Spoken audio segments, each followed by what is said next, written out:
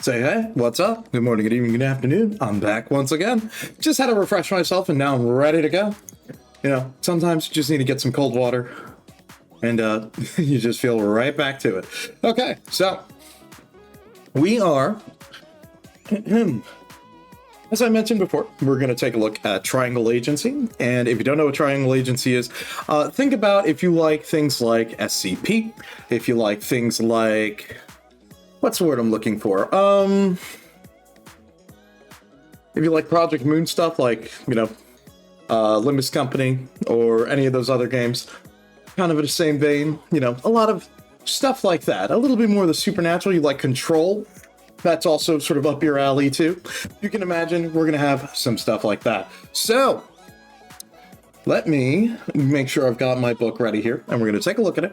We're going to sort of go through it piece by piece, take a look at rules and a bunch of other stuff, and then we're going to talk about it, because I did mention before, as part of our New Year's goals, is we're going to be taking a look at a bunch of systems, and we're going to look to possibly run games in the future of these. So, would I run a game of this? There's a pretty high chance, I'll tell you that much. So, let me get us sorted here, and let's get ready. So let me just do this. Where is it? I'll let you be the judge of that. Oh my god. You think it would be really funny to run like a 3-shot in February around Office Romance, Love Triangle Agency, the rom-com simulation? You know what? I think that could actually be really funny. That could be a very funny one to actually do. So let me just make sure that I'm good here. 1 second. Whoops. I have to close that book because we're done playing Across the Thousand Dead Worlds right now. And let me jump us over to here where I've got the book ready to go. So I actually got 2 versions of the book that we can sort of jump back and forth, because the way the illustrations are laid out in this book are very cool. And I do want to show you guys that, because that'll be a ton of fun. So let me just get some more music. That would be a little bit chiller, I guess. And we'll get started. Let me think, what might work for this? Because this may be a little bit too high energy. We need something a little bit more like... What would work? Oh god. The corporate mix, you know what? Yeah, sure, why not? This could be silly. Actually, no, I know exactly what I want here.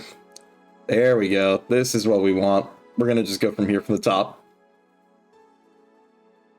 Okay. This will be perfect for us to listen to while we go through this. Okay. We're going to jump over to here, where we're going to be back. I know, so soon already. We're going to be taking a look at Triangle Agency, and as I mentioned before, Clock In, Save the World, from Caleb Zane Hewitt and Sean Ireland.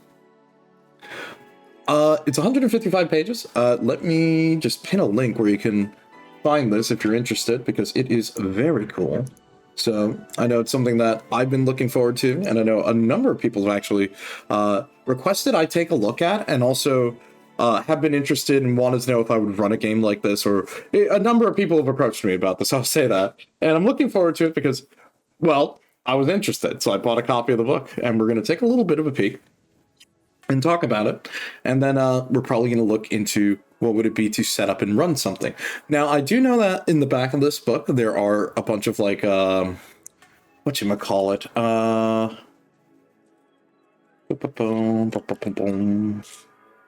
have a link to their itch. I'll just put that here and pin the message. 1 second.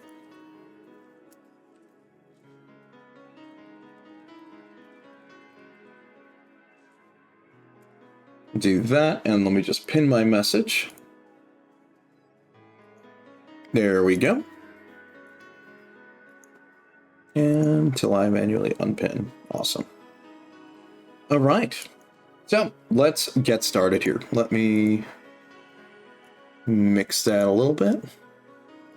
So, Triangle Agency. Now, I'm going to show this version first, because look at the full spreads of the art in this. This looks so cool right out the gate. Really, really cool seeing how the art is. There's a lot of good art in this book, and I do like how they play with the format of it, because not only is it like, you know, full page spreads of really cool art, the way they format some of the text will also bounce back and forth between how, how it's presented, because again, the idea is this is supposed to be like a corporate manual. So if the text is a little bit too small to read, I'll punch it in so we can take a look at it, and we'll go by that. And you guys let me know if you need me to adjust. So, Triangle Agency, the tabletop role-playing game from Haunted Table. And then, as mentioned before, the people involved with the game, etc. So, we already got that much. And let's scroll down, and also the backers who were about it. Alright. Wait. You are not authorized to proceed until you have read the terms and conditions located to your left. Okay. Terms and conditions. If you are reading this document, you have been selected to participate in Triangle Agency's quote-unquote tabletop role-playing game initiative. For your safety and continued stability of our universe, you are required to abide by the following conditions. 1. Read pages out of order is dangerous, so attempt at your own risk. 2. Reading numberless pages is forbidden and hazardous to your continued employment. Oh, that's not good. 3. The text in this volume may not be interpreted. You may only read and execute its contents as intended by the Triangle Agency. Right. All information beyond this point is agency property. Continued readings is considered an agreement that all eyes and ears, thoughts, and digits involved in consumption of this information also belongs to the agency. There is no need for this, but if it generates positive feelings for you, you may sign your name as a reminder of the important life decision you are about to make of your own will. Okay, cool. Awesome. Glad we read that. So what's actually included here? Let's see. If you read this page first, it's because of the large... If you read this page first, it's because of the large text, dramatic iconography, and or because it seemed more approachable. You are an easy target for weaponized visual design. We have noted this in your file. Again, I can see why this was recommended to me, because I already see the humor just oozing off this, and I absolutely adore it. Also, again, just let me know if the text is a little too small. We'll punch in a little bit, but it's going to be a little bit tricky.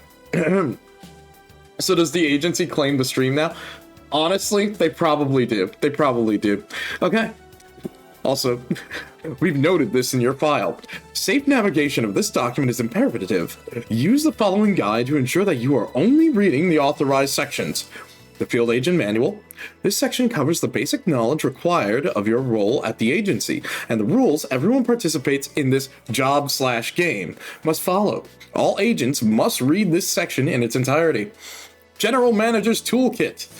This section contains tables, diagrams, and other tools to supply the work of agents selected for the management. Only general managers may read this section. Okay, so DMs are the general manager, got it. Agents are your players. Play wall documents.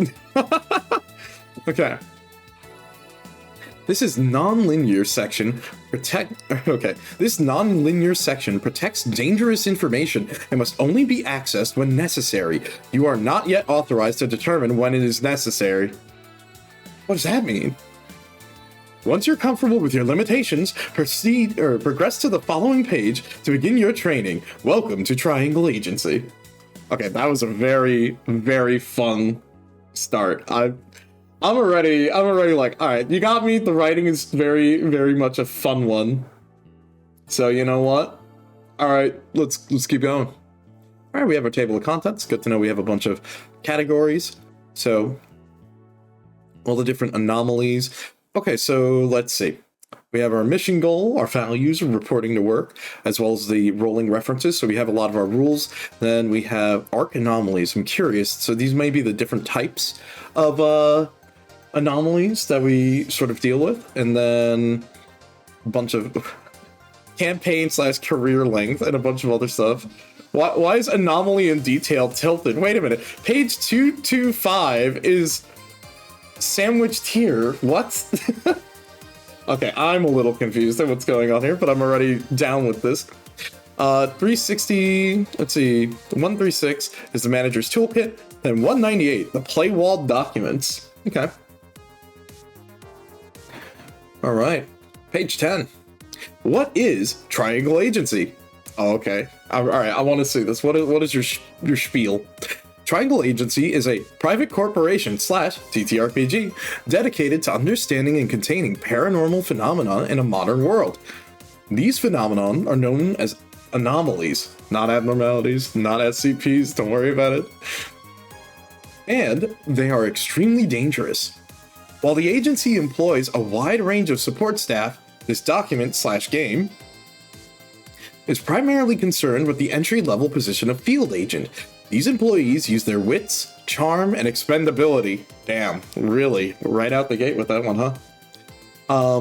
To further our mission in the wider world, often spending more time out of the office than within it. Oh boy. Hey, what's up, dude guy? How you doing, man?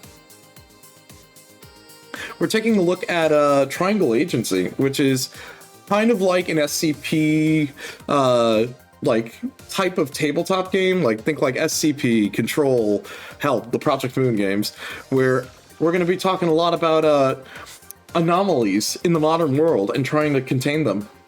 So it's going to be fun. So field agents, also known as the player characters, are hired for their status as residents, mundane beings who have bonded with anomalies. Bro. They're just, okay, cool. So we have just straight up agents at a LobCorp here. All right, that's great. Damn, okay, you know what, Unleashed, I might need to get you in for a game when I run this, by the way. I know you're still here. I just want you to know that. You're on the list. Okay. Field agents, also known as player characters, are hired for their status as residents, mundane beings who have bonded with anomalies and gained supernatural powers. At the agency, we believe everyone deserves to choose their future. Residents, when discovered, are offered a choice between the special privileges of being an agent or the typical captivity of an anomaly. We're glad that you choose the former.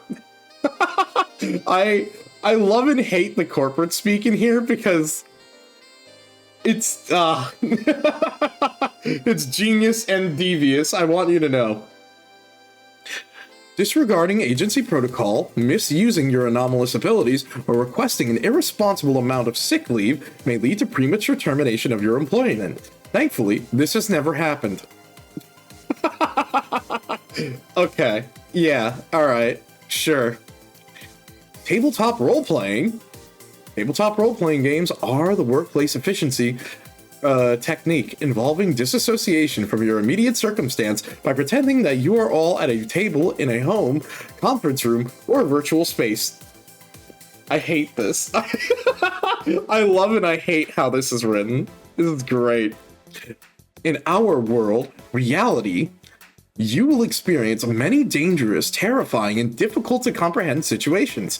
The tabletop role-playing game provides you a measure of protection and emotional distance. I just love that. Yeah, so the tabletop game is reality, and we're in the illusion. Okay, you know, sure.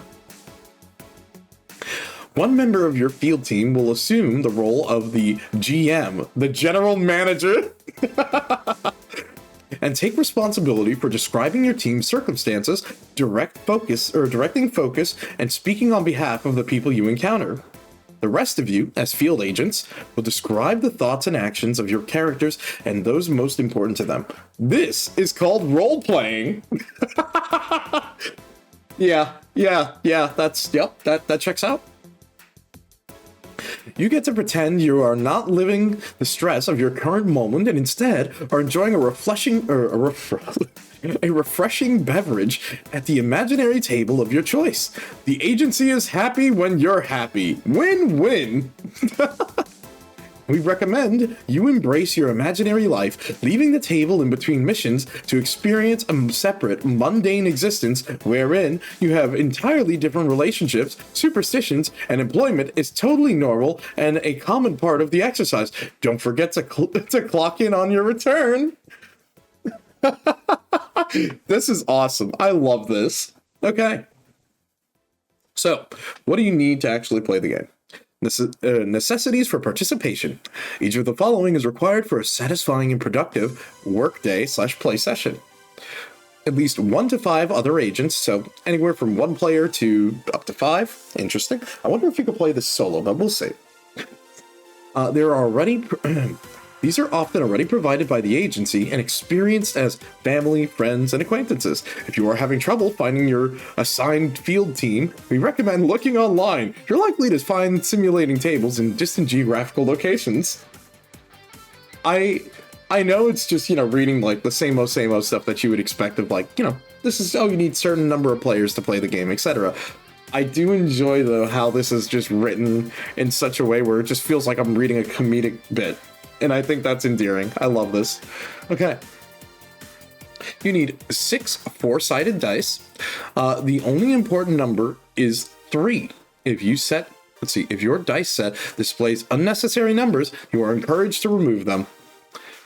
And a palatable mind, easily subject to influence. That's so funny. I love this. Okay.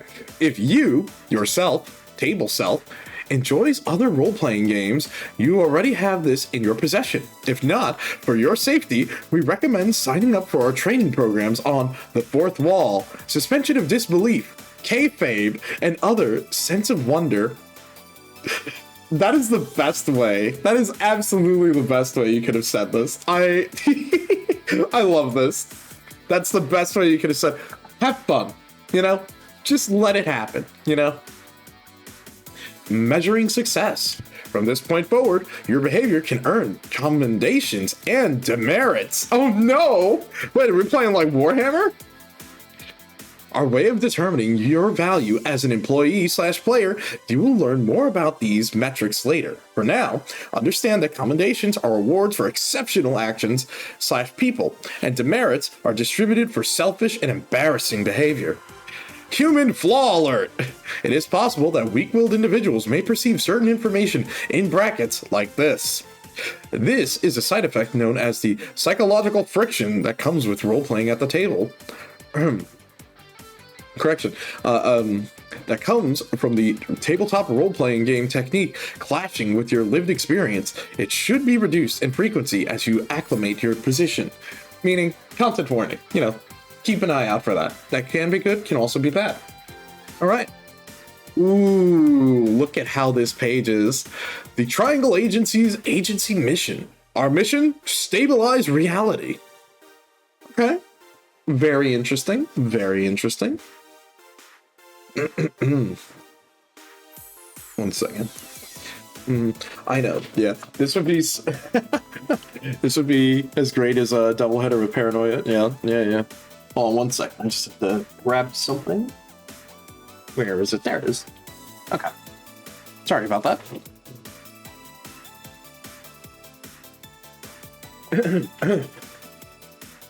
Just had to refill my glass of water. Okay. So, this, dude, I think honestly the best way to look at the book is with these double pages like this, because I do have the single page read where it reads like this, but this is just so much cooler. I'm not gonna lie, reading the book like this is just so much cooler. Okay. Our mission: stabilize reality. The universe was not meant to be observed. Observation creates thought, and thought shapes reality. Let's see. An especially large accumulation of similar thoughts or a particularly potent single thought can create an unnatural distortion of what is right and true. We call these distortions anomalies. Okay, all right. Anomalies are extremely dangerous and they must be captured and contained lest they tear a hole in reality, leaving us vulnerable for forces far greater than any mundane mind can imagine. Triangle Agency, a private company acting in the public interest, rises to this challenge. Without the agency, there is chaos. And where there is chaos, there is destruction, suffering, and heartbreak. I love this. All right. So, what else do we have here? Excuse me. As a field agent, you're joining a long lineage of employees across the centuries and globe bearing our Universal's continued existence on their shoulders. Luckily, maintaining order in a chaotic world is a thankful job, and here's your first of many thank you. Huh, a distortion, as they say. Oh, you could say that. Also, I love that. Wait, hold on. Thank you with an asterisk. The asterisk. If you're receiving gratitude for your work in the field, it is likely that you have created a loose end. Eliminate the gratitude or grateful party immediately. Oh no. Oh no, that's bad. Okay. So why a corporation? An organization capable of combining, or sorry, an organization capable of combating the great threat anomalies pose needs to consolidate money and resources efficiently and easily with high autonomy and low oversight. Government-aligned organizations are by necessity subservient to political interest. As a private corporation, the agency is able to serve only the mission with no ulterior motives. Surely. Really? No ulterior motives? Okay. Whatever you say, buddy. Alright. To fund our mission, we develop and sell... Wait, really? We develop and sell a wide array of products on every aisle of the store. Our subsidiaries like Ripple Clean, Realistic Clothing, Stables, and a modern horse take... Wow. Take advantage of anomaly powers to create unique, reliable, and competitively priced merchandise. They also provide a public face for an agency, ensuring your day-to-day work is uninterrupted by pesky inquisitors and regulators. Interesting. Oh, thank you for taking my glasses. Our values. Access denied. If you would like to view this page in full, please stare at it for a while imagining what might be in there. Interpret the possibilities by examining the other pages of this document. When you believe you have figured it out, please write on the following envelope to the person and personally deliver to a report of your understanding to your nearest agency office. 2. I agree to be held indefinitely. Vault Room 309, Triangle Agency. Your town from your signature. I don't know. Reporting to work. Okay. Every agent is assigned to a branch, a semi-autonomous unit of business that handles all the agency's dealings in a given geographical location. Branches are typically, but not always, attached to a single city or a town. Each branch has a unique structure and level of funding that reflects how important they are to our mission.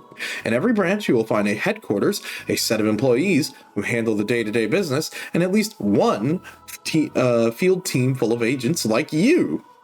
Let's see, decades of rigorous analysts suggest that the agents are most effective in places that they know so well, or that they know well. So, you have likely been assigned to a branch that currently serves your local area. Each branch is unique, but they fall into two major categories. Okay. So we have major metropolitan areas. Most branches are located at the heart of a civic, cultural, or economic center. The most distinguished of these are headquartered in stately, gleaming skyscrapers, enrobed in lush wall-to-wall carpeting, and bathed in efficient and dependable fluorescent light. Their dozens of hundreds of staff work tirelessly to stabilize reality, serve our customers, and support our affiliates. The hallways within these branches buzz with activity as couriers handle messages, phones ring with the hum of global commerce, and coffee of every known strength brews morning, noon, and night. I love and I hate this. This is amazing. Okay. Others may run a lean operation due to the low level of anomalous activity or a high need for discretion. These branches are driven by an admirable dedication. Dedication to efficiency, and can be seen setting up shop in such diverse settings as an employee's home, a network of storage units, or an unused section of a sewer unmonitored by city officials. Interesting. Okay. Oh, did the pinned message go away? Oh, it did. Wait, hold on. We pin this again? Hold on. I have to find it. Where did I put it? Oops. There we go. Pin that message. And there we go.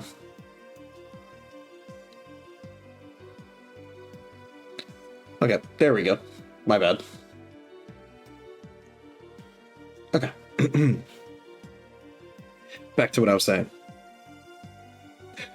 Let's see, the luckiest of all agents will be hired to work in Turnian City, where our global headquarters resides. The following page provides a glimpse of its lobby, which may soon become your daily view. I don't know about that part. Other. Agents who live in rural regions can expect to shoulder a burden no less grave, merely less concentrated. These branches tend to cover a wide area of sparsely populated land and are best for agents who like a slower pace and a mobile lifestyle. Here, you will frequently find yourself patrolling residential neighborhoods, taking statements from local business owners, and venturing away from dependable cellular service. Oh no. Headquarters for these branches commonly provide both space and privacy for their employees. Many are outfitted with lavish wood paneling, overstocked furniture from the Triangle at Home collection, and up to one refrigerator. Nice. Recent surveys have revealed that these remote offices average a bulletin board to employee ratio approaching 2-to-1. Let's get those numbers up. Oh my god. Okay. Whether in an office park, hunting lodge, or a retrofitted pizza franchise, rural branches trade the power of prestige for their urban counterparts for a working life perfectly tailored to their local needs. Okay. Also, wow, this is the headquarters. Very fancy, very robust. Okay. And employee expectations. All right. What do we got here? So field work. So I'm assuming this is going to be the flow of the game. Okay. Well, this is an entry-level position / game, and it is primarily focused on concerned with field work, the business of patrolling, investigating, and influencing the mundane world to further the agency's mission. As field agents, you have 3 priorities: preserve reality for mundane beings. First and foremost, you must keep your knowledge of anomalies to a minimum in the wider world. To measure your success, the agency tracks loose ends, people with experience or evidence of the supernatural. 2. Apprehend anomalies for storage in the vault. Whether by enticement or exhaustion, wild anomalies must be brought safely into the vault. A special containment facility, and a secret location with entrances at every branch. They can be studied and preserved rather than eliminated. Lucky them. And then 3, control yourself for long-term employability. Residents like you are permitted to use anomalous abilities in the pursuit of items 1 and 2, but are expected to maintain professionalism and resist the temptation to abuse those abilities elsewhere. Very true. Very true. I mean, think about it this way. If you had superpowers, would you start cheating and just use them everywhere? I feel like some people would. You know what I mean? Okay. So, general employment. I I just love this. It's kind of funny. Okay. Excuse me. General employment.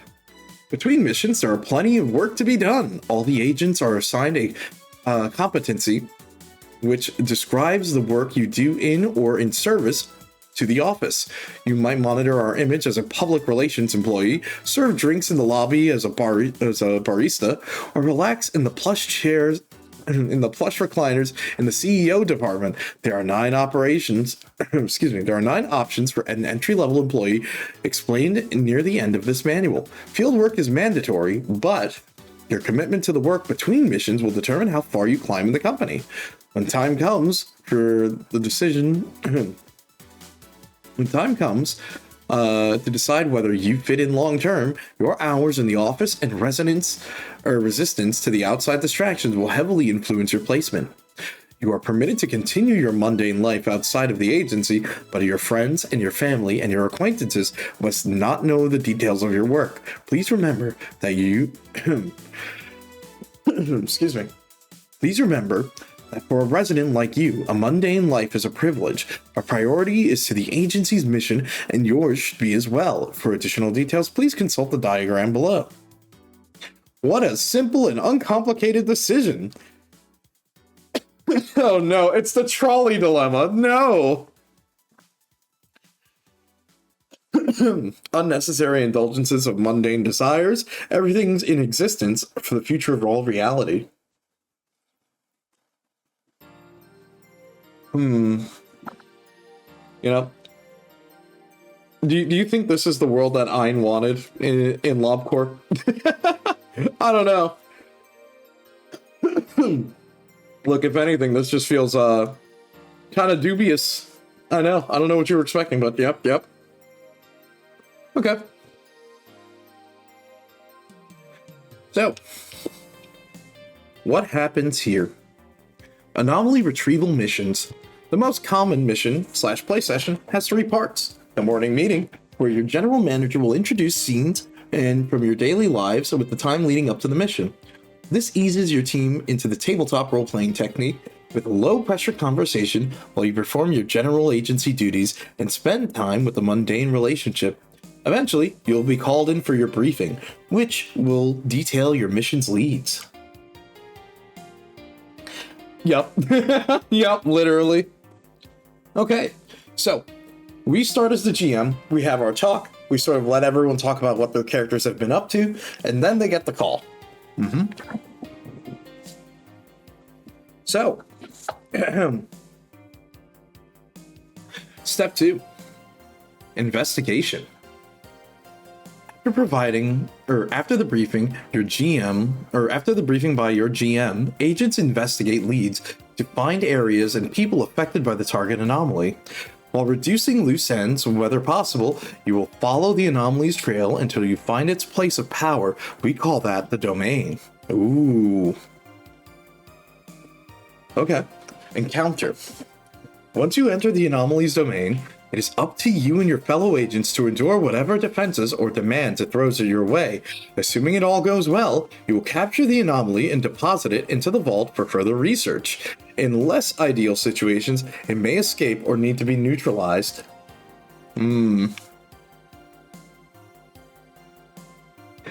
Somewhere out there is an AI universe where Angela, an alternate universe where Angela was forced to solve the trolley problem for thousands of years. You know, I feel like that was part of the torture. You know, they probably did it anyways. Look, Ein probably was like, for the lulz, right? What if we had her do that? You never know. Okay. So, anomaly retrieval equipment. All teams are equipped with the following requisitions. A normal briefcase. This uninteresting, nondescript briefcase is capable of capturing and safely holding an anomaly of any size. For the normal briefcase to work, the anomaly must be exhausted, calmed, or willing. Successfully capturing an anomaly technically requires identifying its focus, the thought or feelings that created it. Ooh. Okay, look, at least the more and more I'm reading this, I'm like, not only can we run like a core triangle agency campaign, I'm just sitting here, I'm like, dude, this is screaming for us to do like some Project Moon related thing. I love it. LobCorp if it didn't explode. Okay. Just drink some water.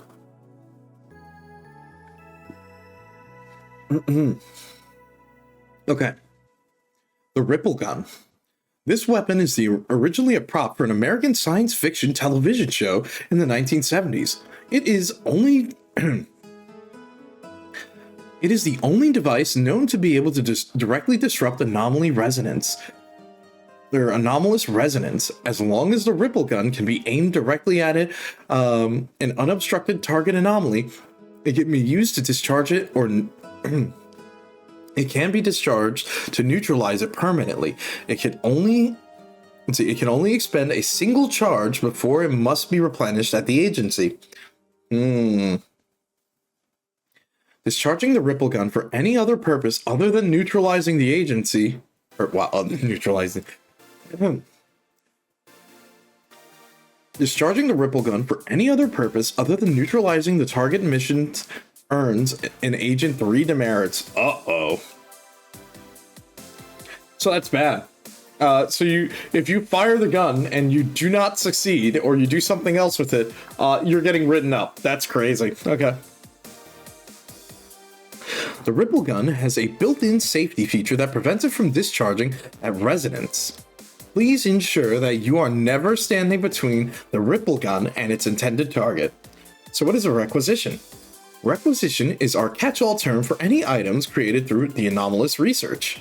Following your first mission, you will gain access to many more useful tools like these that you can purchase for easier fieldwork. Ooh, okay. Look, you heard that. Unleashed, you see that? We're gonna get you some ego gifts. Okay. Let's see how this goes. So, anomaly retrieval outcomes. The agency recognizes only 3 possible outcomes for an anomaly retrieval mission. 1. The anomaly is captured and delivered via normal briefcase, or the other method, directly to the vault. This is the ideal mission result for which all agents receive 3 commendations. Awesome! Neutralized. The anomaly is destroyed with a ripple gun or other method. This is regrettable, but sometimes necessary. No commendations or demerits will be rewarded. And then, lastly, escaped. If the anomaly is neither captured nor neutralized, all agents receive 3 demerits. Anomalies allowed to escape become suspicious, harder to capture, and prone to inconvenient revenge seeking. Ooh. Okay. This could lead to something cool. Interesting. Very, very interesting. I wasn't sure what to expect with that, but okay. Let's see what we got next. Optional objectives. Let's see, for each mission, your GM will issue a few optional objectives during your briefing. Optional objectives always have a condition and a reward. There will typically be between 1 to 3 optional objectives per given mission, and they can be fulfilled by any amount of times and by any combination of agents unless noted. Try to maximize your commendations earned.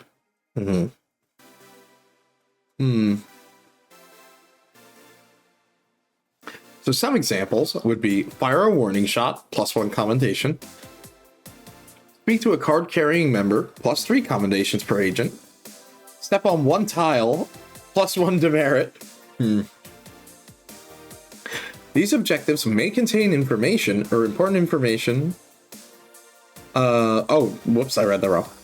These objectives may contain important guidance to aid you in your mission, but they may also fulfill unrelated agency goals. Your GM is neither required nor expected to explain the process behind defining and issuing optional objectives. Okay. A perfect mission. Here's an example of a team of field agents performing condemnably on the job. Okay, so this is an example of how this goes. Okay, I'm kind of curious. Let's see. Agents Idvo, Saburo, and Levy are working diligently at their desks during the morning meeting. They're called in for a briefing, and their manager, Trina, tells them that there is an anomaly in downtown Tyrian City that is turning humans inside out. They discover this from intercepting a quarantine social media post about an eyeball that has fallen imperfectly into a meatball stub. Oh no. That's funny. Let's see, the agents begin their investigation at the meatball sub shop, where the owner explains a sudden swap. Excuse me. Oh no, I'm dying. Sorry, still a little bit sick. Where the owner explains the sudden swap of skin and organs she has witnessed. The owner is convinced everything is perfectly normal and a loose end is not left behind. Let's see, the agents cleverly deduce that the anomaly's focus is a sandwich artist's desire to keep all the ingredients inside. inside the sandwich. He does not wish to discuss it, so he puts a book of sandwich photography. Wait, what? He does not want to discuss it, but a book of sandwich photography has been speaking to him and pushing him to improve by turning a human inside out anytime he fails to create a perfect sandwich. Oh my god. The agents visit the sandwich artist apartment above the store, which has become the anomaly's domain. The agents encounter the anomaly and convince it to let its guard down by making a set of perfect sandwiches while carefully avoiding being turned inside out. The team's combined desire for the perfection states that the book of sandwich photography long enough that it's captured within the normal briefcase. The sandwich artist is convinced everything is perfectly normal and loose end is not left behind. I just realized something funny. I like that convinced that everything is perfectly normal is always in bold. Once the normal briefcase has been deposited safely back at the local agency branch, the agents return to their desk and get back to work. Another incredible success. Okay.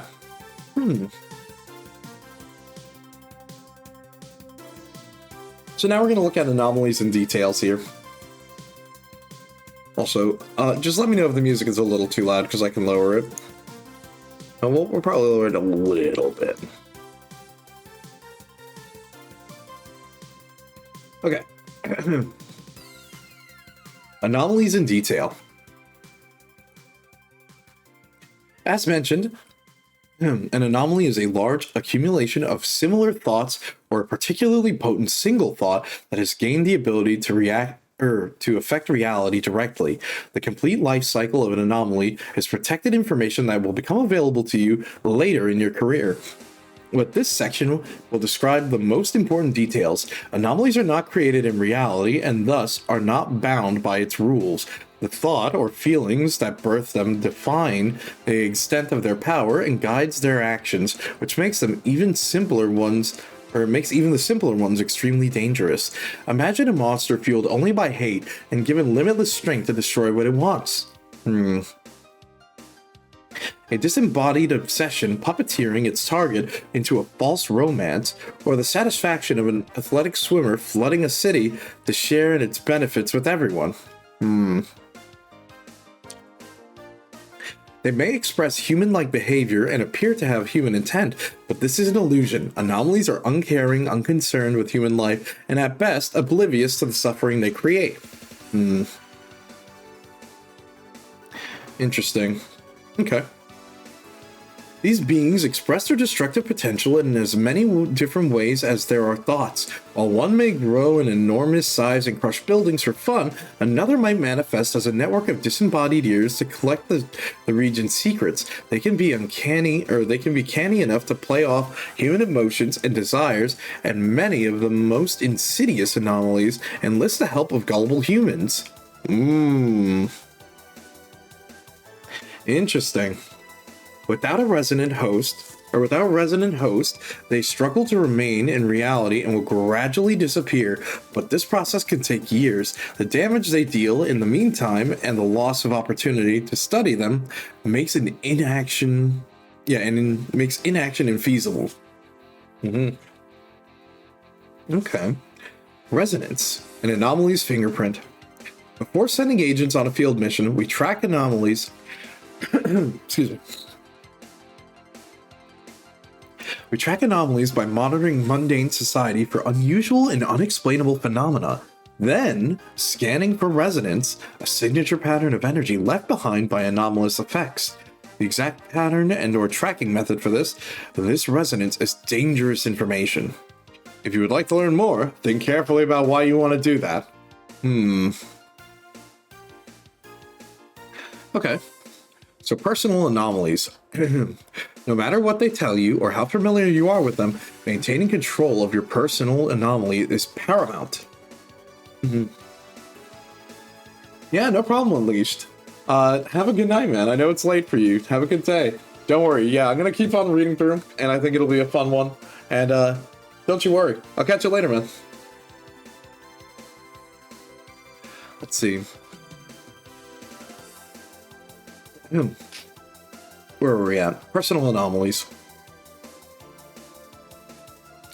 No matter what they tell you or how familiar you are with them, maintaining control of your personal anomaly is paramount. The resonant anomaly relationship is an exchange. The anomaly gets the safety and stability of a mundane body, and the resonant gains access to impossible power.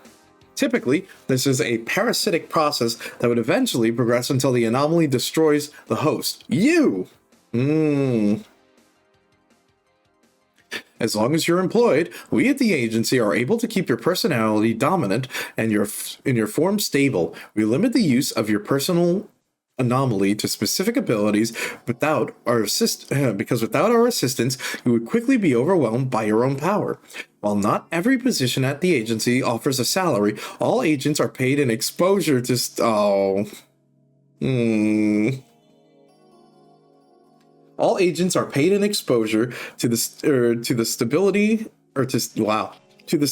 the agent provides. So you don't get paid. You're basically getting forced. Okay.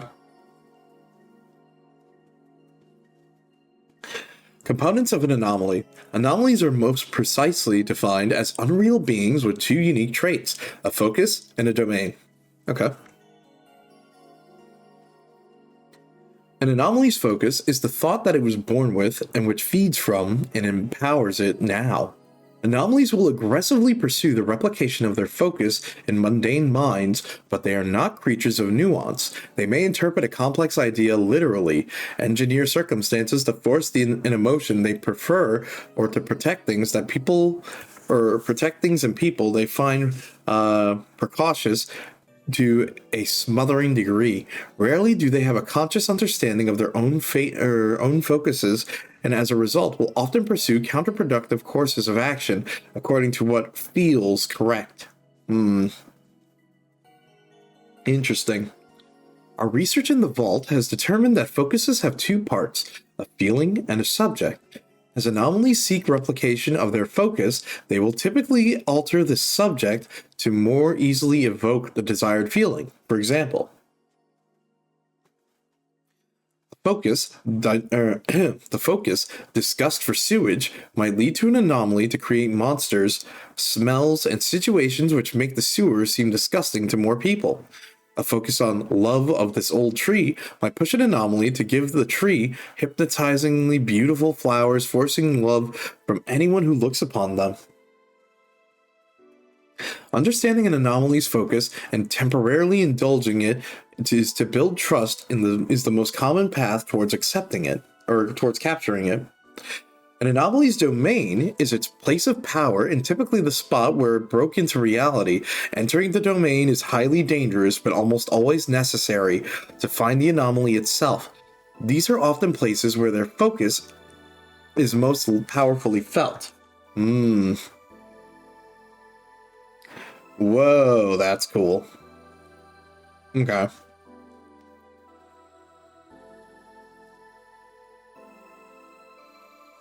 Okay, so threats in the field. These are the greatest dangers you'll face as you attempt to reach the anomaly's domain. Chaos is an anomalous energy added to the universe as a result of your field team's actions. Anomalies can wield chaos for many purposes and to a deadly effect. While we encourage you to use your abilities to complete your mission, we urge you to pay attention when chaos is created. Your general manager will track chaos in an abstract place called the chaos pool and describe how the anomaly uses it against you with chaos effects. Okay. Chaos effects are unknown until they are used against you and can vary in cost and detail between anomalies. Every anomaly's style is different, but by paying attention, you may be able to identify patterns in the anomalies in your area. Any unused chaos disappears at the end of each mission. Okay. Minor anomalies. An unreal being without a domain or a focus is called a minor anomaly. More powerful anomalies can use chaos to recruit these flexible, purposeless beings to reach beyond their typical limitations. These creatures can imprison agents, lure mundane targets into dangerous situations, and even increase the amount of chaos generating around them. Interesting. Minor anomalies do not typically generate enough anomalous material to be revenue positive. Wow, okay. So we recommend you destroy them on your destroy them on site with abilities, requisitions, and large amounts of physical force. Okay, so they're basically going to be like the pack filler enemies, you could say. At least that's my understanding of it. Okay. 1 second.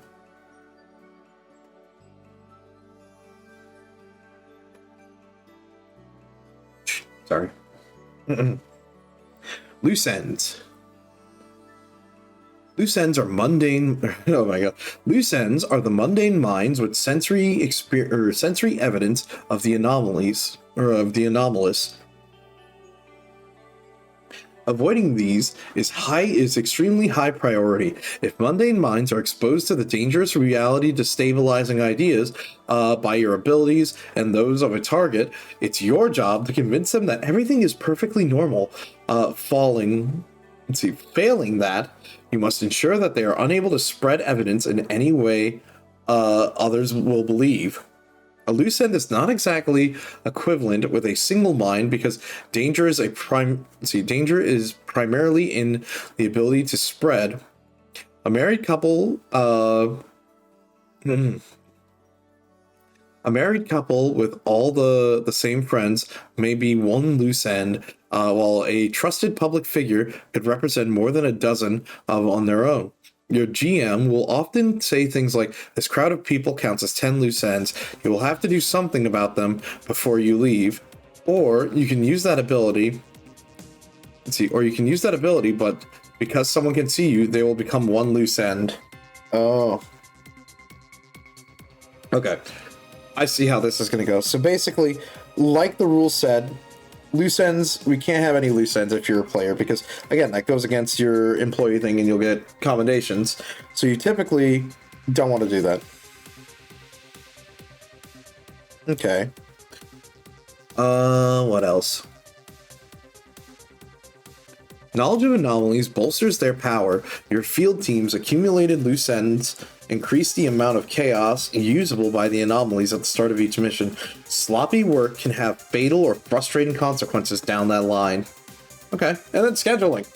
Occasionally your tabled selves will interfere with the mission's completion, believing they forgot or have more important things going on the day of the mission. This is a lie and can be simply ignored. Nice. Unfortunately, I don't think that's how that works, but, you know, it is still very funny. Okay. Capturing anomalies. Also, I like the art on this. Once you've identified an anomaly's focus and entered its domain, calming the anomaly for a capture in the normal briefcase usually requires one of the following methods. 1. Satisfying its focus temporarily. Convincing it that its actions are counterproductive, leading to confusion. Removing the source of its focus, leading to despair. Now, back in a perfect mission, the agents followed the first path. They might have instead shown the anomaly how the sandwich artist's perfectionism was ruining his life, or remove the sandwich artist from the situation entirely. Not every option works for every anomaly, and if you can't identify any path towards these results, an alternate method is energy with a large amount of physical force. Anomalies typically take a form related to their focus or inhabit an object or an animal from what's in their domain. An anomalous appearance may be a clue to the details, in some cases, its greatest weapon. Exercise great caution when dealing with anomalies that have taken in the guise of a sentient being. Interesting. Okay, so some of them can even just become like mimics. That is kind of scary. That actually could be pretty bad the more I think about it. Oh boy, we get the grading here. All right, this is going to be funny. Okay. Let's see. Agent performance metrics. Commendations. Commendations are a sign that you're doing great work. Your GM will reward you with these when you act in agency-approved ways. Commendations use our patent emotional currency system, which means you can feel the approval of the entire agency upon receipt. This feeling has been reported as similar to an approving smile from a trusted mentor, an extra drink falling from the vending machine, rest in an indent sized perfectly for your body. The discovery that somebody else has performed a furniture repair while you were away. For many, though, the satisfaction of increasing a number is always enough. Very true, but I feel like you could come up with something silly. Okay. Not too bad. Let's see. What else? Okay. Activities that reward commendations, successfully capturing anomalies, fulfilling your competency sanctioned behaviors, completing certain optional objectives, helpfully clarifying a rule for another agent, identifying when another agent should receive a demerit, demonstrating exemplary loyalty to the agency as determined by your GM.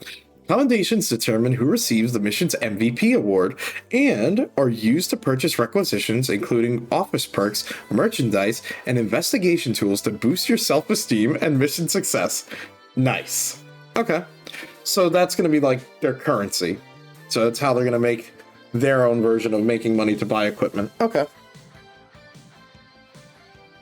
That makes way more sense now when you look at it that way. Okay. So demerits. Demerits are our way of politely telling you that there's room for improvement and you shouldn't accrue very many of these, and thanks to an emotional currency system, you won't want to. The feeling of receiving a demerit has been linked to loud microphone feedback, a single precious object missing upon your return home, receiving an email, or suddenly realizing everyone is hanging out without you. Activities that accrue demerits, allowing anomalies to escape, discharging the rippling gun on unimportant targets, violating your competency prime directive, completing certain optional objectives, using your anomalies abilities outside of work, bending or breaking the rules of the game for narrative purpose. Damn, that's crazy. Disloyal behavior or negative agency-related speech, as determined by your GM. All right, because I'm still supposed to be the GM, so I'm like, there are things where technically I can allow because it would be cool, but you get a demerit. That's funny. I do like that, where it's like, technically I'm also role-playing as your boss, which is funny. Okay. Agency standing. Demerits adjust your agency standing. Agents begin with their careers in good standing. Anytime you gain a demerit, you immediately erase your previous standing and replace it with the new standing. And it's good standing, needs improvement, needs serious improvement, that employee, alone at lunch, target of passive aggression, disinvited to parties. We had such high hopes for you. There is still time to change. Please do not do this. And then at over 10, frozen yogurt room revoked, her access revoked. Oh no. Okay. Alternate mission opportunities, or alternate mission opportunities. Let's see, anomalies retrieval is not the only type of mission. Depending on their branch's effectiveness, location, political climate, your GM might send your field team on one of the following alternate missions: cleanup or market disruption. Okay. Cleanup. When an anomaly destroys itself or is captured by another field team, but many loose ends were created, agents are sometimes sent to track down the individuals involved and control the spread of dangerous knowledge. Usually, field teams will be sent to areas out of their typical region for these missions. Think of them as a working vacation. And if you've been accruing enough loose ends that your region is feeling dangerously chaotic, try requesting a cleanup mission in your region to revisit your past mistakes and clean up after yourself. Okay. I could see that being a very interesting way to go about it. Okay. Not too bad, not too bad. Okay. What else? Market disruption. Occasionally, a mundane organization or a powerful figure catches wind of our activities and attempts to expose or emulate us. Field agents may be sent out to distract, or redirect, or eliminate these competitors. Targets for market disruption missions might be discovered during work, while the agency's first priority is always active anomalies. Those who use anomalous power for their own gain must be dealt with as well. Are you good at identifying problems before they happen? Request a market disruption mission by your GM to a potential threat in your area. Okay. Play wall documents and the mission report. Okay. Let's see. Play wall documents. One of the many advancements made to the Triangle Agency tabletop role-playing game initiative is our system of play-to-play system. To protect you from an overwhelming amount of complicated and forbidden information, many rules and features are hidden now behind the play wall located on 198. Okay, so right after the GM's guide. After certain successes or failures, the choices, you will be directed to visit a specific play wall documents by a symbol that looks like this. Ooh, okay. Interesting.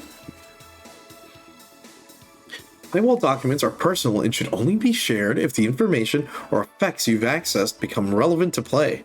You are now officially cleared to go to A1 behind the play wall to see to see the entry labeled mission report. When you have, please return here immediately. Do not look or read at or experience anything else along the way. If you do, make a note to remind your general manager that that you are beginning your employment campaign with 1 demerit for each illegitimately observed page. Please be sure to update your standing. Oh, that's that's actually kind of funny. Okay, Agency OS. The Playwall document section, like the rest of this manual, is created and edited and monitored by Agency OS. It's a proprietary agency software which automatically micromanages employees to build the perfect document for your field team. Oh my god. Okay. Everything you do, say, and write is transmitted to the Agency OS for analysis. It is your mission it turns your mission reports into work briefs for the Vault architects, your behavior into updated manuals for future employees, and your food preferences into cafeteria offerings. So next time you're feeling watched, say thank you, Agency OS. Okay, that's... I kind of love that. Hold on. Will this actually work? Oh, it does. It's hyperlinked. Okay, so we just need to remember page 18. Okay, so this is our mission report. Interesting. For GM use only, we have our chaos pools, the MVP player, probation. Let's see. How did this go? Is it escaped, neutralized, captured, other, the chaos pool, and our grade? I like that. What is this? Ooh, okay. I'm breaking the rules already. I'm already reading stuff I shouldn't have. Very cool. All right, we're jumping back to page 18. Okay. The mission report. This must be filled out by your team during every mission and submitted for our records. A thoroughly completed mission report awards everyone on the team 6 commendations each. Anomaly status, whether the anomaly was captured, neutralized, or allowed to escape. Note that the other option is only appropriate in missions that are not concerned with the anomaly retrieval. Okay. Loose ends. Agents must mark any loose ends accrued in this mission. Agents are not required to track anything beyond the number, although noting identities may provide opportunities to clean them up for a later mission. Okay. Anomaly analysis. Use this space to collect important details about the anomaly you are investigating. Alias, a codename for the anomaly, usually decided for by your field team. Behavior, for it is the anomaly's likes, dislikes, abilities, and anything else that's useful for it to be continued to be studied in the vault. Focus is the idea or emotion that it seeks to replicate in its target's domain. The anomaly's place of power, often the site of its incursion into reality. And then lastly, final mission grade. Your GM will review this report and provide a letter grade to indicate your field team's performance.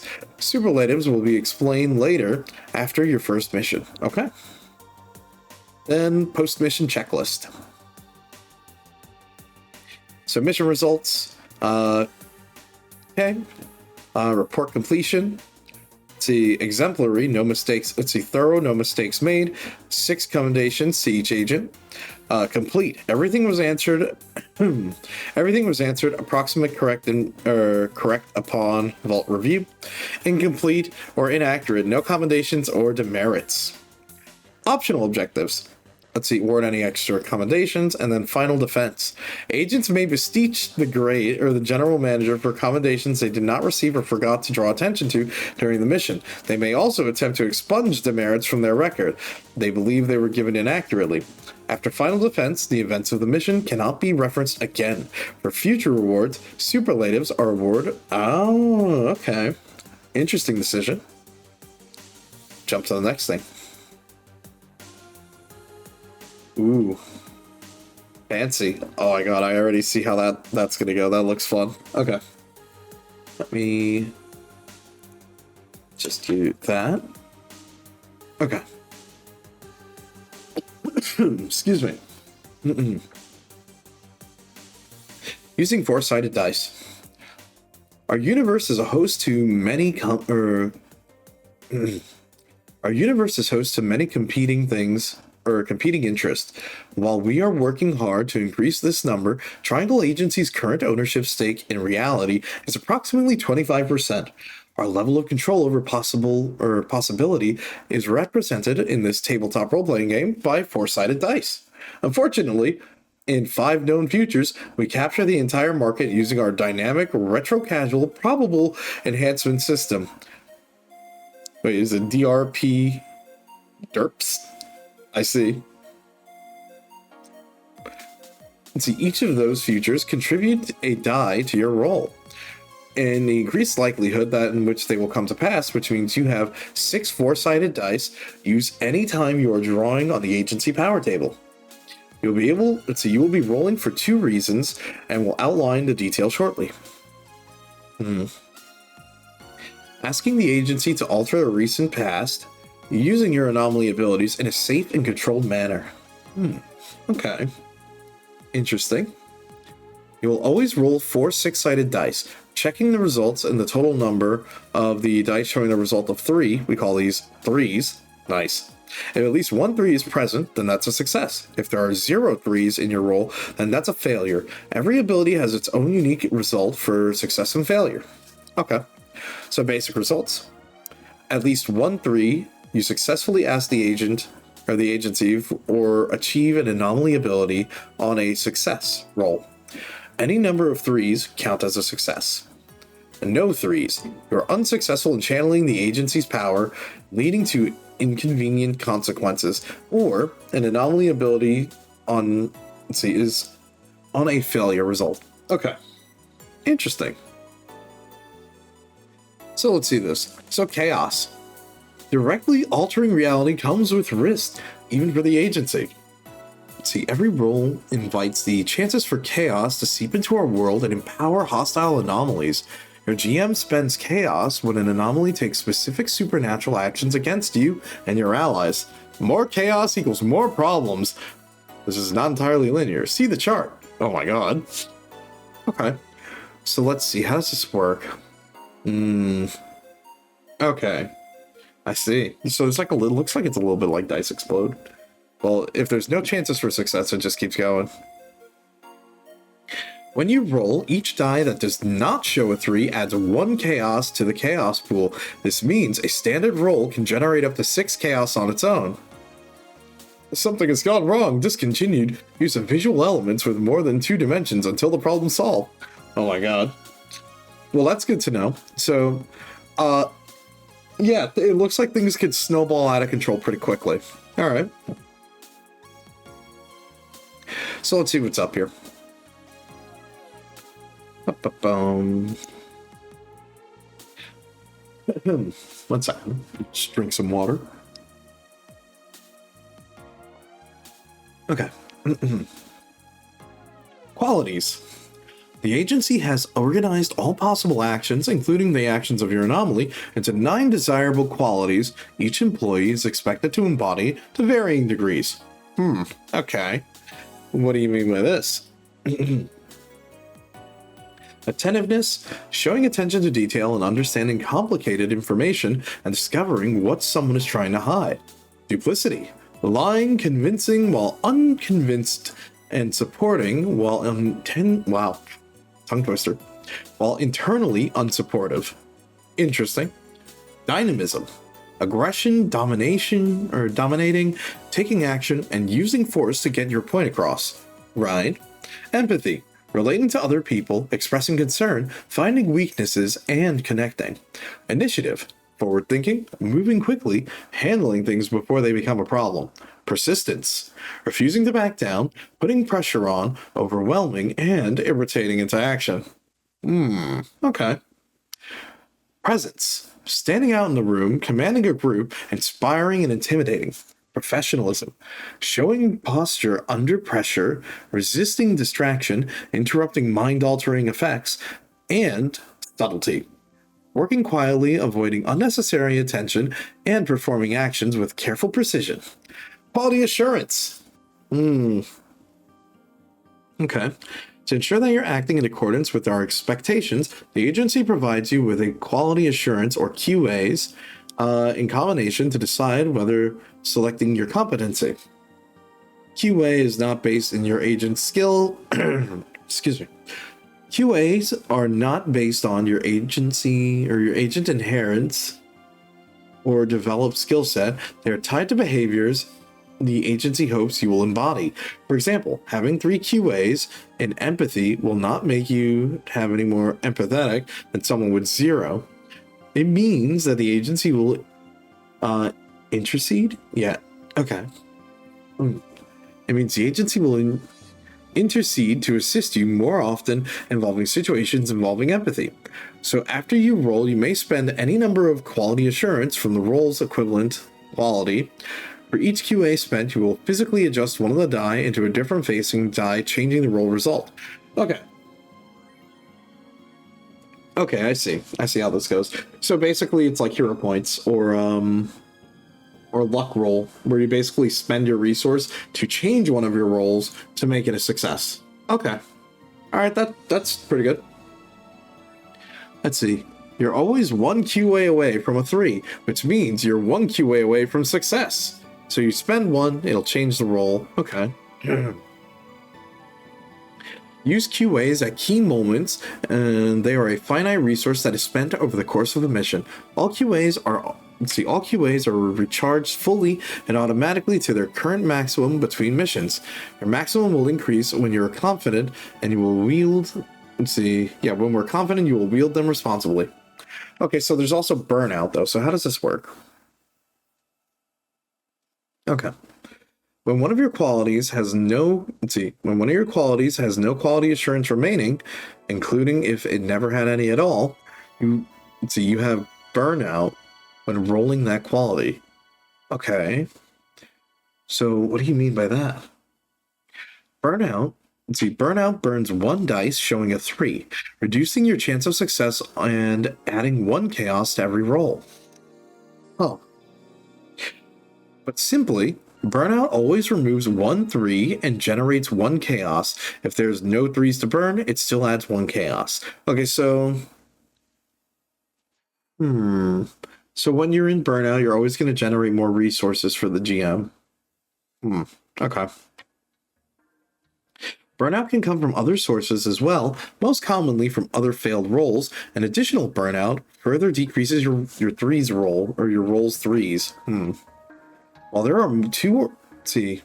more than 2 is rare, there is no limit to the amount of burnout you can experience at one time, and can get increased by the amount of chaos generated beyond the typical maximum of 6. Oh no. So, say you use your quality assurance, you can burn out your dice, you apply 2 burnout. So what happens here? So you use burnout, it burns one of your 3s, so now all these are going to be plus 6 chaos, and then because you've got 2 burnout used, it generates an extra 1. So that's technically how that works. I think I get it now. All right.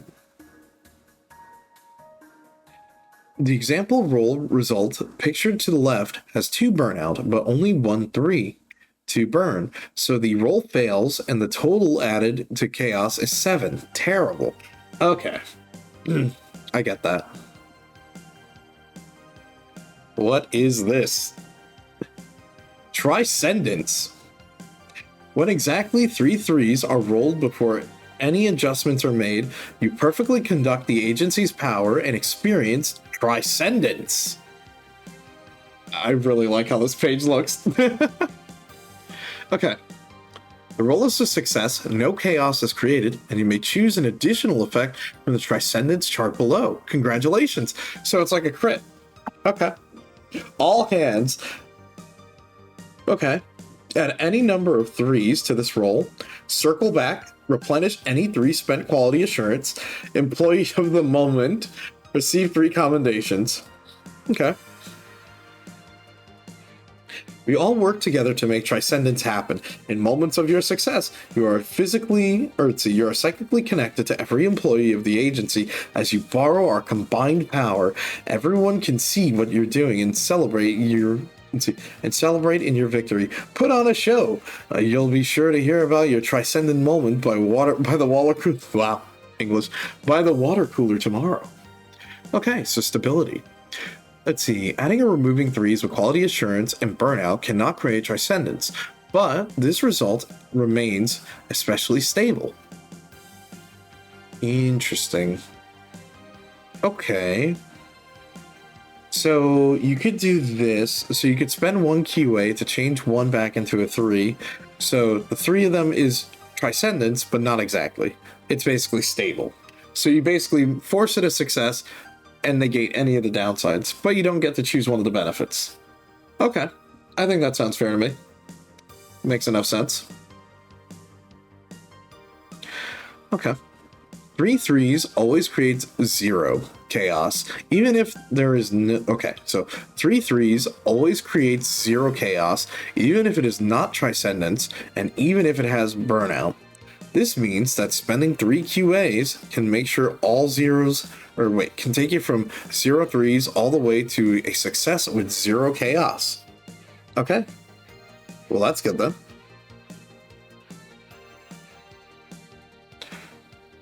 Okay. So quick rolling reference. So what you need are 6 4-sided dice, optional luck, divine intervention. Yeah, that's pretty good. Okay. So roll 4D or roll 6d4. Let's see. Did you roll 3 3s? Yes. Triscendence. Okay. So this is a success. Creates no chaos. Choose one of the additional effects. No. Qualify your success. How many 3s did you get? So this is how much it would go. So 3 3s, no problem. 6 3s, no problem. Let's see. Roll modifiers. Spend quality assurances. For each quality assurance spent, 1 die will change from any number to a 3, from any 3 to any other number. Interesting, okay. So you can force it to like prevent chaos dice as well. Interesting. Spending QAs to create 3 3s is does not activate Triscendence, but the result generates no chaos. Apply burnout. So for each count of burnout, eliminate 1 3 from the roll and generate 1 chaos. Chaos is still generated even if 3 3s are eliminated, even if 3s are eliminated. For example, adding 6 burnout to a failed roll will generate 12 chaos. Why would you do that? That does not sound good. Whoa. Whoa. Okay. Ask the agency. The agency's greatest tool in the preservation of reality, other than the hard work and perseverance of employees like you, is our ability to subtly alter the recent past. Agents can make reality-altering requests. Okay, so RAR. Alright, nice. Enter dangerous situations with confidence. That power of serendipity/narrative is on their side. But, most simply put, you may ask at any time, ask the agency, to ensure something happens. If something could happen, no matter how impossible, you can ask the agency for it. Really? So is this just literally telling you to ask your GM to make something happen? Okay. Reality-altering questions or reality-altering requests require 4 things from you in this order. 1. A stated effect you want to occur. A traffic jam slows down the escape vehicle. A celebrity arrives at a filmed reality TV show. Someone is tumbling from a building and is safely caught by a truck full of soft garbage. 2. A series of mundane events that occurred to cause the effect called the causality chain. Okay. An accident has clogged the roads. A celebrity heard rumors this building was haunted. An angry boycott of a pillow company led to hundreds of pillows being thrown away just this morning. Okay. 3. A relevant professional quality you are embodying or enhancing enhancing with this changes. Empathy if the target's to change someone's emotions. Subtlety for creating a distraction. Attentiveness if the change would reveal something you would have missed. Or lastly, 4. Success on a roll of at least 1-3. You will roll 4 6-sided dice while referencing the chosen quality burnout and quality assurances. Interesting. Okay. So you're basically asking your GM for favors, and this is like a mechanic. Interesting. All right. Okay. What else we got here? Agents are advised to use this extraordinary power responsibly and in accordance with the following rules and restrictions. You may only ask the agency to adjust things that have not already been established as true by the agent or GM. Things you have perceived while working/playing are fixed and cannot be altered. If it has not mentioned during the work/play session, it has not been established. Fair. The agency cannot directly interfere with people's free will. It is much harder to influence someone's mind than it is to manipulate systems that affect demographics or crowds. Your goal can be to affect a person. This construction worker is exhausted because a flock of loud nocturnal birds have taken up residence in her yard. Okay. Again, very specific, but still doable, you know? I think that would be interesting for an outcome. Let's see. Once you've made this change, everything involved in this change becomes established. You have created a fact of your reality and must live with the consequences. A simpler or vague chain or causality chain is workable, but your GM can request more details prior to the roll to ensure that it feels possible. Let's see. We recommend all agents participate in this process of building a causality chain. If something seems unusual, interesting, or difficult to believe, working together to make it feel true is an entertaining process, and it will strengthen the stability of your world. And your GM has the final say on what quality is relevant. ttrpg initiative. Reality alteration is very powerful, but it is limited by the user's belief in the plausibility of their change. Prior to the ttrpg initiative, agents struggled to use this power due to the many things they passively considered fixed about their world. Now that you are fictional characters piloted by alternate table selves, you will find the process goes quite smoothly. Interesting. I can't believe I read that without like a 3D glasses. I just think it's funny that it has like that 3D glasses effect on the text here on the right. Okay, and we don't really need to read this. So this is basically like a lot of back and forth with GM and asking about process. So we're good. We can skip that.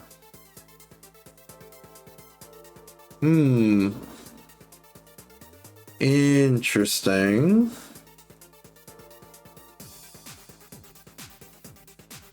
Let's just do this. And you know what? Let's skip this song. This one's good. Okay. Anomaly abilities. All agents are residents, which means they are all bounded with unique anomaly. They're all bonded with a unique anomaly. While each anomaly is theoretically capable of a wide array of abilities, only 3 are approved for use in the field. Each share new and few characteristics we'll outline here. The ability requires a trigger or a cost that must occur before they can use. Take a deep breath, shake somebody's hand when somebody tries to take something from you. They often include effects upon success or failure with a roll. So on a successful roll, that activates if your roll is at least 1 3, and then on a failure, meaning you have no 3s present in your roll. Okay. At least one additional outcome, at least one additional outcome obtained in a particular situation. So for each additional 3, the effect that it can be used has more than one use. On every third, so it can be used once for every 3 total 3s. Once per every 6. Spend 3s on the following, allows you to spend 3s. Okay, I see. Let's see, here are examples of abilities available to the Whisper anomalies. Okay. On Transcendence, let's see, this effect only occurs on 3 3s rolled for the prior ability. This is no longer effect. I see. This effect is no longer present on any approved abilities due to changes in our operating budget. Okay. Tip of the tongue. Open your mind and the thoughts are someone nearby. Let their words reach your voice and roll empathy. Okay.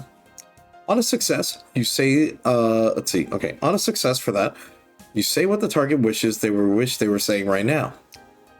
Every third 3, you may ask a question about something currently relevant to the target and receive an answer from the GM. The question and the answer must be spoken out loud by your character. And then on a failure, you admit something you didn't want anyone to know. I see. Okay. Excuse me. At least one additional outcome obtainable in particular. Oh, right, we already looked at that. Okay. What else we have? Failure is assumed. Okay, yeah, true. While not every agent is human, and some may be exceptional in a few ways, your skills and fragility are generally equivalent to an average mundane person. Most agents were regular people before they bonded with an anomaly, and we have restricted your anomaly from causing any transformations that would create loose ends. There are still no checks. There are no skill checks in Triangle Agency because we know that you will fail at attempting anything risky or difficult that you may attempt. Anytime you think that this might not work, take our word for it, it won't. In fact, we're currently conducting research on the trend that Triangle Agency agents are especially hapless and unlikely to succeed in their daily lives. Right now, the evidence is primarily anecdotal.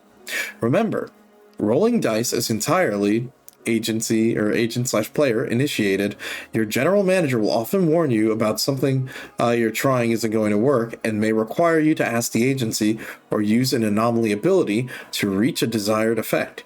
But they can never force you to roll, and you cannot decide what you want to do with that roll. We recommend you embrace your normality. Embrace your normality and ask the agency for anything you want to attempt that you aren't positive you can accomplish. If you take risks, you'll probably get hurt, physically or emotionally. Luckily, your benefits include a life insurance policy just for that eventuality. Nice. Okay, so go to K2. Let me copy my page number. So K2. Whoa. The abnormal briefcase as opposed to the normal one. I do like that art. That's okay. Anomaly abilities. All agents have abilities. As long as you're employed, the agency limit the use of your personal anomaly because power. GM, a crowd of thieves? Review this report. Will be explained after your first mission. Abilities must be used. Open your eye. Abilities used upon failure or success. Interesting. Also, I love the suitcase here. I want to read the suitcase thing on the left. The abnormal briefcase functions, or same functions, normal briefcase, but after you claim any rewards, the capture of an anomaly apprehended by this briefcase, you may activate its hidden ability. When you do so, it provides the anomaly a hidden backdoor to escape from the vault without leaving a trace. You may trigger this ability at any time. But once in your career, when you do, it is considered escape for all game effects moving forward. Its escape cannot be traced to you. It also makes a stylish pet for agents who are adept at keeping loose ends low. However, because it is blank real, You receive 1 demerit for reading this page and should go alert your general manager for. You caught me. You caught me. I wanted to read it because it was funny. That's hilarious. How would I not read that by looking at that art and I'm like, I want to know what this is. Come on, you caught me. But that's the fun part. Okay. So let's see. Make life imitate art. Choose a genre of art or a specific art piece that you've interacted with before using sight visit and yell action and roll presence. On a success, everyone and everything in your surrounding area adjusts to conform to the rules and conventions of that genre of work. A police officer becomes a medieval knight, a casino swarmed by a large team of professional thieves, a bustling park takes on the most serene atmosphere of an impressionist painting. The effect lasts for 90 minutes until you dismiss it, or when somebody gets cut, whichever happens first. Whichever the way this effect ends, when it is over, all affected people assume that it was a particularly vivid flight of fancy. Okay, so what are the benefits here?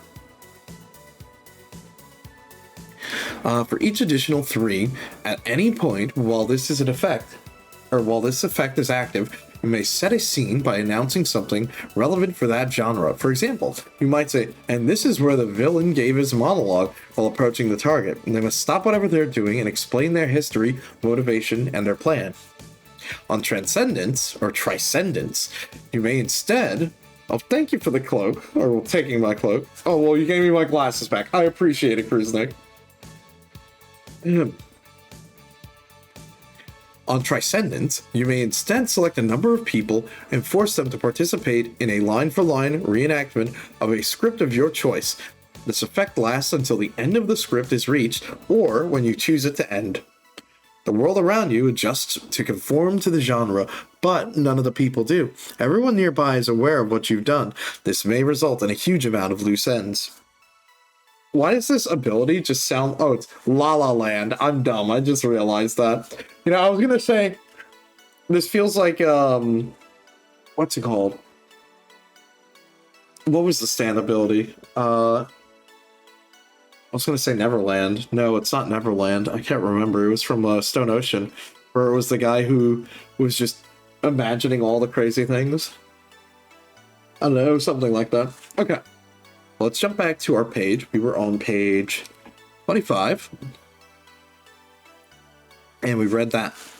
Okay. So what's going on here? Oh, life insurance policy? Okay. Wait, so this is actually a thing. All right. So harm and life insurance policy. Okay, well this is going to be good because we need to know how combat works. Often missions will put you into a dangerous, life-threatening situation. Let's see, whether you or something else takes an amount of damage that could cause serious injuries or death, that damage is called harm. Harm can come in various amounts. Here's the key to keep a hand on. Okay, so 1 harm is enough force to kill an average human. 2 is worse. Oh my god. Hey, Regina. How are you doing? Thank you for the raid. Hopefully you're doing fine. Hi, everyone who's popping in here. I'm reading a tabletop RPG called Triangle Agency. Think of it as like an SCP type of TTRPG. It's kind of cool.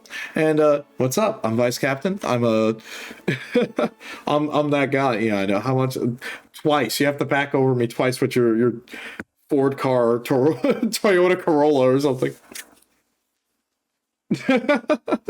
But yeah, hi everyone, I'm Vice Captain. I usually stream RPGs, TTRPGs, and today we're sitting here looking at Triangle Agency, which, by the way, Raguna, when I run this, I'm totally gonna ask you if you want to be a player for this, because this is like totally up your alley. Like, absolutely. Your luck. Hey, Roar. Yeah. Oh, no problem. Look, Raguna, if you wanted to hang out with me while I'm reading this, you're more than welcome to. Like, because we're taking it easy. We're reading through this book, going section by section. So, by all means. Also, hey, Palu, how you doing? And also, what's up, Roar? I hope you're doing good, too. Yeah, no problem. I'll just drop in VC and we can talk while we're looking at this, and I'll share it to you. Ooh, nice. Yeah, Persona 5 is awesome. I like that game. It's a ton of fun. I'll just throw myself in VC so you can hop in after, okay? And I'll pull you in.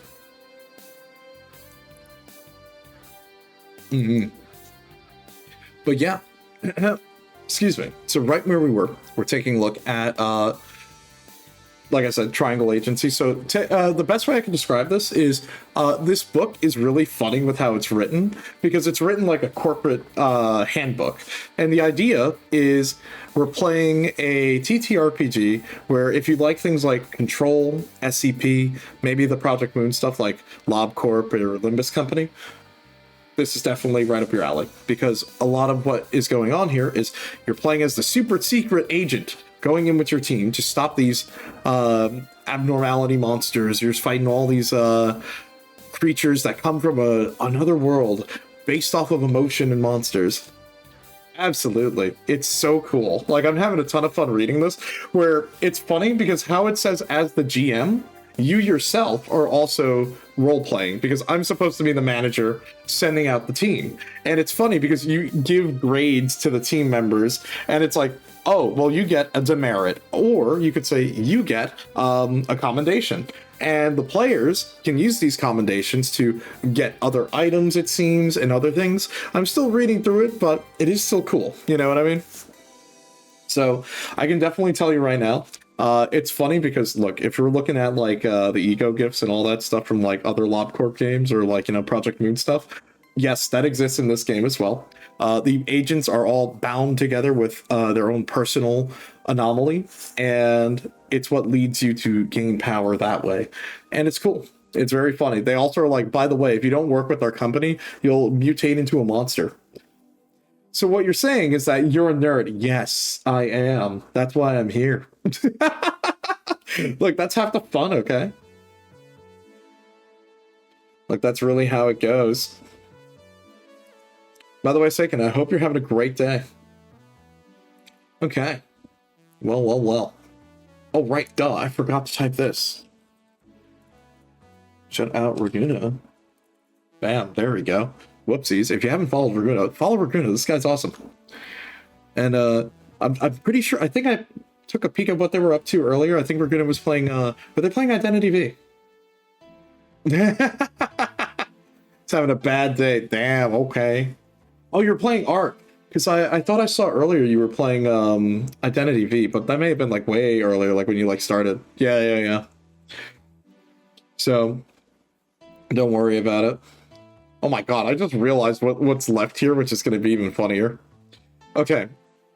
So harm. Often missions will put you in a dangerous or life-threatening situation when you or someone else takes an amount of damage that would cause a serious injury or death. That damage is called harm. Harm can come in various amounts.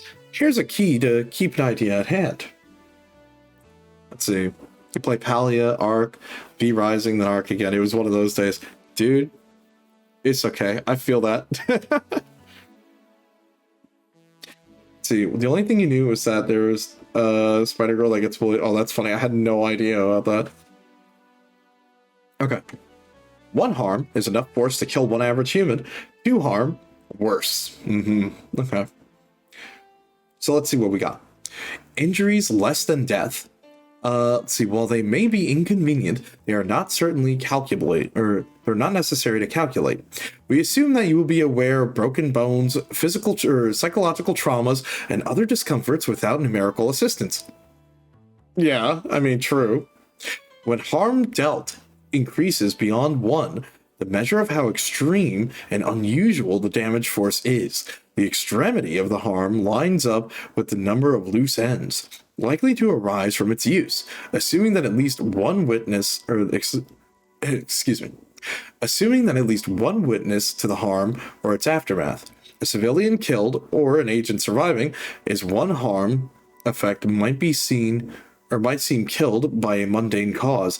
A civilian killed by a harm effect or 2 or higher will be left with a clear mark of anomalous or higher dramatic. Or higher or more dramatic. Take some time to memorize the following guidelines to help. I see. Thank you for the hydrate. How are you doing?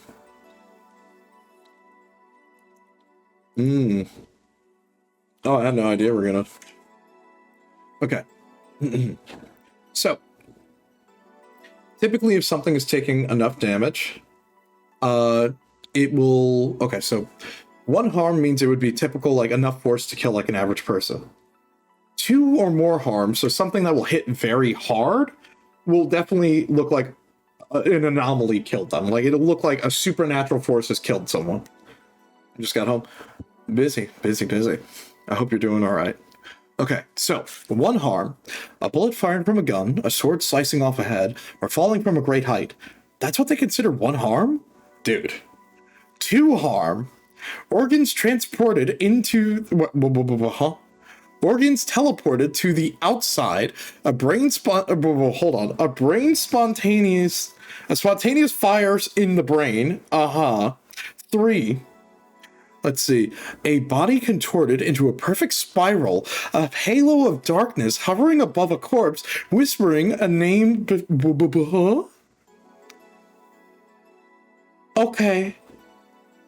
Okay, that's pretty bad. And then 4 just says worse. Okay. Yeah. Yeah. That's bad. That sounds really bad the more I think about it. This is Triangle Agency. This is a tabletop game that, oh my god, thank you, Cassie. Thank you. This is Triangle Agency.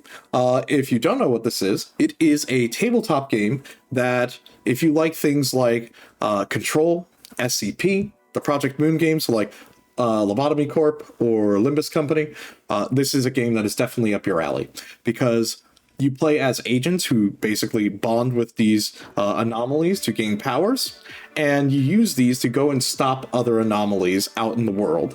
And you basically do like a supernatural team, and this is a book that basically is written like a company manual, and essentially you play as the GM, and you have your team of agents, which are the other players, and you send them off to go and deal with whatever it is. It's pretty cool, I'm not gonna lie.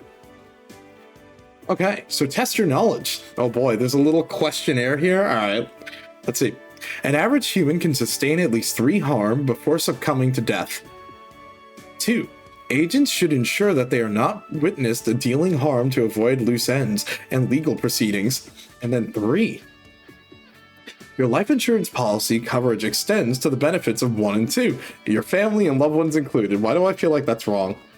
Okay, hold on, I have to tilt my head a little bit here. Number 1, false. An average human can sustain only 1 harm. 2 is true. And 3, false. Only you are covered by... Oh my god, hold on.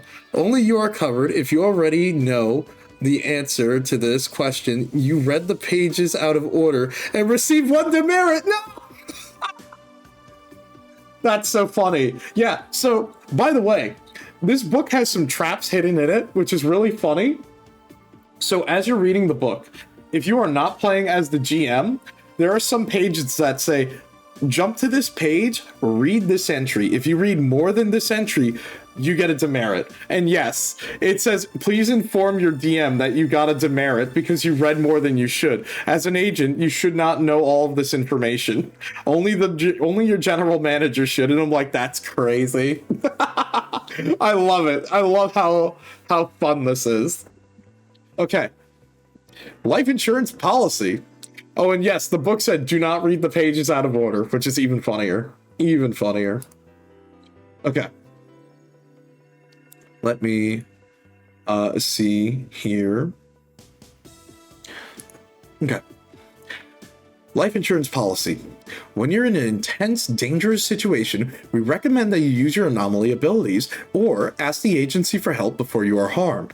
However, failed rolls or lose-lose situations will often require you to fall back on benefit 1, your life insurance policy. That is so funny. 1. When harmed, an agent can automatically expend 1 quality assurance point of, 1 point per harm to ignore the effect of harm. The specific QA doesn't matter. The attack or effect still happens to you. Onlookers will see it, but the agency transports the results of the harm somewhere else. Don't worry, you won't feel a thing. Okay, sure. For example, if you're stabbed by a sword for 1 harm. The stabbing, oh god, the stabbing occurs visibly for all those to see, but after spending 1 point, you're not hurt by the sword and it passes through harmlessly. Feel free to take advantage of your attacker's confusion, but if they are mundane, they've likely become a loose end. Make sure to remove any blades or bullets or poison before the end of the mission. Oh my god. Another example. If an anomaly attempts to transport you into a flesh... Whoa! Whoa! Shit! Okay. If an anomaly attempts to transport you into a flesh puppet by sinking its hooks... transform you into a flesh puppet by sinking its hooks into your limbs for 2 harm, the hooks will still find purchase, but after spending 2 QAs, you will not feel it. You won't become a puppet, and there will be no lasting damage should you escape. Any onlookers will become at least 2 loose ends though, so watch out if the anomaly starts throwing you around. That might deal even more harm if you don't act fast. Okay, alright. This is kind of dangerous. If an agent receives harm while they have no remaining assurances in any quality, they may choose to not activate Benefit 1. If they are dead, Death activates Benefit 2. Yeah. We're gonna take we have the list of the anomalies that we're gonna look at in the book, but holy shit. Okay, so hold on. So Benefit 2. For the reasonable penalty of -5 commendations, the agent is resurrected in their branch's break room. Memories up to their death remain intact. Upon request, the agency can alter or remove 1 memory or change 1 minor aesthetic detail of the agent prior to the resurrection. If the resurrection drops an agent's commendations total below 0, they enter commendation debt. This is the most corporate thing ever. Commendation debt is removed by gaining commendations until the agent has 0 or more. Agents in commendation debt are automatically enrolled into the shoelace initiative, wherein the shoelace becomes untied at irregular intervals as a gentle reminder to exit commendation debt. If you do not typically wear shoelaces, please tie them somewhere on your body so you can experience the full benefits of the initiative. Dude. This is so ridiculous. Oh my god. And then finally, benefit number 3. In the event that resurrecting an agent is no longer cost-effective, the Triangle Agency will provide your loved ones with a small stipend and a non-disclosure agreement. Dude, that's crazy. I was not expecting that. Wow. All right. I mean, that's one way to go. Oh boy. All right. Hold on, let me readjust the page. There we go. Okay. Let me drink some water. Wow, that was a lot. Conflict resolution. I'm curious how much is... I think we've looked at the table of contents before, but I'm curious how many more, other bigger sections there are, because I know this book does like to play a little bit with jumping back and forth, so...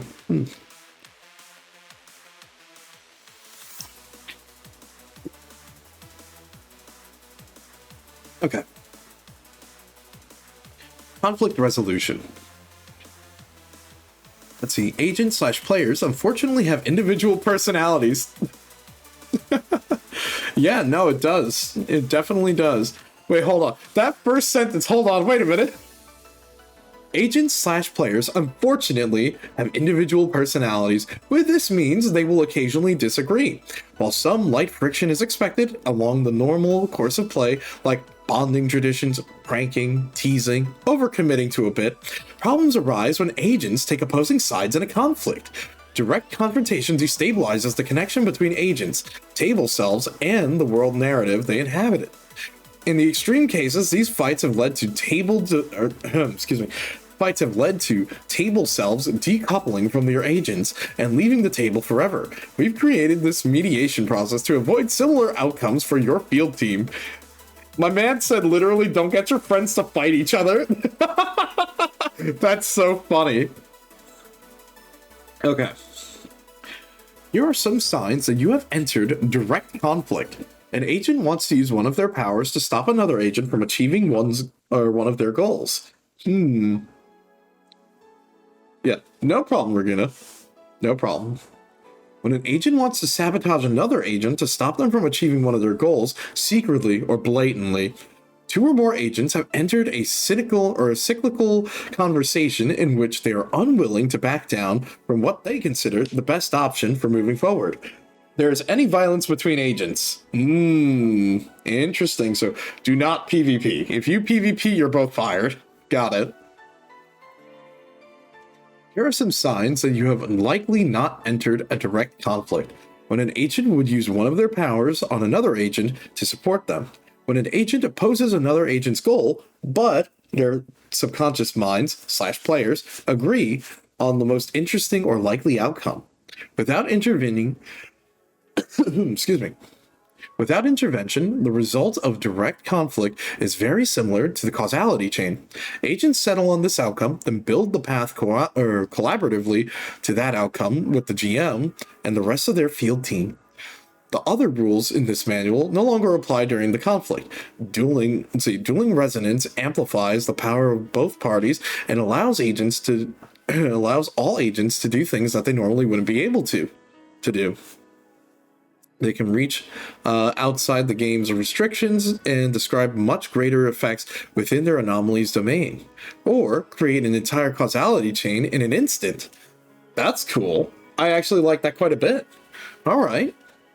Entering direct conflict is not an inherently bad thing. Our research has shown that 99% of field teams enter this state at least once in their careers / campaigns, and some enter it in every mission.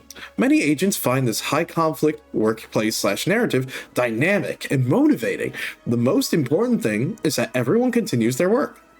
So, 1. Time ceases to move until the outcome of a conflict is determined. All players state their goals within the conflict. Yep, they state what they want to do. Fate determines the conflict's outcome. All players roll 6 4-sided dice simultaneously and note the number of 3s received. Agents not channeling the agency's power with these rolls, and chaos is not generated, and transcendence is not possible. The rolls continue. These simultaneous rolls continue until at least one player receives at least 6 3s across the rolls and has more than the others. Players agree that fulfilling both criteria means their goal will be fulfilled, then time resumes. Each player collaborates to describe the conflict's path to that goal with no restrictions on anomalous ability usage, no chaos created, no loose ends, except for anything resulting from the result of the conflict. And the results of the conflict are addressed honestly. Even though the decision was made by fate, the agent doesn't know that. They lost or won and have to live with the consequences. Those feelings might change the relationship between your agents. Interesting. I mean, that's one way to be a tiebreaker, I guess, when it comes to, like, how do you get them to decide what to do next, you know? Oh my god. Did he just kill him with the staple gun? Oh, that's crazy. So, conflict resolution in action. Agent Cleo would like to order donuts, and Agent Frederick would like to order croissants. They are facing each other down, and Agent Frederick is preparing to use an anomalous ability against Cleo to ensure that he gets his croissants. Instead of using his ability as normal, the table decides that this is direct conflict. Both agents agree and begin rolling. Oh my god. That's funny. This is hilarious. Let's see. Cleo rolls 3 3s, rolls 1, so they roll again. Neither have full 6. 2 to 3. Okay, neither has reached 6. After one more roll, the totals are 7 to 3, and they both reach 6 3s. Cleo has more, so Cleo's goal will be achieved. That is hilarious. My dream anomaly taps directly into your subconscious to figure out which random number you chose out of 100, and I go for the phone. Oh, interesting. I know the right one, so we both got 6. So, it was both grabbing at us again. but your mouth said it was full of sand. Donuts! Oh no. So, alternate methods: voting, GM call, birthday rule, judging rotation. I mean, this is a fun way to like do some conflict resolution at the table. So instead of like, you know, having your friends argue it out, you can have them roll it out. That's one way to do it. But I do like that, you know, this is kind of fun. You can do this. Typically, I always just do GM call. That's usually how we do it. But there are times where we could just vote as the players. Like when it comes to letting your players choose what they want to do, giving them the option and deciding amongst themselves, in my opinion, is the best way to go about it. So that's one thing. Content control. So this is, again, it's funny. It took us almost 30 pages, or correction, 29 pages to get here, but we made it. This is the content control, so we're going to have to talk about this. Playing Triangle Agency may occasionally introduce topics that many people would find difficult to engage with comfortably. Below is a list of subjects that may arise over the course of your time with this game/job. Discussing them before you begin can allow for smoother conversations and quicker decisions when they appear later. We recommend having every agent highlight if any of these topics would be handled with special care or discretion, or should be removed entirely. Which, that's fair. I think that's totally okay. Again, when you're playing these types of games, please make sure that you're comfortable playing these games. You know, when we're playing tabletop games and you're playing with a group of people, make sure that the group of people that you're playing with sort of agree what's okay and what's not okay. There's a lot of things that, you know, people may or may not want to touch upon in a tabletop setting, so please understand that going forward. You know, I'm sure a lot of people here who've at least hung out with me, or, you know, seen either me or he may play a ton of different games. I'm sure you guys can sort of get the gist of that, so keep that in mind going forward. So, introductory content warning list. Body transformation, self-driven. Body transformations, inflicted. Blood, insects, teeth, gore. Detailed depictions of injury. Harm to animals, harm to children, physical abuse, emotional/psychological abuse, mind control, invasion of privacy, fear as a weapon, loss of identity, loss of pets or family members, imprisonment. Understandable. Yeah, understandable. Let's see, removal or adjustment. We also recommend discussing the anomalies abilities possessed by each agent, deciding whether they are off limits as a result of your choices, and creating suitable replacements for any off-limits abilities. Comfort and happiness. Let's see. Comfortable and happy agents ensure maximum productivity for your TTRPG group. If an off-limits subject is introduced by a promotion or requisition or any other feature of this book initially hidden in the playwalled documents, we recommend creating a replacement effect, ignoring the playwalled documents content entirely. Highest priorities are continued employee satisfaction and successful retrieval of anomalies. Everything else is secondary. That's good. Open table policy. Again, pretty good. We recommend that you maintain a state of psychological and physical freedom at the table. Should someone need to step away suddenly, resist the urge to interrogate or police their behavior, difficult or challenging content is only made more difficult when an agent feels trapped in their situation. The great benefit of TTRPG Initiative is a capability for non-linearity. Move on to something else until they're ready to happily return. Yep. And lastly, group responsibility. Your general manager is not the only one responsible for the comfort of your group. Check in regularly with your teammates about how you might support them as coworkers. Aw, that's sweet. Okay. Other funny things. Equal opportunity policy. The dangers of chaos do not discriminate, and neither does Triangle Agency. To ensure equitable work environment, any requests to the agency made to deal with discrimination are automatically approved. Hooray! Asking the agency in the following situation does not require chains, roles, or causality chain to automatically succeed. Adjusting the physical reality to ensure accessibility for agents. Example, if you need a ramp, elevator, or captions. Let's see. Adjusting the target's mind to overcome or eliminate discriminatory behavior, so racism, sexism, transphobia, ageism, etc. Or 3, repairing, replacing, or creating accessible devices, hearing aids, wheelchairs, prosthetics, etc. That's pretty good. We highly recommend general managers to discuss this policy with their agents and expand the list if necessary.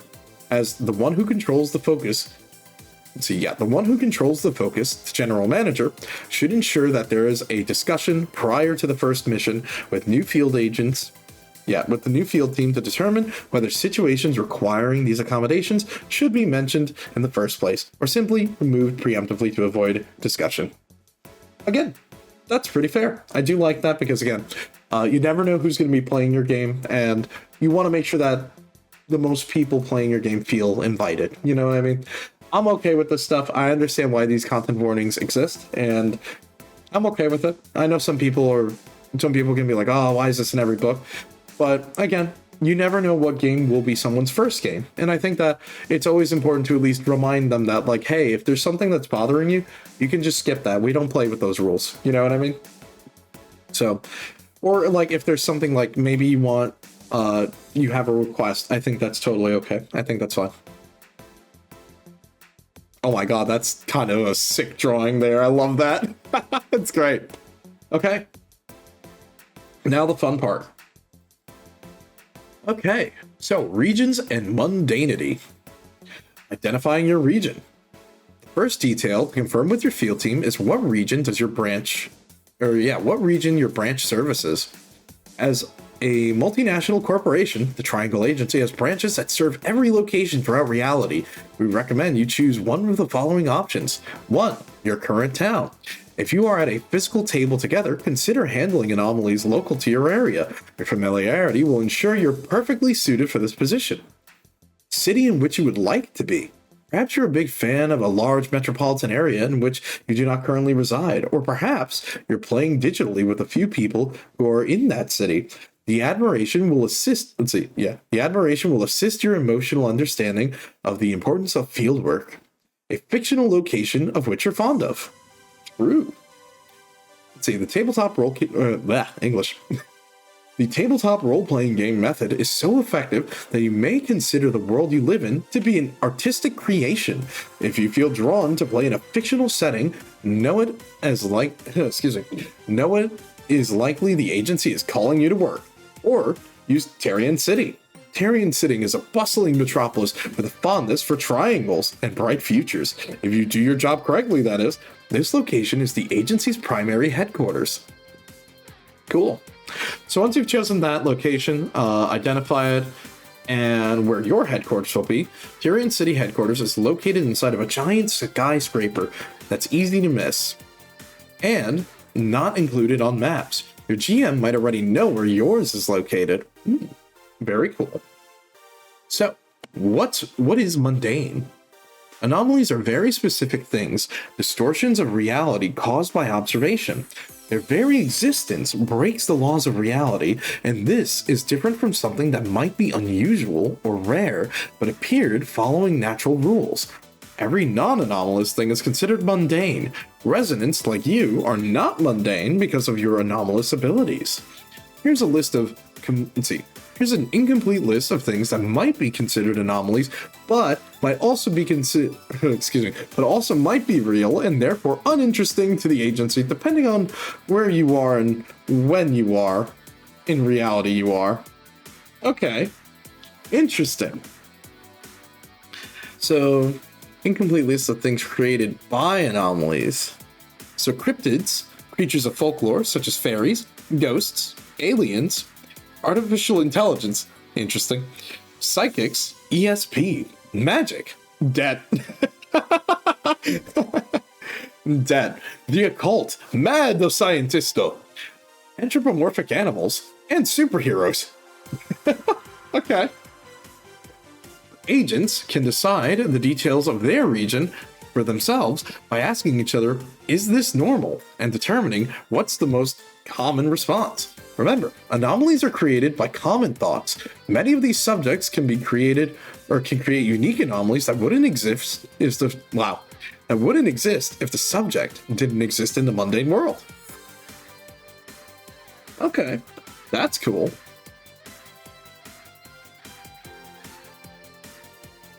Oh, let's do that. There we go. Oh, lots of text here. So building your agent's arc. Building your agent's arc. Now is the time to select the components that make up your character. We'll call these things your whole arc. Okay. The individual operations arc pieces. So if you're a player who has skipped ahead to this page, get called out, everybody. If you're a player who has skipped ahead to this page prior to learning the preceding rules, please review the terms and conditions before beginning at the beginning of this document and mark that you should have received 1 demerit upon. No, not again.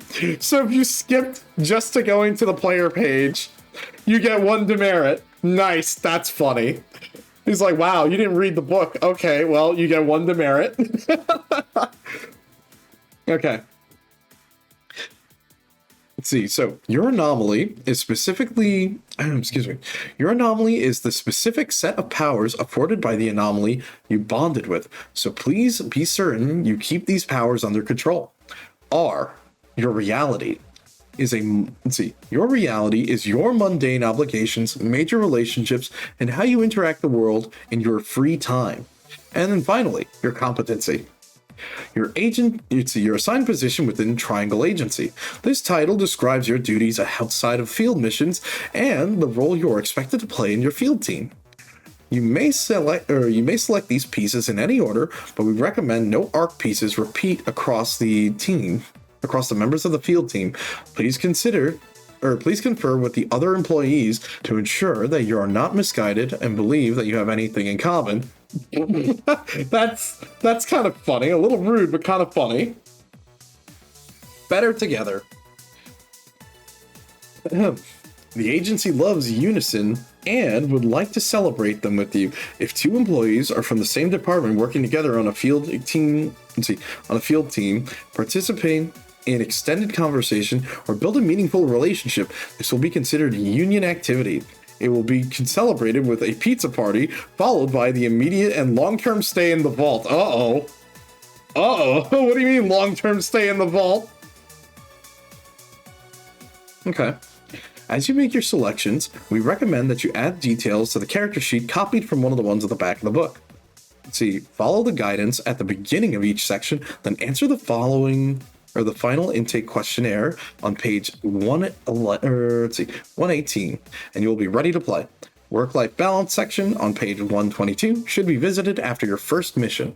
Take your time perusing the selections, and your future is in your hands. Okay, so let's see what do we got here. Onboarding checklist. Oh boy, we got fun stuff. All right, so what do we got here? Onboarding checklist. Select your anomaly. In this manual, you can select from the following choices. Each has 3 abilities, and you are cleared to use. Add these to your anomaly sheet. Reality.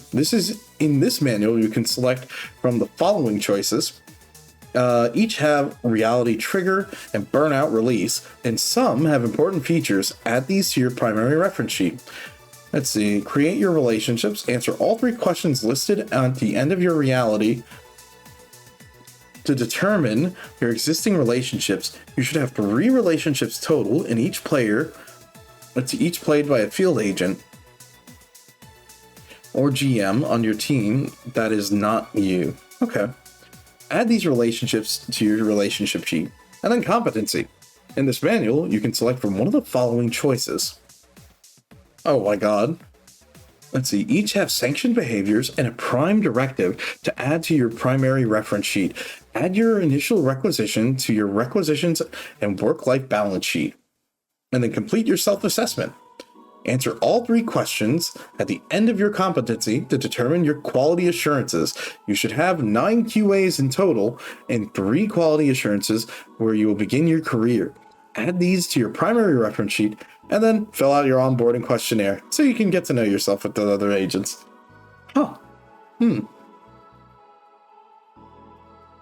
Interesting. Okay. So, that means we're on to the part where we get to start looking at the anomalies. I'm kind of excited. I hope this is cool. Because a lot of this so far has been really fun, but I think what will be interesting will be like later if we get to seeing all of it come together, but I am curious to like read about some of these different powers that we can get. So let's jump to the next page. And this is a breakdown of how to understand what an anomaly does. So we'll do this. So ARC, Anomaly Guide. Anomalies. Anomalies are the single greatest threat to reality and menace every single corner of existence.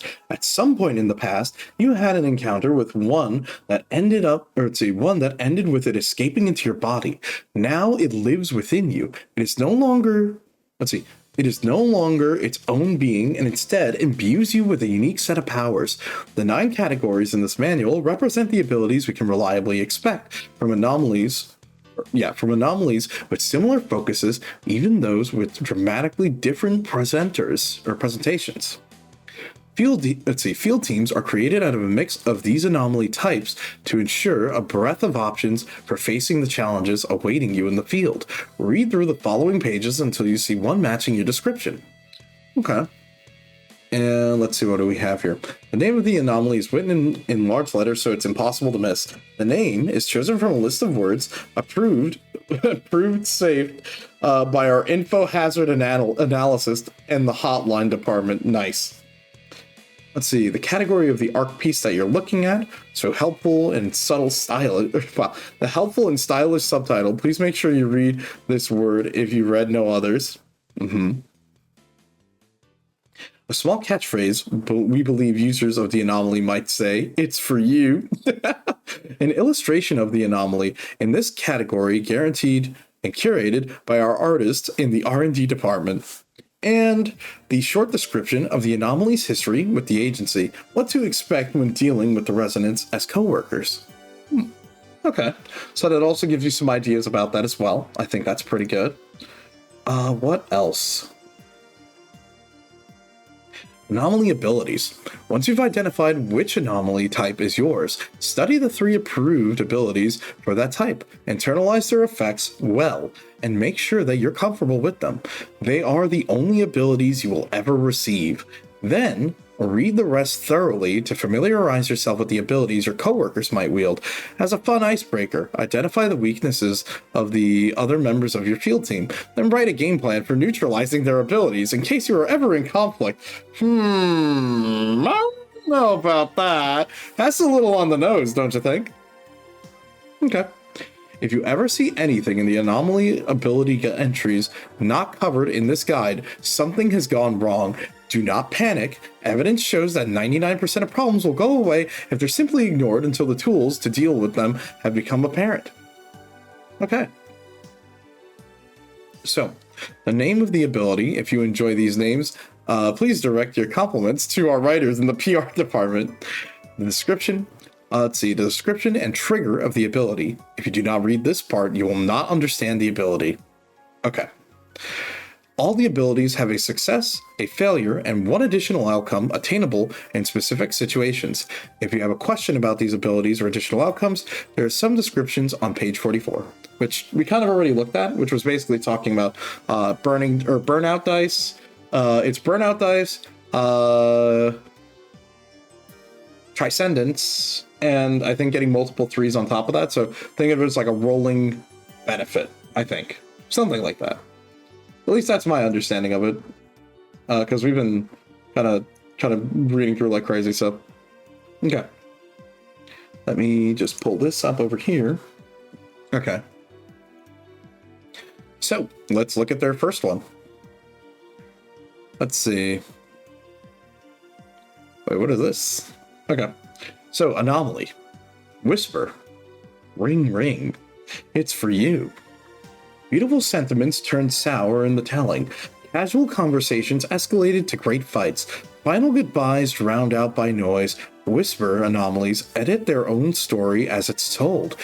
Whispers are masters of the moment, and when sound becomes information, they're careless and manipulative. No need for caution, and when they can always get a do-over, no fear of getting caught when their actions seem so subtle. Could a single conversation really become a year of misery? Could one missed word create a decade of despair?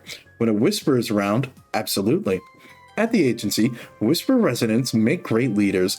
They know just what to say and when. And they always get that yes. When managing Whispers, we recommend you communicate criticisms, requests, and improvement plans through the intermediary without a mind, such as an agency OS. At meetings, it's best to assume their ideas it's best to assume that their ideas are the ideas of the entire group. Okay, so basically your party face. Got it. So let's see what the abilities are. Say again. You may respond to a spoken sentence with the phrase, say again. Then you may tell the group what that target intends to say instead of what they initially said. Roll perseverance. On a success, the target believes that the new sentence is what they meant. On multiples, you may speak for the target at any time in the next hour.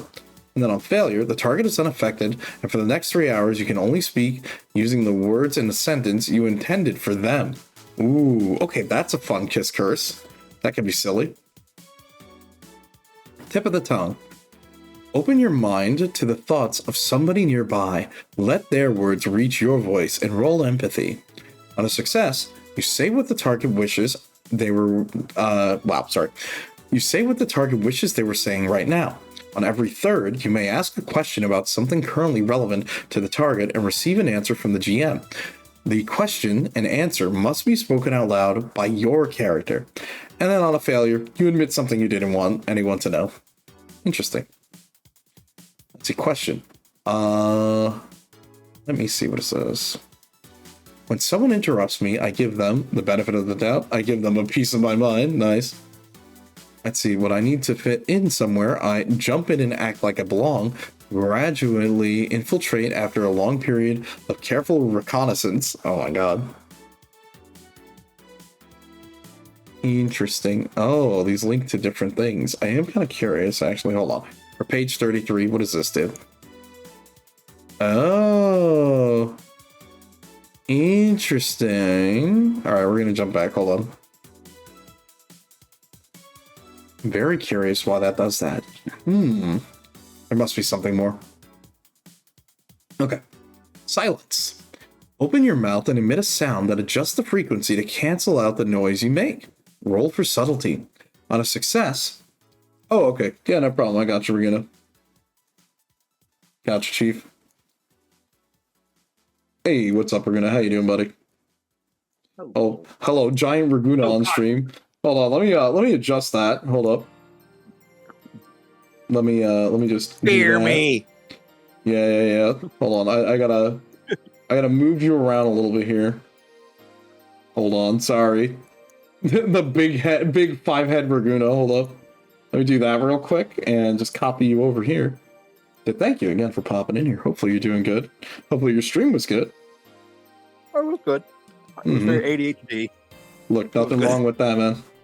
Always fine to do that every once in a while. I'm gonna put you right. Actually, people were like, "Are you really a variety streamer?" And I was like, "Bet, watch." Yeah, there you go. 5 games, 1 stream. Let's go. You know what? I'm trying to figure out where to put you. I'll put you right over here because we are going to be doing a bit of reading. So, hope you're okay with that. I'm fine. Whatever. Yeah.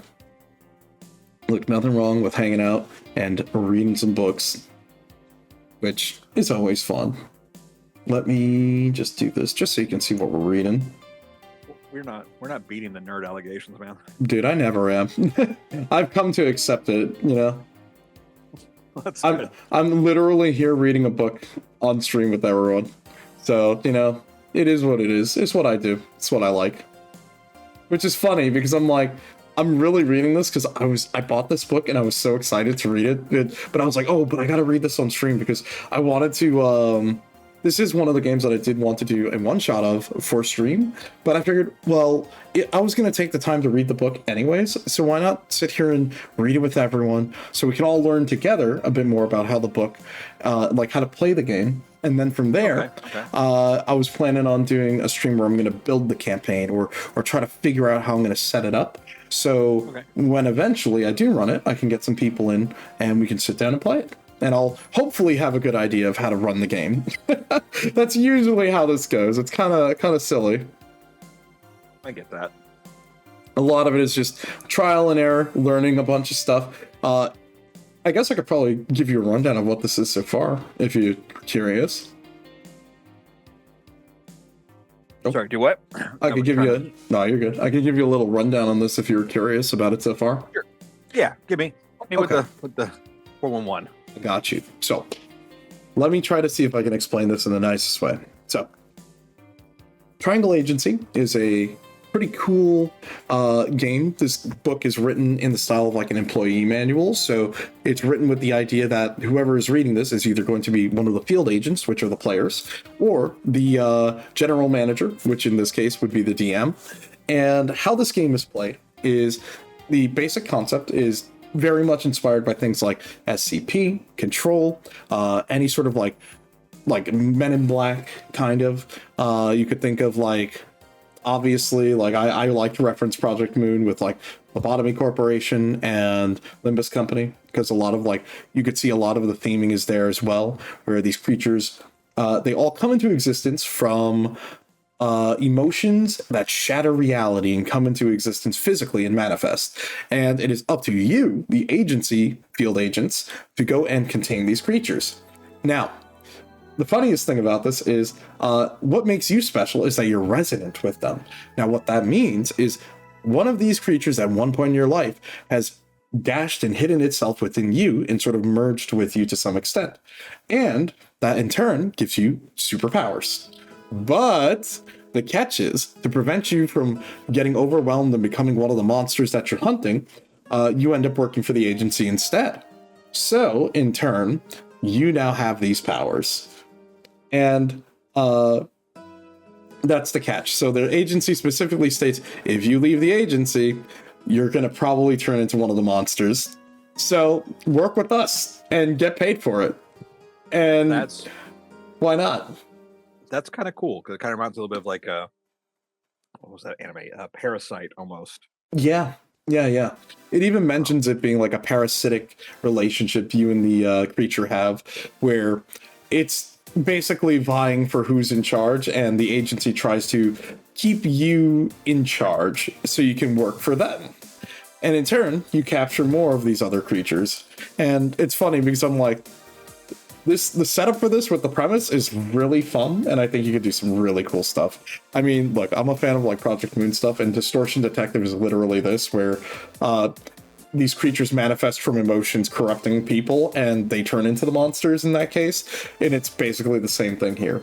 And, you know, as we were reading in our life insurance policy section, you could tell things can get very destructive very quickly. You know what I mean? Sure, So it leads to some fun stuff. I do like that. It's funny. Excuse me.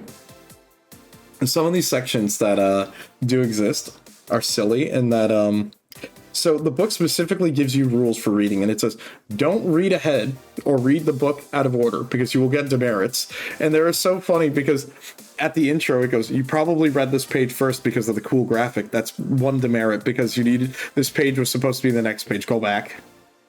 Oh no. it's so funny. And it's like, if I go to the top, it has like a little section that talks about what your penalties are with the demerits, and at 10 or higher demerits, you're gonna love this. You want to know what the penalty is? Oh my god. Okay. Hold on, I got you. I'm gonna show you this. Hold on, I'm just gonna copy my page number. I'm gonna jump back up for a second. Hold on. By the way, the art in this book is amazing. I really like it. Yeah, it looks great. Where is it? Oh, hold on. This was the terms of service. Yeah, there you go. Look. Where is it? If you read this page first, it's because of the dramatic, or the large dramatic iconography, and because it seemed more approachable. If you're an easy target for weaponized visual design, we have noted this in your file. Oh no. Hold on. Where is it? It's on like one of these other pages. It's really funny. Let's see. Capturing of it. Here it is. Okay, you're gonna love this. Good standing at 0. -1, needs improvement. At 2, needs serious improvement. At 3, you're that employee. At 4, you're alone at lunch. At 5, the target of passive aggression. At 6, you're disinvited to the parties. At 7, we had such high hopes for you. At 8, there's still time to change. At 9, please do not do this. At 10 or higher, frozen yogurt room access revoked. No. Yep. There you go. I can live with being uninvited to the parties. I don't like parties anyway. What, the froyo? Yep, the froyo, it's over. There's no more. You're not allowed. That's so fucked. Okay. So this was the Whisper anomaly. Like, this is the first one that we're looking at. Also, I like that it's got like that Garfield aesthetic a little bit. Okay, but why its eyes like that? Like, why is it kind of... Like, don't worry about where the phone's coming out of, though. I mean, I can work with that, but why are you making that face? I don't know, man. I don't know. Let's see, what's the next one? Catalog. Oh my god, it's a Rat King. Catalog.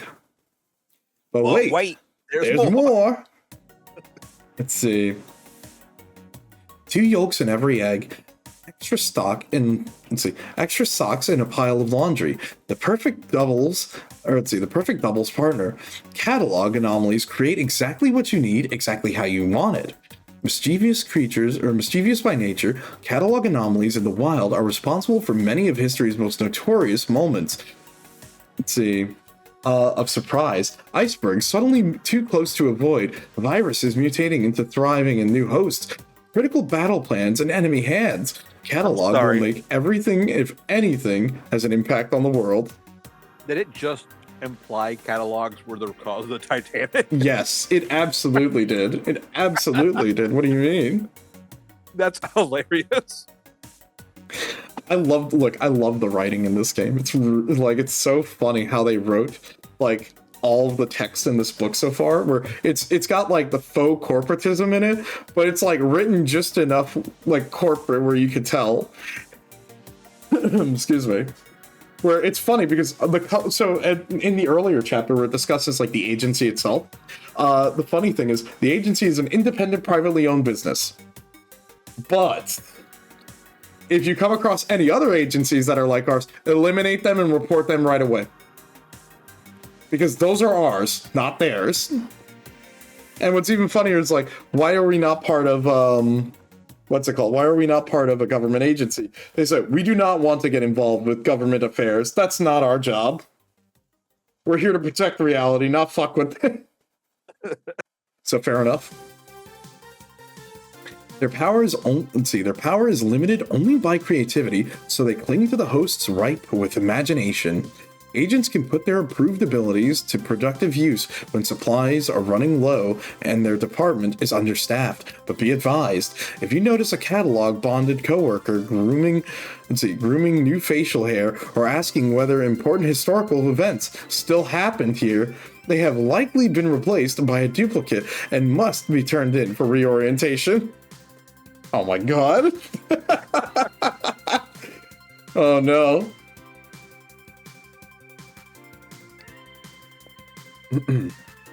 Sorry about that, just had to drink some water. Yeah. Okay. Let's see. What are our 3 abilities this time? What's that over there?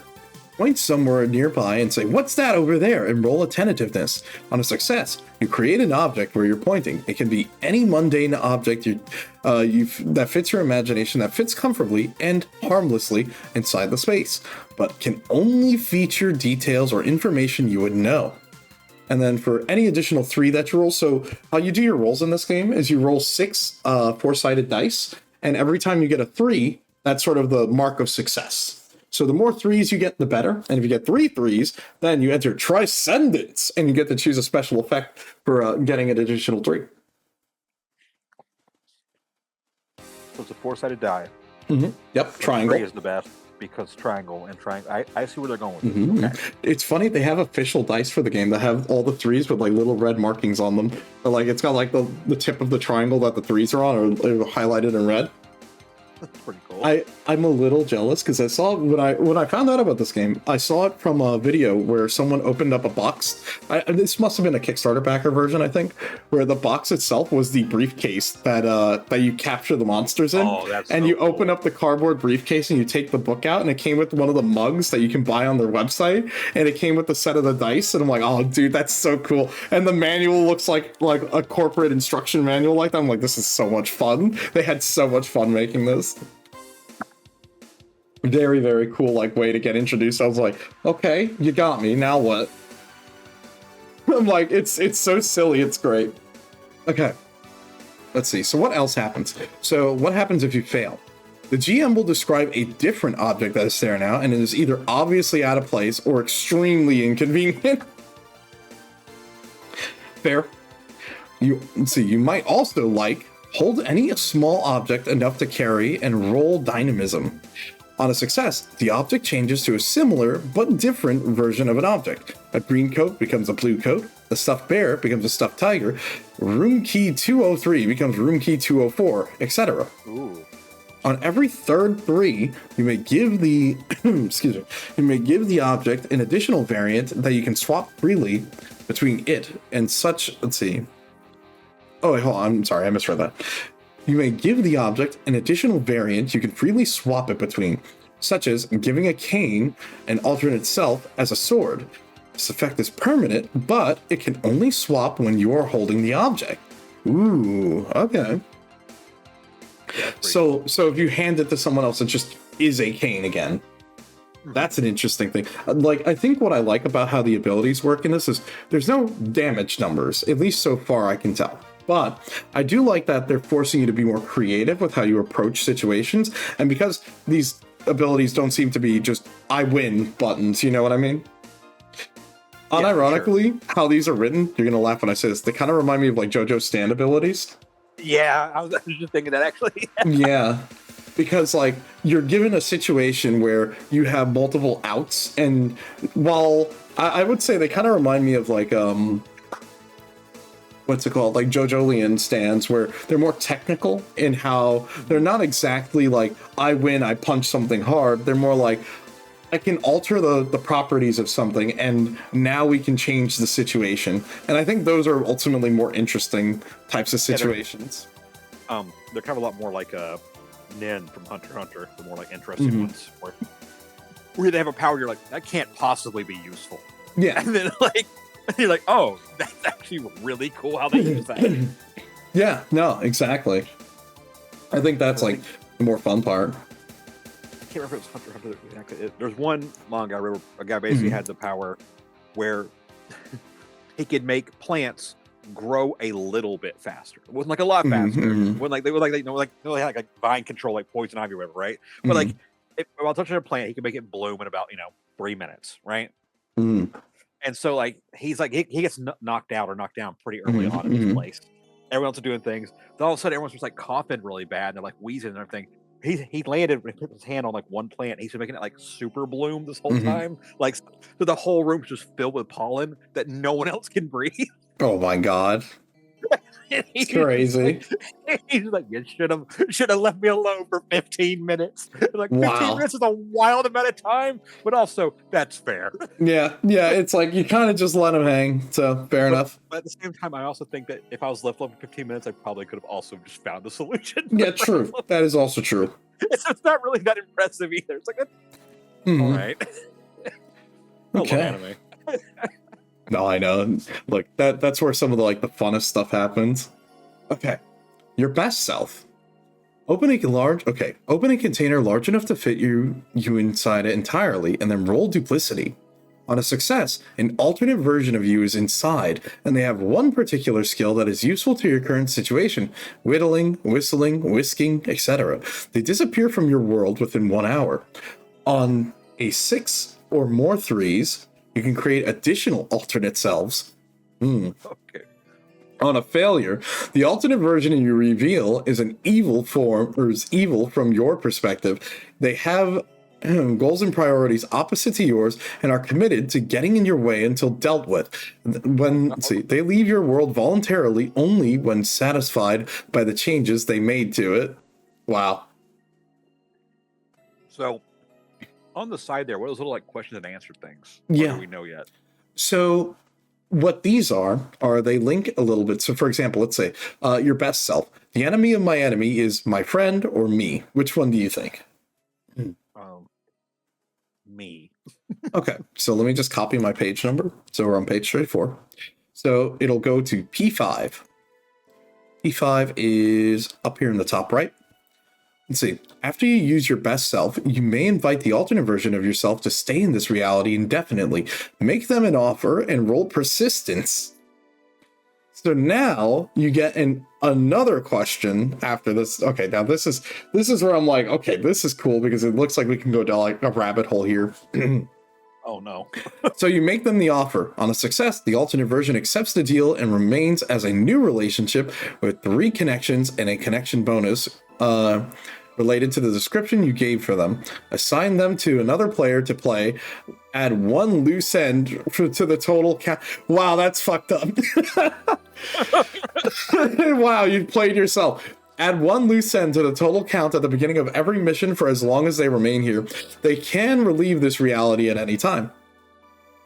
Okay, on every third 3, you may increase your starting connection by 1 to a maximum of 9. On a failure, they remain here, you return to when they came, and your player now plays as the new version of you. Depending on how similar they are, you might adjust your life-work challenge or balance choices and swap out the abilities for ones you would have had or you would have received with different behavior. Move relationships up or down equivalently to how well this version would connect to people, and any other details you feel necessary. That's crazy. You replaced yourself. You can just literally replace yourself. That's funny. Now, question, which would you rather have? A large community of like-minded acquaintances or a small group of friends that truly understand each other? The second one, for sure. All right. Like, obviously. F2, where are we? Family business. You have identified 2 versions of yourself that are similar enough to you as to effectively share a psychic connection. Create 2 versions of yourself, as in your best self, who can now stay in this reality, similar to permanent transference. They don't create loose ends for staying, and you retain control of them. Whenever you're on a mission, you may act as all 3 versions. There might be a minor difference or minor differences between you, but they are similar enough to typically be thinking the same thing and making complementary choices. All 3 of you share the same quality assurances. Anytime you talk to yourself at the table, you generate 1 chaos. Yeah. That's funny. That's so dude, you literally turned into Funny Valentine, bro. What the fuck? That's crazy. My man said I have D4C. That yeah. I was thinking that's Matrix awesome. Scene, just me.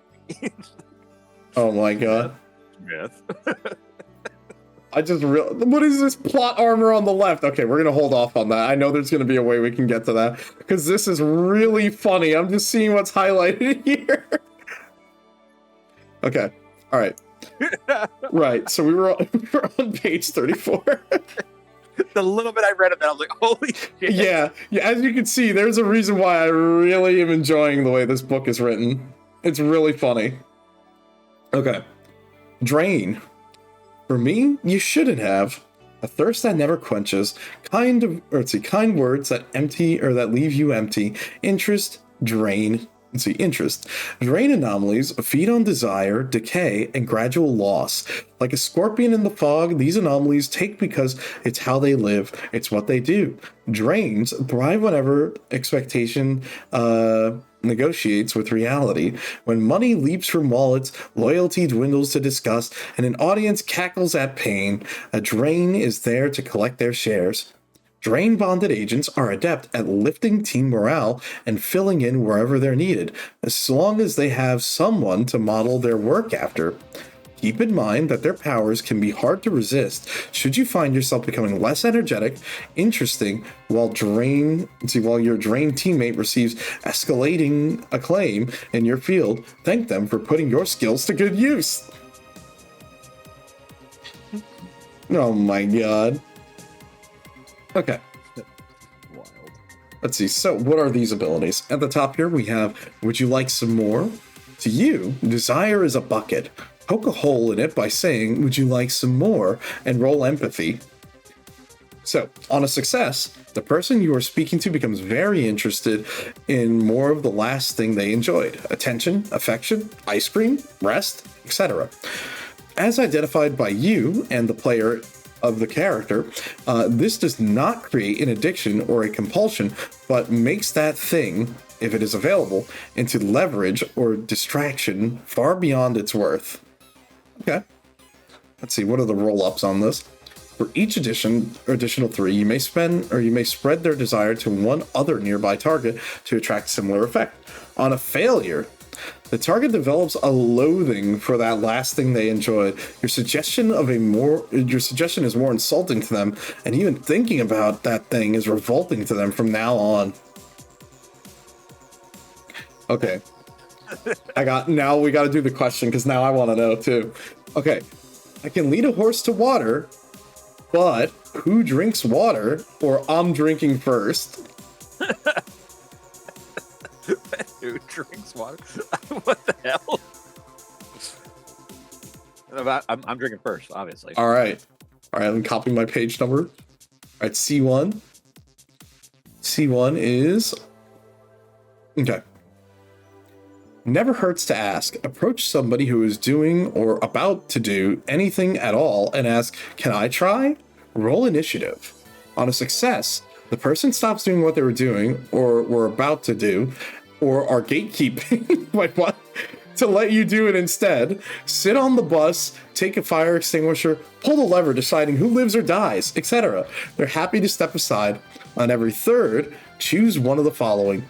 An ally of yours can also participate or go before the target. You can do another activity they normally wouldn't let you do. The target will teach you how to do what they're doing now. On Transcendence, so if you get 333, you gain Transcendence.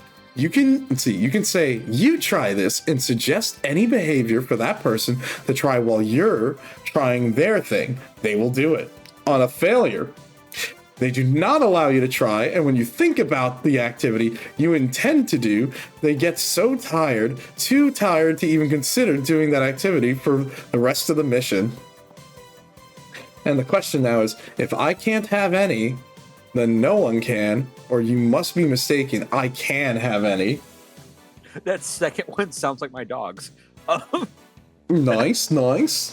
Let's do the first one, T1. Let's Okay. do the classic. All right, so T1 brings us to, thank you so much.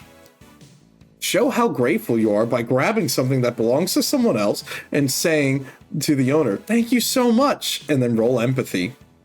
On a success, they believe that they gave it to you. Whatever you're holding is considered rightfully yours to anyone nearby. The target may not be completely happy about it, but they do believe it was their choice. Now, additional 3s. You can grab an additional thing and include it in on this effect. Transcendence. The target or another target nearby considers everything they own or possess to be yours as well, forever. Damn, okay.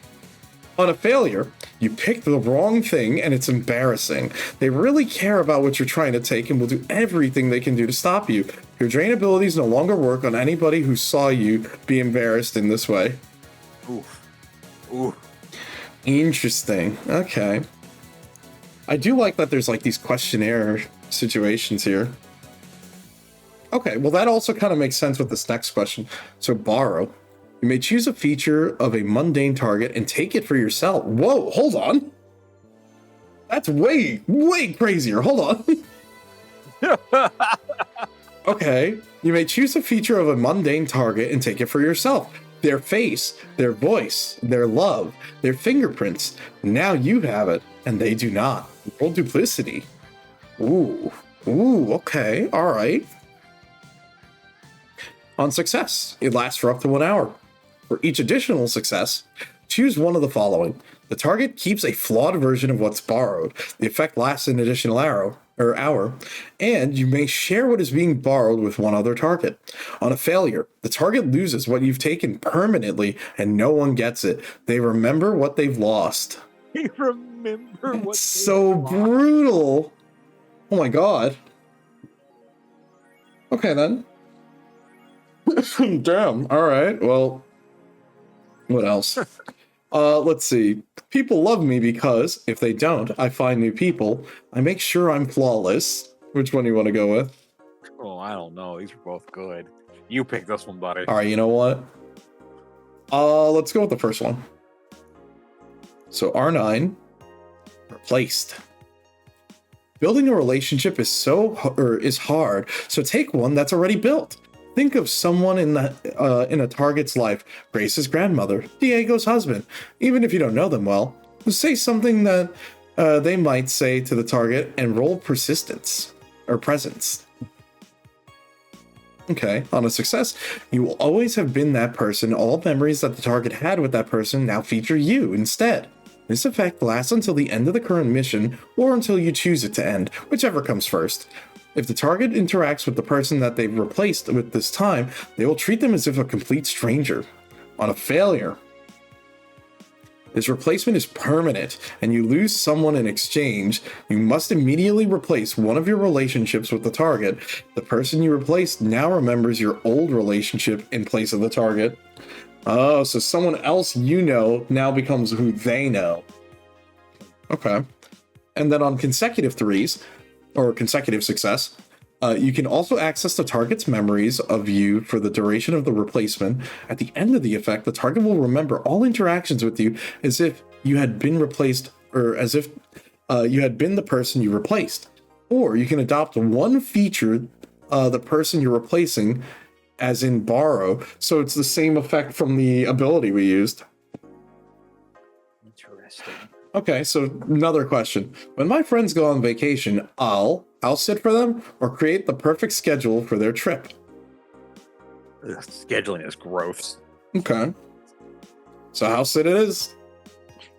Let's see where we Party. go. We are on C7. I mean, I wouldn't party in someone else's house. That'd be crazy. Mm-hmm. Okay, so now we're on C7, so changeling. They were barely using their life anyways. Push a mundane target across a threshold and roll duplicity. On a success, the target is sent elsewhere. You receive the ability to transform into that person at any time and make use of their appearance and physical attributes. On a 6 or more threes, the target's abilities or the target's attributes were available to you as separate pieces. When you use this ability in the future to transform into another target, you may also add parts of this target's physical attributes, becoming an amalgam of the two targets according to your specifications. Interesting. So you're basically morphing yourself even more and more. So on a failure, the target can never return. The version of them you can transform into has something unsettlingly off about it. No. And now, if you want to return the target after a success, roll duplicity. On a success, they return to exactly what they looked like when you took them, and you lose the ability to transform into them. They have aged, and they've been elsewhere. You have no control over where that was.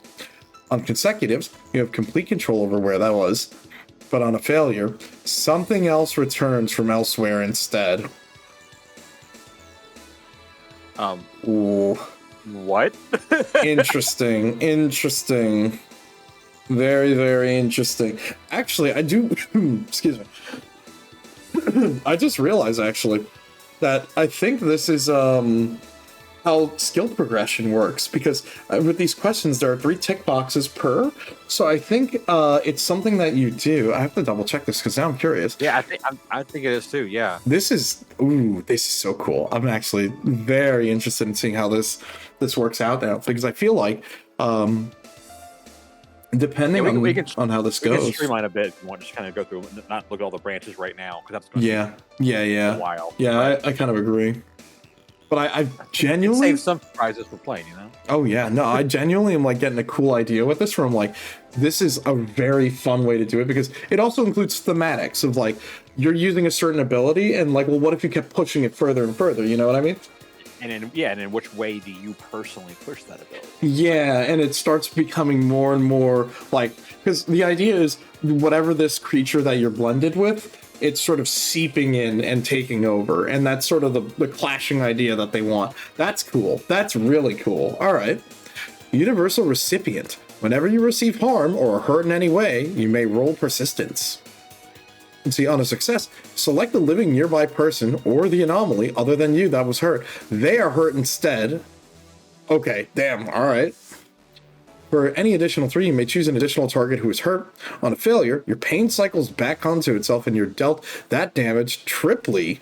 If there would be any harm remaining after your death, it finds it on a nearby target. Wow, until it's dead. Oh. Excuse me. Okay, now for the next one. Timepiece. Dude, that art looks really cool. I really like the art on these so far. These are really cool. Yeah. Where's Kruznik? We need you to come back. Kruznik, new bug art dropped. Look. New bug art just dropped. Okay. Timepiece. You're welcomed for the wait. All right. Never-ending school days, memories. Excuse me. Oh, let me actually, we're good. I was going to say, do we need to scroll down a little bit? Maybe we zoom out a little bit. Here, let me do that. Oh, whoops. There we go. That should be fine. Okay. You're welcome for the wait. Never-ending school days, memories vivid and unforgotten, death, moments after escape, timepiece anomalies, set the world schedule, and don't bother with a calendar. These powers of timepiece invite a uniquely casual selfishness. The mundane world is shackled to time passage, so everyone bends to the timepiece's will. While patience and thoughtfulness can make this an unparalleled force for good, these anomalies more often grow bored and careless, protected as they are from the consequences of waste. Agents bonded with timepiece are highly prized for their ability to ensure every meeting has the time for one more question and every pay period fits neatly within the budget. However, after recent reports uncovering widespread abuse, standard procedures when working with timepiece is to obscure deadlines and demand work be completed prior to being requested. Yeah, that makes sense. I mean, if you're literally using someone who could stop time and they know when deadlines are, they would get lazy, then stop time at last minute, you know? Right. Like, I just thought of that. I'm like, that could be like, yeah, I see. Yeah, but at the same time, like, is it still done for the deadline? What do you care how they did it? Shut up. Mind your business. Stay in your lane. Yep. Okay, let's see. So our first ability, we've got time. Literally what I just said. Yeah. So, when you or a target are in a hurry to complete a task, fix a car, escape a pursuer, etc., check any clock and say the phrase, "We've got time," and roll professionalism.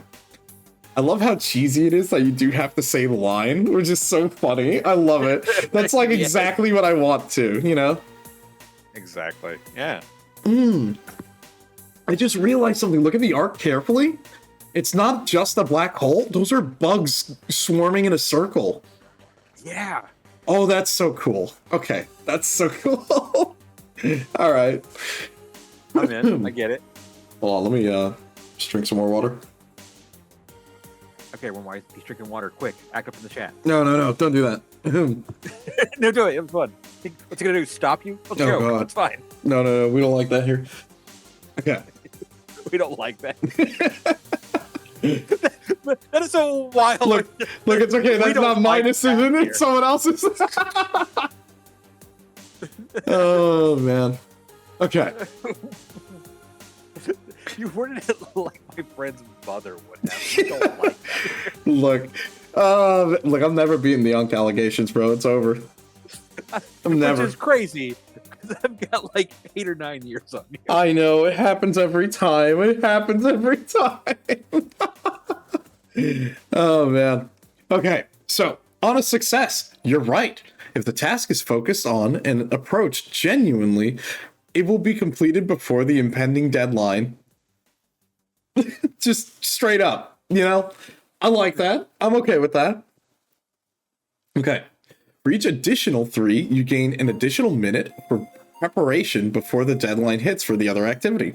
On a failure, you're catastrophically, terribly wrong, and you don't know when until it's too late. Your pursuer takes you by surprise. The deadline has already passed. Where did all the time go? But like, yeah, I like that word as catastrophically, terribly wrong. You're not just wrong. You like. I kind of like how the the on failures are just as detrimental. Because it makes it so it's like nothing is genuinely a safe bet, you know?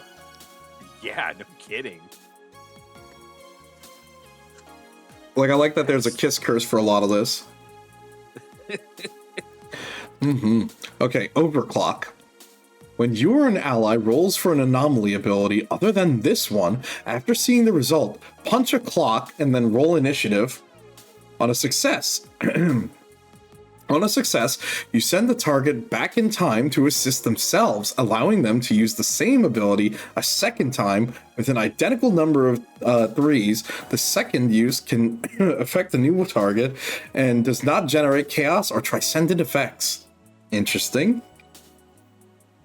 So, if anything, this is like old D&D Oracle type, or not Oracle. It's more like not guidance. This I'm thinking of like an old 3/5 spell, like Blessing of Fortune or something that lets you reroll, but it's like a forced reroll if your target allows. Excuse me. If anything, I like this. This is like oddly very supportive. So for additional threes, you have 1 3 to a second use. Wait a minute, hold on.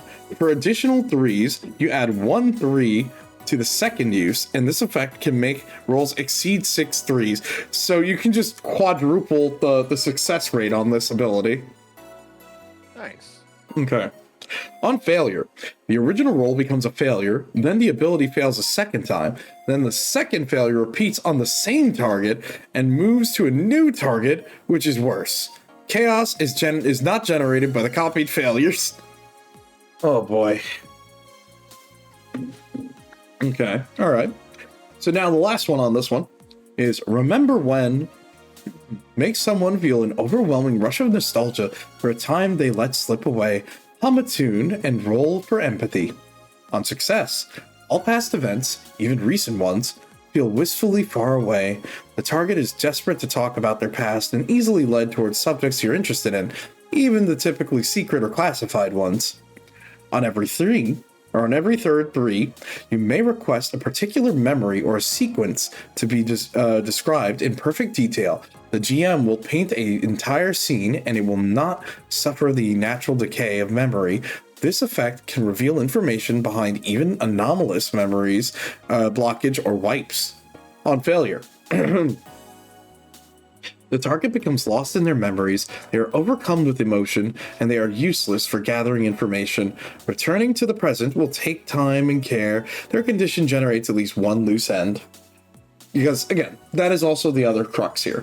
On top of solving these crimes, well, not even solving crimes, more like capturing these creatures, we have to make sure that there's no loose ends, and you need to take them out one way or another, whether it be lying, cheating, stealing, or even probably killing them, but, you know, whatever to keep the reality in shape. Yeah, I mean, you gotta keep reality. Oh, God. Oh, I don't. The growth anomaly. More is always better.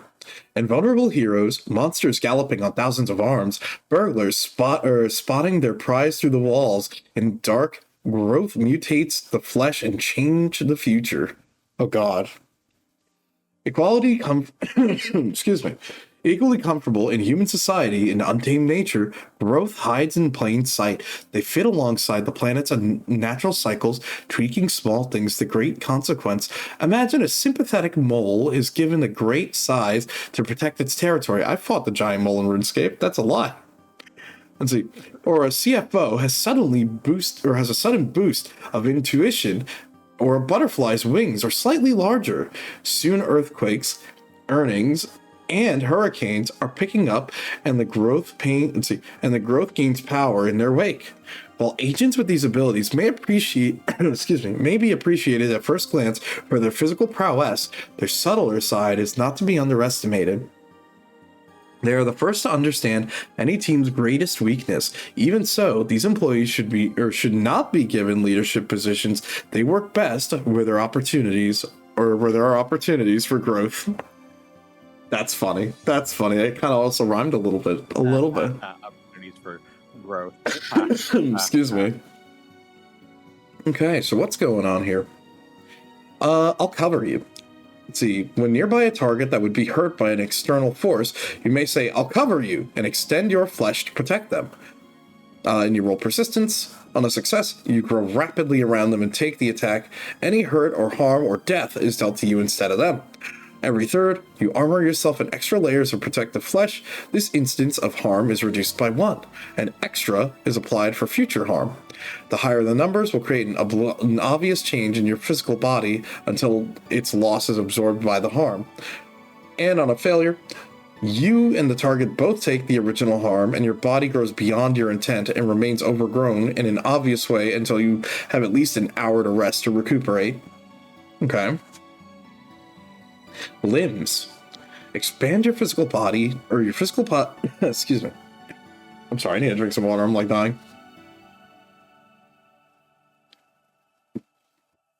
There we go. So limbs. Expand your physical body with additional limbs similar to ones you already possess. Roll dynamism. There we go. So, on a success, you gain reach and control far beyond typical combatants and can easily engage any mundane or minor anomaly target into a stalemate. And an additional one for each one. Choose one. Disarm the target, engage one or more target, render an enraged target unconscious, kill an unconscious target. Fair enough. On a failure, you become only limbs. Oh god! On a failure, you become only limbs. Terrifying. All other features disappear, and you become a conscious pile of whatever limb you were hoping to create. You are extremely awkward and vulnerable to harm for an hour. Ugh. So you turn into a house centipede. Ugh, terrible. Okay. Let me scroll up the page here a little bit so your head's not blocking that part. Pardon. So eyes. Open a few more eyes. Roll professionalism. On a success, you sprout new eyes on your body with potential new abilities. Spend threes on the following visions for 1 hour. So you have heat. Okay, so you have heat, night, or telescopic vision, fingerprint or X-ray vision, reality, cuts through illusions and obfuscation. Let's see. Plant sign language, anomaly tracking, weakness vision, or future sight. Let's see. On failure, you see a vision of the end. You receive a piece of forbidden knowledge about the end of all things, too big for your mind to comprehend. You suffer from an additional burnout on all rolls until the end of the mission. Damn, okay. Wait, I love this question. Have I seen a vision of the end? Yes. Wait a minute. Hold on. This one only has 1 box. No, I also like plants. Okay, hold on. I do want to see this one at least. We got it. How can we not, right?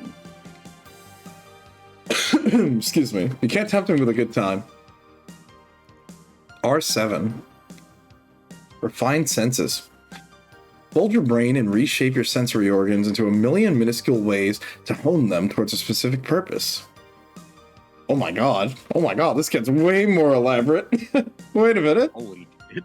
On a success, you dramatically increase your own powers of observation. Pick one and describe what is happening about the connection to a piece of your body as it changes in an unusual and accommodated the change.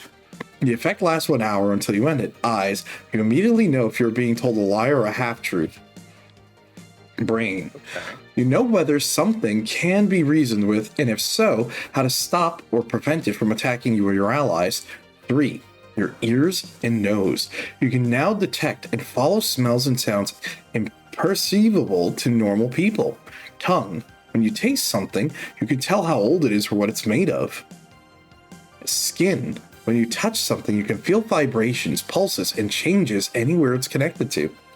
And then for additional effects, you grab more. On failure, oh no. On failure, your senses change faster than your ability to understand them and are overtaken by a strange force. You become a harbinger of the end. For the rest of the mission, the GM might describe bad things happening to you or someone nearby, and you will not know whether they're real until you respond to these things. Only you answer this question. Have you become a harbinger of the end? No, I'm too composed for that. Yes, I can feel myself changing. Something is calling me. It's giving me a pattern or a blueprint, something I can become. I can tell it's dangerous, but I'm ready to risk my life to find out the truth. Do we do it? I kind of want to do it. What are you thinking? Or yeah, you know let's do it. Why not? E1. Ooh, what's this? The Endbringer. You see how it'll all come. You see how it could be prevented. Both are you. Your body sharpens and hones itself into the tool necessary to make the choice. You die. If you are returned to life, you will now wield this tool, the Endbringer. If not, someone else takes it and receives the rest of this ability. Describe what the perfect weapon made of your body looks like. When anyone wields the Endbringer as a weapon, even minor contact with it will kill any mundane or anomalous target in dramatic and unignorable way that will create 7 loose ends if seen by one person. Every time you use it, fill out one space on the end track, and when the end track is full, go to the end. Ooh, alright. For curiosity's sake. J4, the end. Oh my god.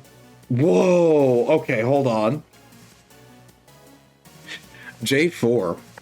The End is a special mission unlocked by the agents that wield the Endbringer. It is likely that over the course of the growth agent's career, you have collaborated to create an idea of what the End means. It is in this case, you're encouraged to incorporate whatever important signs or knowledge you have built together and what it is during this mission, or to create your own using the material provided here as inspiration. Contains graphic violence, compulsory consumption, mind control, mass death, societal collapse. Damn. Okay. Okay, let's see. Introduction. Deep in the silence of space, stars burn, planets collide, and an endless hunger, jealousy, watches it all. Then change. Someone has created something new, something dense, something so sharp that it is sliced across light years to ring a dinner bell. 7 times the bell rings, 7 times the darkness follows the sound. Now it is found the little blue ball hiding its prize. The end has arrived. Ooh. That's kind of hype. Dude. Not gonna lie. I'm like just looking at this page and I just see highlighted in red here.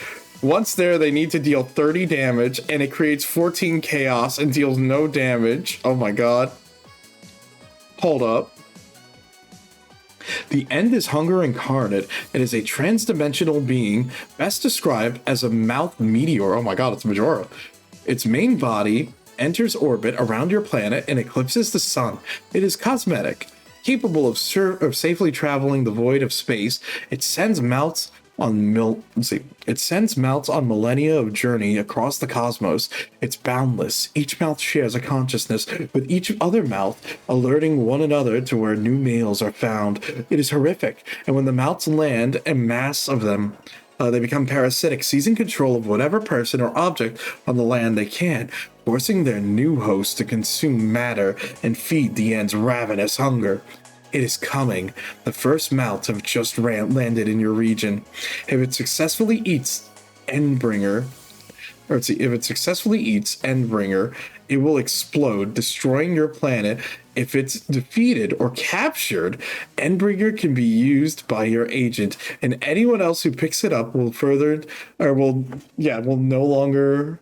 Oh my god, English.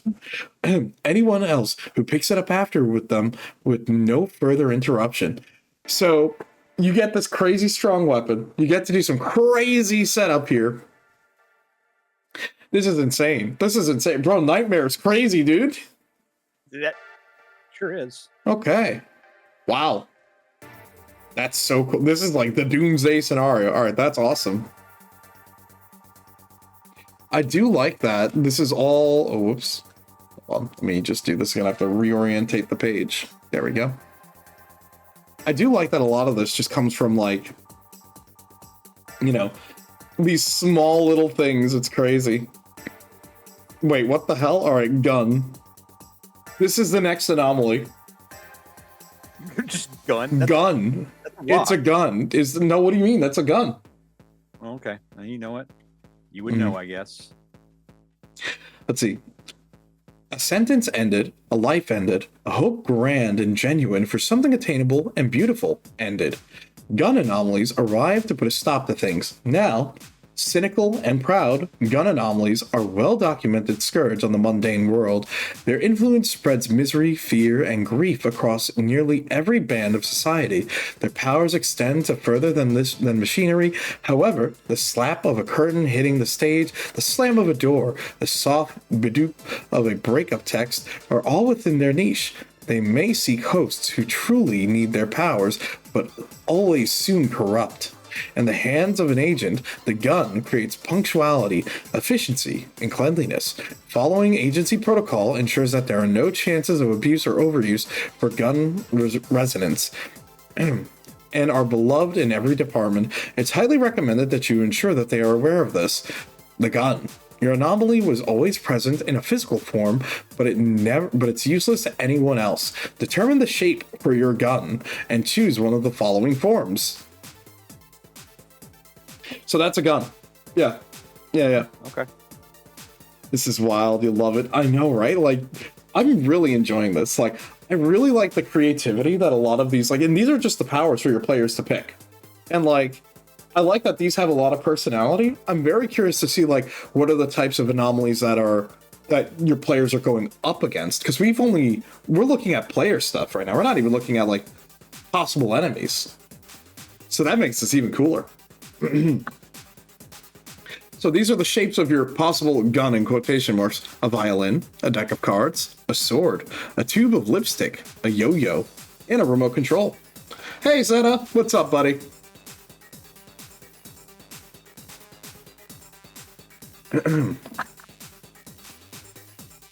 Okay, let's see. Eliminate. You can remove a mundane object or person from the equation permanently. Once they existed, now they do not. Aim your gun and roll dynamism. On a success, target disappears without a trace.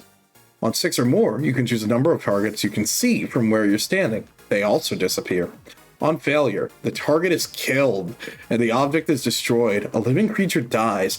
This fact is visible, obvious, and potentially horrifying. Yeah, no problem, Seth. Thank you for popping in. We're actually reading a tabletop book, and it's about excuse me, it's about, like, imagine if you were playing as the SCP Foundation, or like something along those lines, and you're going out and trying to capture a bunch of other SCPs, but your agents that you're sending out there also are using superpowers from SCPs. It's fun. It's very cool. And it's definitely something that, if you're interested in that type of stuff, you would think it's pretty cool and worthwhile. So, next thing on our list is Quick Draw. When something tries to hurt you, fire your gun and roll initiative. Yeah, that's him. Excuse me. On success, you shot first. The aggressor takes 1 harm before their attack, and they do not succeed in hurting you. Okay. So let's see. Any additional 3s that you get afterward, you may choose an additional target to harm, or eliminate a target you've already harmed. Ooh, so you can double tap then, from what it seems like. Oh no. On a failure, you misfire. Something or someone important to you is damaged, and all the original attacks against you proceed as planned. That's not good. And last ability is Open Carry. The threat of your gun is so great that even the mundane can sense it. Make your options clear and roll presence. So on a success, you are the target. Let's see. On a target you are focusing on is intimidated enough to do what you want. However, the GM chooses one of the following consequences from the following. Your target will remember your face, try to contact the authorities, react with extreme fear, or seek retribution. And for any additional 3s, and if you don't know, because we've been at it for a while, the 3s that you get when you roll your 6 d4s, this is what determines if you succeed or not. So, For each additional 3, you may either remove an option from the possible consequence or add an additional target. For example, 6 threes could mean that no consequences are done, and 2 targets, or 5 targets and all potential consequences. Ooh, okay. Ooh, oh, that's crazy. Yeah, you can basically incite an angry mob after you. And on a failure, your target is unafraid. They become immune to all effects of your gun and will likely retaliate in immediate and dangerous ways. I mean, you literally threaten them with the gun. Right. You know? Okay, also, I think it's funny because I like that the gun in the image is illustrated as a rock, and I kind of wish the rock was on the table of what your gun could look like. Oh, that would be, yeah. That would be really funny. Whoa, look at that. Okay. I really like the art on that one. That's like, it's creepy in like a kind of beautiful way. Yeah. I'm just adjusting page size. There we go. Dream. Another anomaly. Don't worry, it's not real. The monster at the foot of the bed. Birth, life, and death in a single night. Your face in a movie never filmed. Dream anomalies decide if you want to wake up and then choose whether you do. Dreams dance on the edge of despair and delight, stoking their victims' subconscious turmoil to create perfect dramatic performances. They can be found festering in unfinished manuscripts, cursing through the halls of museums, funneling attention into billboards and making every small problem bigger or larger than life. They're found, of course, in dreams. Bonding with a dream anomaly can make agents very popular at work. A dream resident knows when the team is held back by fear, lack of motivation, or the wrong office decor. Please note that agents with dream abilities are no longer permitted to participate in agency book clubs without written agreement that they will not fix the book prior to the meeting. That is kind of funny. Did they say not fix? Yeah, okay. Yeah, you know. So nightmare. Project yourself into something larger than life. Pick a mind and warp its shadow around yourself. So, on a success, you adopt an illusionary form and appear as that form to your target. The form can be terrifying, beautiful, or mundane, and they believe it is true. On every third, you may ask the player controlling the target to tell you one thing before taking this form. Their worst fear, their greatest goal, their most secret desire. On a failure, your true identity is emblazoned into their mind. By night, they will dream about you. By day, they will think about you. For today, though, maybe nothing will happen. Uh-oh. So that's just, I created a stalker, the power? I think it's like on a failure. You literally, like you said, you accidentally create your own stalker. Now that would be insane. Okay. Just a little bit. So nap time. Blow a pinch of sand into the target, or at the target, and roll subtlety. On a success, you send them into a sudden sleep. They'll have pleasant dreams and think they've nodded off on their own, and after a while, they'll wake up in a few minutes. Excuse me. For each additional 3, choose one additional effect. Add an additional target, or make it last an hour, which is always pretty helpful. On a failure, another target, an ally, or perhaps even yourself, falls asleep instead. The fickle sand swirls in obvious ways, and the original target sees what you've done. Oh no. Not only do you hit the wrong target, but that's it. It's more like no. Yeah, it's like you tried to throw the sand, but there was a fan in front of you, so it just went back into your eyes. Ah, who would do this? Bucket sand. Oh, fuck. Pretty much. Okay, so site visit. Imagination is real enough. Step into a painting, a photograph, a video, a novel, another piece of art, and roll attentiveness. Ooh, okay. Sorry, I had to drink some water. On a success, you and nearby allies choose to enter the world depicted. While inside, you may manipulate objects, converse with people, and see from perspectives not featured in the original frame. On every third 3, choose one effect. You and your allies change appearances to fit within the art.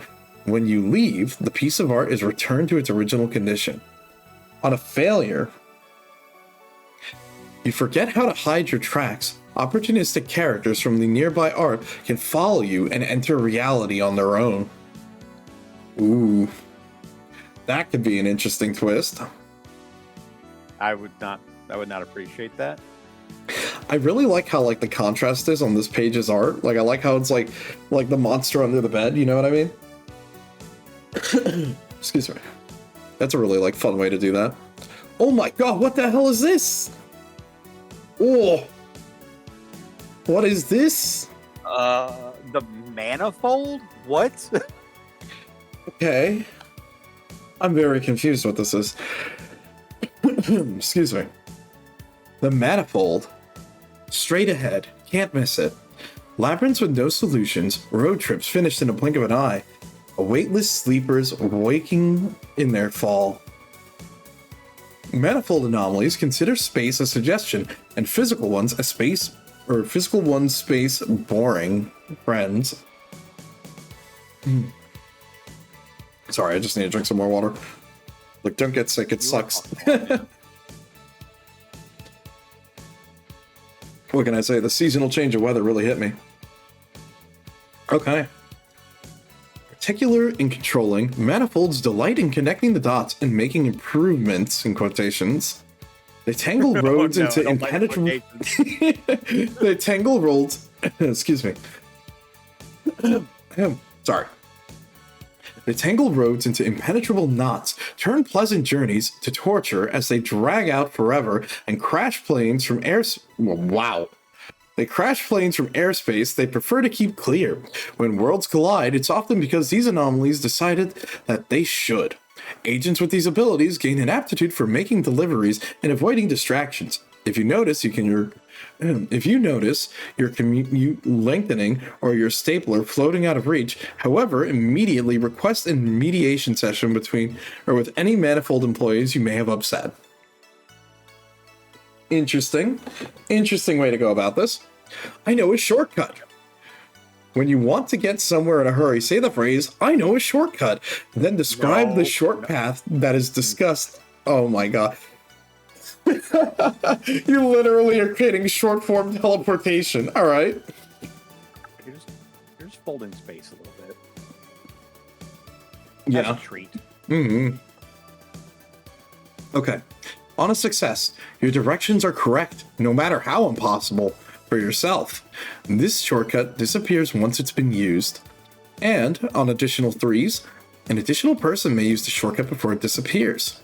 On a failure, your shortcut leads somewhere very inconvenient instead of the desired location, and it is persistent and visible to everyone on both ends. Oh no.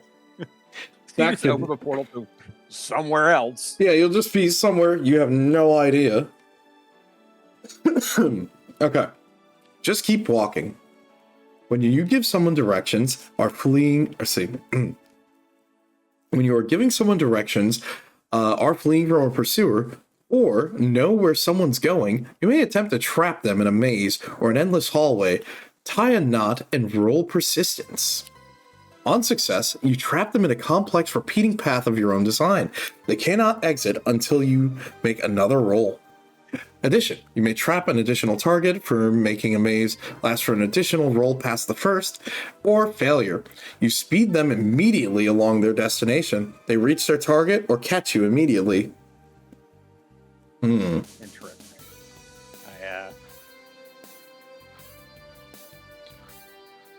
Wow. I don't know about that one.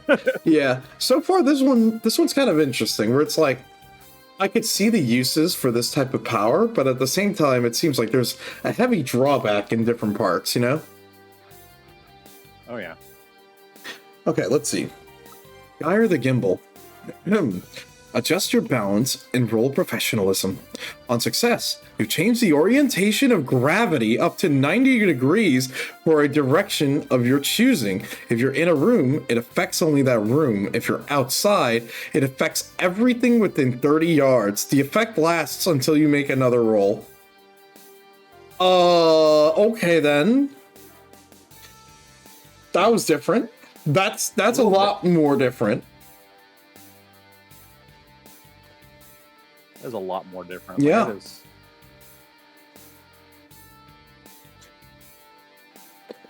Excuse me. Okay, well, I'm a little bit stunned on that. That's kind of good. Okay, so for each additional effect, choose one. Change doesn't affect a single target, such as yourself. The range is infinite for a single target. Gravity for a single target is rotated further than 90 degrees. Okay. On failure, you become unmoored from gravity for at least an hour. Your body acts as if you're in a zero gravity environment. Anyone who sees this will become a loose end. I mean, it's a good thing and a bad thing, because I could see if you're under the effects of zero gravity, that could be beneficial, but you are 100% making a scene. oh yeah, no, there's no way you're not. Yeah, absolutely. Whoa. Ooh, that's so good. That looks so good. Oh, I like. Yeah, I like this one a lot. This art is so... Wait, I just realized. Wait, look. That's the text that's hidden. Beware. Yeah. Oh, beware, you're right, yeah. Oh no. And then on top of that, look, it's stealing the text from the page. Like, it took the page number in the bottom left corner. Well, I mean... Oh, this is cool. This is so cool. Okay. So, absence. Let's see. And when they turned around... Let's see. Swaying gently with no rider. Successful escapes from the impenetrable prisons. Grief wherever there is something to the nothing, there is absence. Difficult to see, difficult to understand, and difficult to capture. Absence anomalies can often only be described by their outlines, untouchable by the lonely... untouchable and lonely. Their power is seen strongest in misplaced cargo, incomplete plans, and quiet despair. They are the enemies of industry and productivity, but also of themselves. They must always be lost, or they won't exist at all. Inbox 0 is easy for those with an absence abilities. Send the nastiest problems and the most complicated hassles their way and watch them vanish into nothing. Keep a copy of their to-do list in place for... Keep a copy of their to-do list in a place where they do not know about it. I really like this art of, like, it's all the missing people and all the flyers like that and the cartons in, like, their stomach. Oh, yeah. Oh, excuse me. Yeah, no, wow, this art's so cool. Holy shit. Okay, I'm curious, what about these abilities? So, let's see. Mist. They never seem to know where you are. When something might touch you or hurt you, you can say mist and roll duplicity. On a success, you were always somewhere else, nearby, perhaps behind or on top of whatever tried to touch you. And you can, for additional... another willing nearby target may be moved with you to the new location.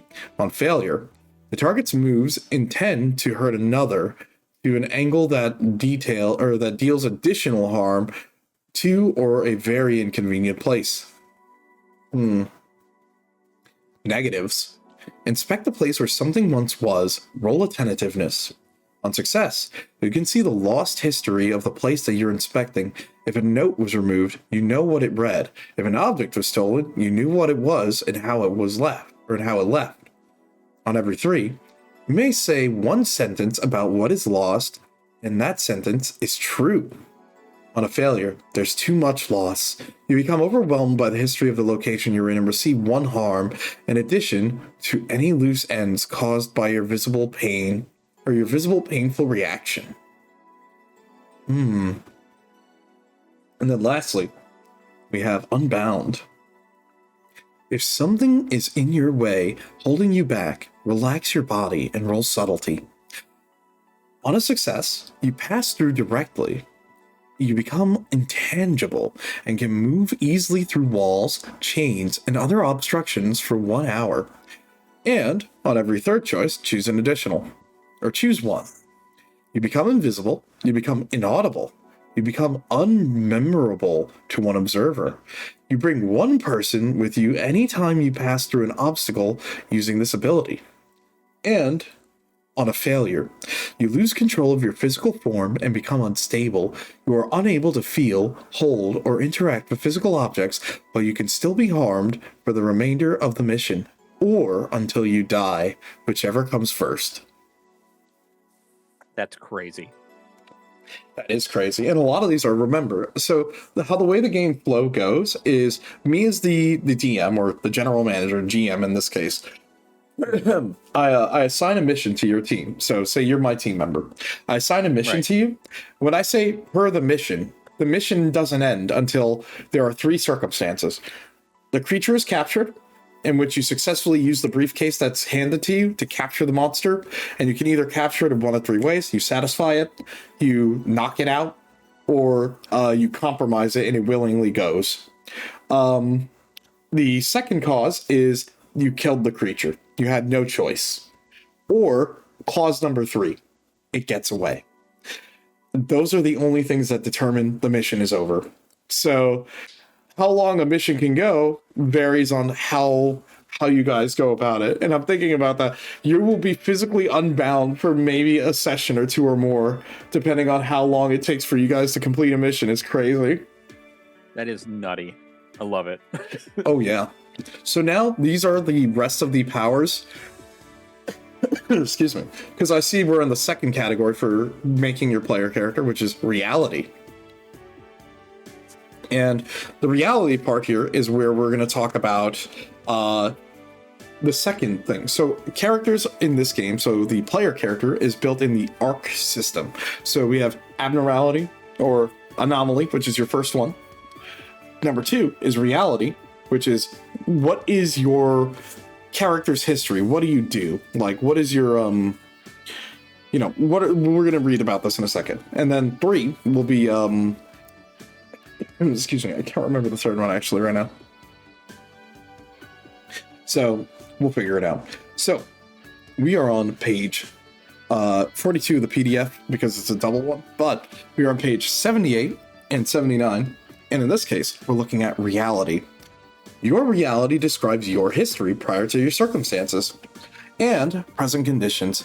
As for the start of your employment at the agency, your home life, extracurricular activities, relationships, obligations are all helpfully compartmentalized into this category, which offers minimal benefits to your career and is best avoided whenever possible. As you will learn, your mundane relationships and aspirations provide only short-term, short-sighted benefits in a pinch. However, using them for motivation can improve your performance in the field. Wow, a little bit cold, don't you think? I mean, a smidge. At least just a little cold. bit. Yeah. I love it. Okay. The name of the name of the reality in large letters.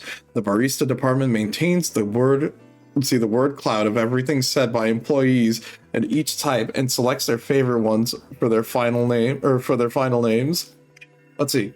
A photograph of one of our agents, each type of candidate at the moment, or each at a candid moment. A small phrase of warning, explanation, or comedy provided by the clown department. A short depiction of this reality's common traits and some leverage to many, and many to discourage. The category of the arc piece you are looking at present, and a helpful and stylish subtitle. Please make sure that you read this word if you read no others. And, in most cases, a helpful table to narrow down on the specifics of who you are for your identity/role, or a key detail about yourself. Sorry, throat scratching. That's what happens when you're sick. I've been there. Okay. Reality trigger. Interesting. So I don't know what this is. Let's see. So their example here is Reality trigger needy. We're probably going to not read that because we're going to actually get to that example, but let's see the explanation below. Your reality trigger is a vulnerability or a weakness that anomalies will use to manipulate you while you work on the field. By spending chaos, anomalies are able to amplify your insecurities and realize your fears. It is your duty to not let these challenges interfere with your work. However, if you ignore them pointedly enough, you may lose access to your way of life entirely and be forced to choose a new reality. And your burnout release. Your burnout release is a situation where agents like you become especially motivated and can ignore burnout. So on page 35, we talked about the burnout mechanic. Arranging situations that will activate your burnout release is an important way to ensure for consistent results when in the field. Okay. Let's see. Onboarding questions. We also use this form to collect important demographic data in the form of onboarding questions designed by the reception department. Your answers to these questions are not private and will be used for marketing purposes. Oh, no. Very fitting. Mm-hmm. And finally, the marketing. God, that's the most diabolical thing you've said so far. Yeah, let's be honest. Oh, trust me. There's so many fiendish things that are written in this. Okay, now, finally, you have 3 core relationships that are your anchors to society. Identify them by answering the following questions in your relationship matrix. If you are forced to choose a new reality, you do not lose your relationships. You may assign relationships you already have to these roles and answer the questions normally, adding new relationships who each start with one connection. Okay. I really like the art of this. This is cool. Oh yeah, I like that a lot. Okay, so caretaker. Without you, they're hopeless. Caretaker agents have a deep bond with a dependent who travels with them, learning and growing as they work. Fragile and precious, their fresh eyes and strong hearts fill caretakers with resilience, resourcefulness, and patience. One day, when the caretaker is gone, their dependent will be living testament to their morals and guide their capability for great love. For now, they're mostly making a mess. Let's see. Expensive internal testing has demonstrated that love has essentially zero tactile application. Dependents care little for the success of the mission, and it seems almost weekly we must remind agents that Baby's Day Out was a critical failure. Oh my god, bro. Wow, I wasn't expecting to read that here. Baby's Day Out was a critical failure. Even when not in the field, we find that leisurely time, personal connections, and internal monologues tend to be dominated by their dependents, leaving them a shallow husk of memorialized rhythm or rhymes, and that's nice, sweeties. Oh, not the nuts. No. Without their dependents, though, we've seen these agents lose their joie de work. Let's see, if nothing else, managers can be confident and in pressure of setting a good example motivates them to avoid failure in that department. Dependent. Okay. Decide your dependent by rolling on the table listed below or creating your own. Your dependent is a shared character. When it is a scene, it may be portrayed by you or the GM. As long as your life insurance policy is active, your dependent enjoys its benefits. And the possible dependents you have are a baby, an animal, a nascent AI, or an alien. Yeah, I know, right? Crazy. I like that it can just be a baby. Yep. Look, maybe you're a parent, you know, or maybe you've got a dog, you know. Maybe you've got your favorite like little chat bot or something that's sitting on like your hard drive at home. And look, no, it's Mega Man EXE. That there he is. Yeah, NetNavi. Yeah, you got your NetNavi just chilling there. I was gonna walk in and just have Hatsune Miku with them. Like, yeah, look, I don't know how that's exactly what it could be. That's exactly what it could be. NetNavi like, mentioned there. You go, hey, London, how you doing, buddy? Or it could just be a straight up alien. I like the straight up alien. I also like the idea of just like someone coming to the office one day, like real sheepish, like, "Hey guys," and they're like, you know, sorry, random He-Man videos were playing on my phone when I picked it up. Okay, thanks, He-Man. Like They they'll come know. to work one day, they're all like sheepish, like, "Hey guys," they're like, "Oh hey, like I heard you got like promoted to like caretaker or whatever," like, right? It's like, "What do you have?" It's like, "Well, about that," and then like some blatant like gotcha waifu walks in. Like, hey. They're like, yo, check out this sick one that I roll. Oh my god. They're like, "Oh no, you were using the gotcha like chat bots." Dude, dude, you could totally do that. That would be so funny. Oh my god. Gotcha pulled for your Yep. nascent AIs. That would be so funny. Oh my god. Do you maintain that a Mega Man EXE is a TT? Dude, it really, dude, you say that, my brain jumps to either a Mega Man EXE one or a Star Force one. I think Star Force would be really cool because Star Force you could totally do in like a superhero system. Oh yeah. I've actually been in, or not been in, but sat in, I guess, on a playthrough where someone modified the Monster of the Week game into a Net Navi game. Ooh, that would be super cool. You would use Fortune and Darkness for. I actually don't know that one. I need to look at that. Look, London would work, yeah. London, it's crazy. I got the list of games that I need to look at just grows more and more and more. I love it though, because that just means there's a ton of different games you can take a look at and just have fun. I mean, you know, obviously this game is designed to be like a game where you're a DM and a GM playing, but I totally feel like you could even play this solo if you wanted, because it would take a little bit extra work, but you as the GM are still role-playing as their boss, and you could just create the team of, you know, agents and just make it a small team, and then you control sort of what happens, because the agents, when they need to break the rules, have to call you anyways, so you're role-playing saying, tell me what you need, and then you sort of determine how they spend their points. It's a little complicated, but I could see something kind of working like that if you really wanted to try and run it solo. It would take extra work, but it's doable. It may be a little bit of creative writing on top of that, too.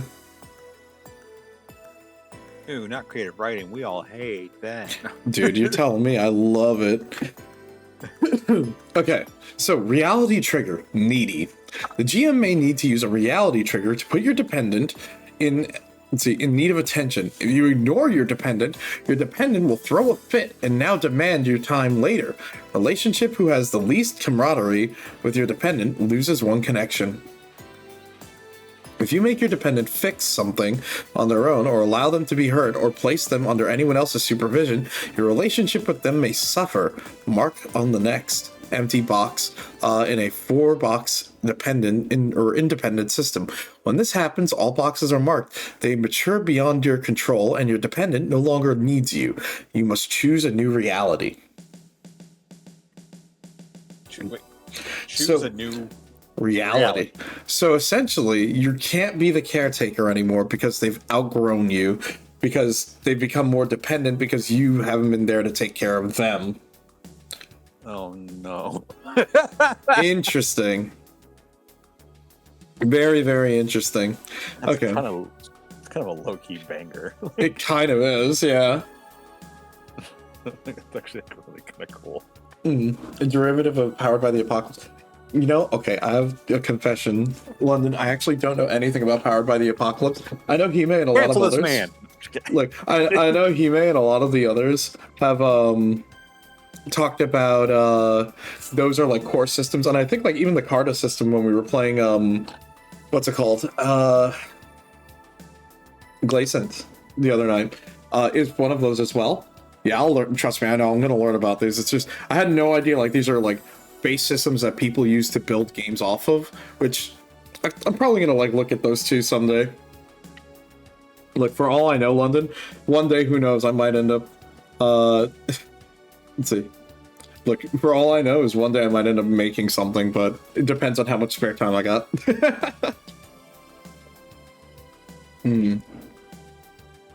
Even some of our dear friends approach them in a too-trad way. Wait, what?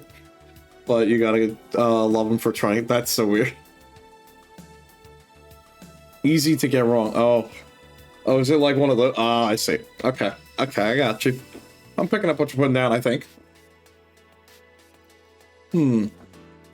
Okay. So what we were at. Burnout release. It's your favorite. When you're doing something that will entertain your dependent, ignore all burnout. Okay. Onboarding questions. What's your favorite memory? What quality of yours do you hope that you never teach your dependent? Where is your dream vacation destination? Okay. Relationship matrix. You have 3 core relationships that are your anchors to society. Identify them by answering the questions related or on your relationship matrix. Once every relationship has been identified, assign each to another player at the table. When characters are present in a scene, they will be portrayed by the player. Interesting. Okay. Okay. So this is very interesting how they've done this, because usually this would be you're creating NPCs for me as the DM to play as, which I'm sure if you wanted to, you could still do it that way. But this is interesting because it adds an X factor, because you don't know how they would react or how they would play it out. And this is kind of cool. Okay. It's funny because I would imagine, because I think at the start when it was talking about the was it the commendations or the demerits? It said if the other players do a good job, you can give them commendations. Oh, okay. I kind of like that. Yeah, and there's MVP awards at the end of each session, because it's funny because you spend these commendations in between missions to buy more equipment, it seems. Since you don't get paid. You're unpaid. Right. Because of course you are, right? Absolutely, of course. So, who would gain custody of your dependent if you were gone? A romantic partner, a parent, a weapons manufacturer? So this would be like one of your first contacts. Your second one would be... I might need to scroll down a little bit. Your head's blocking that. There we go. My head is so big. I'm sorry. Oh, you're good. So the next thing is, who misses... excuse me. Who misses the freedom you used to have? A college friend, your child, your bowling team? Or, lastly... who is your dependent always excited to spend time with? Examples: ex-husband, teen heartthrob, zookeeper. Zookeeper, that feels so random. I don't know. That is kind of random. Maybe it's like an animal. So it's going like back to Yeah. Maybe your dependent is like a monkey, and they're like, I want to go back to the zoo.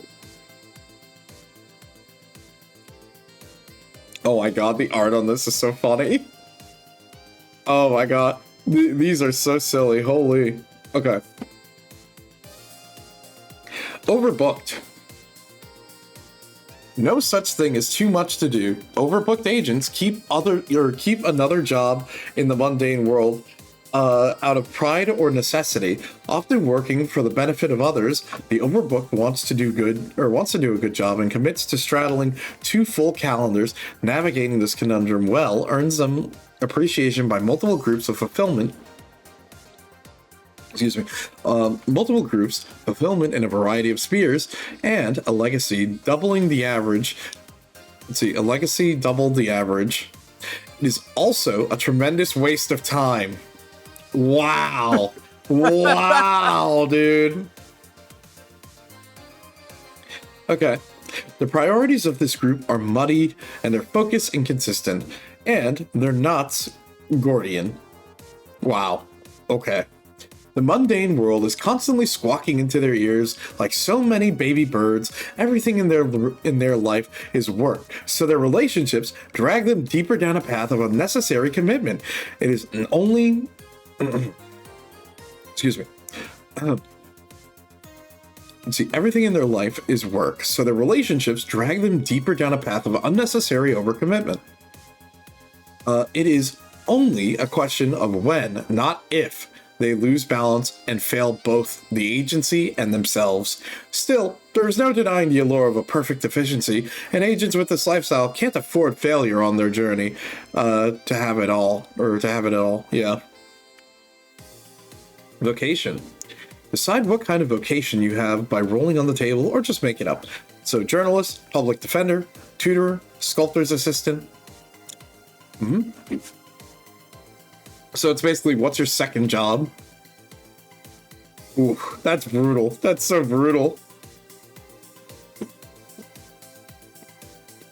Oh, that's funny. I just realized, actually, if you look at the art for the character here, it's so funny. So not only do they've got the dog, their parent, they've got their suit top half on, and then it looks like they've got like ballet leggings on.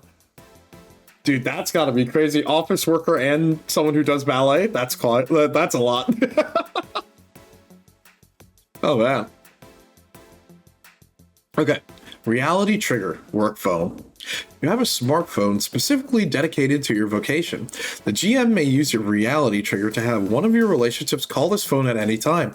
If you ignore it, that relationship loses one connection. If you fail to do the necessary duties of your vocation, you lose your phone and mark the next box empty in a 4-box gives something or something gives track.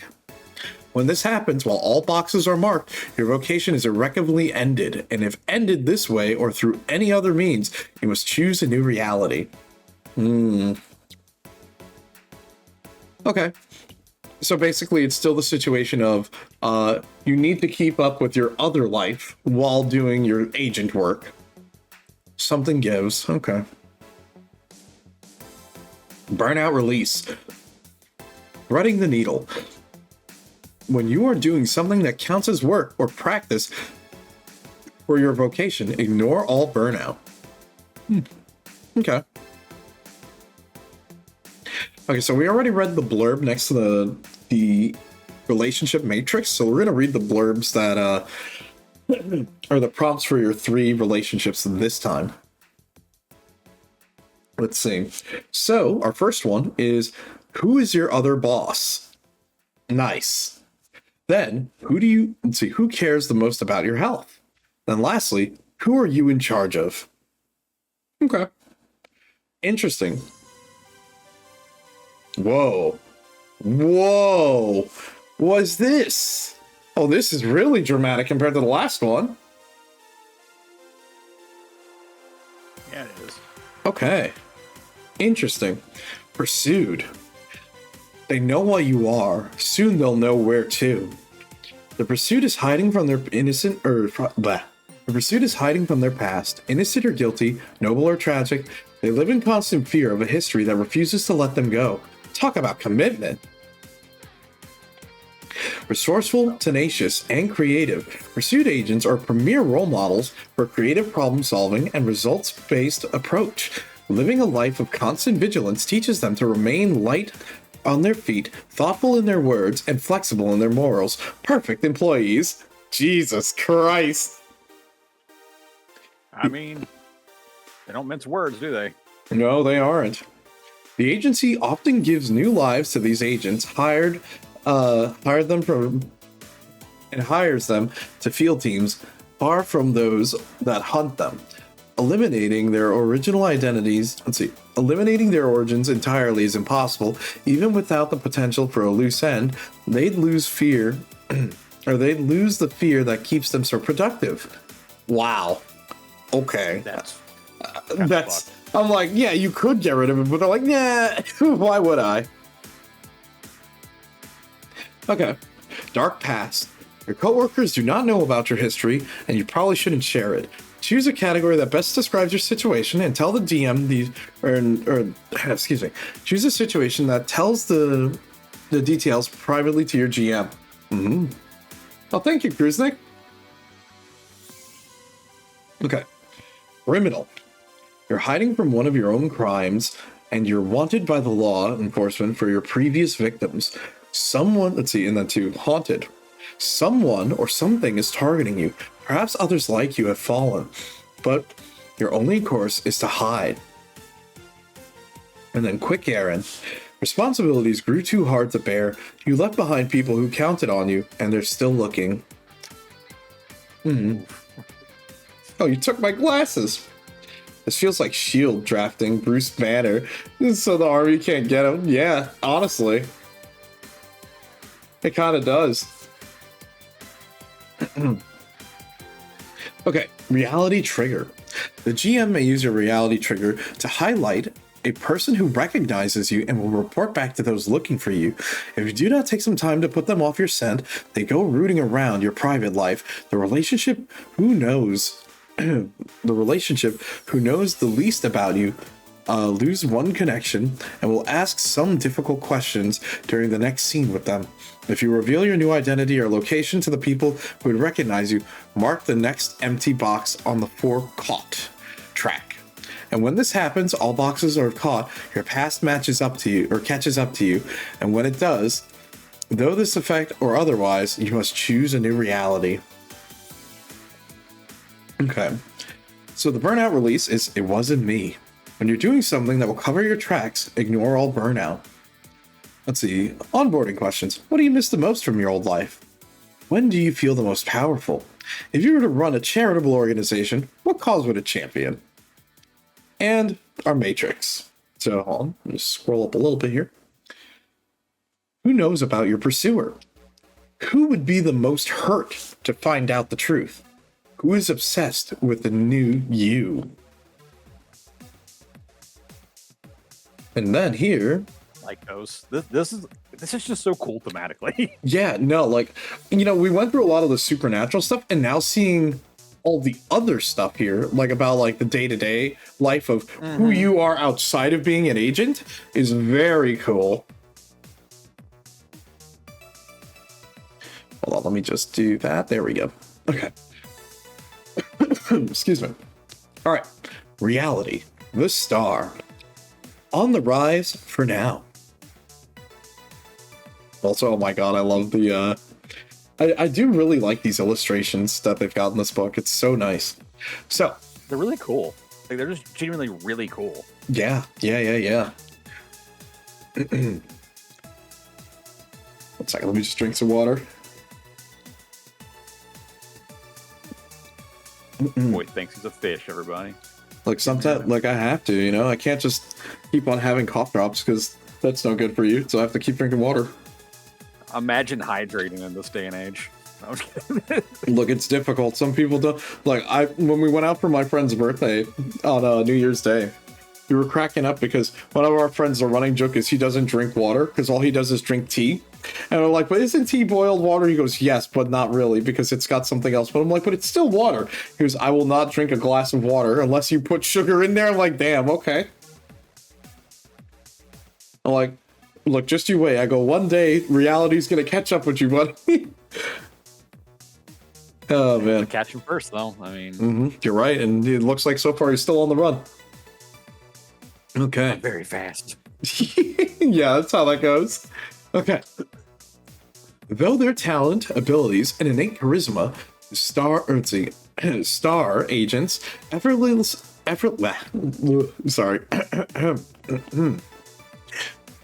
Star agents effortlessly command affection and adoration wherever they go. Their global reach and instant recognition opens doors and attracts favors whenever they pop, or whether they are a pop artist or a political firebrand. Huh? What's that mean? Or famous. Sorry, yeah. It means like, if I remember correctly, that they're kind of like heated, like they're kind of a like one of those politicians people don't like or something, or I mean, they're not necessarily don't like. They're just very gung ho. Like you could describe like Bernie Sanders as a firebrand. Oh, okay. AOC would also be called okay. I didn't know that was a term. Okay, well, I learned something new today. I've never heard that one before. Okay. Let's see. Welcome to another weird part of the English language. We just make up words for things we already had, but I know. Whatever. It is funny. Let's see. No. They command attention and have a lot of passion. Ah, okay. Gotcha. Yeah. Yeah, no, I've never heard that term before. It's crazy. Okay, cool. Let's see. Or famous for being famous. I'm pretty sure there's at least like a ton of celebrities who got famous for just being famous. I'm sure. Or like they knew a guy. Okay. Bearing witness to the stars' once-in-a-generation talent is a reward in itself. This, of course, is a massive liability.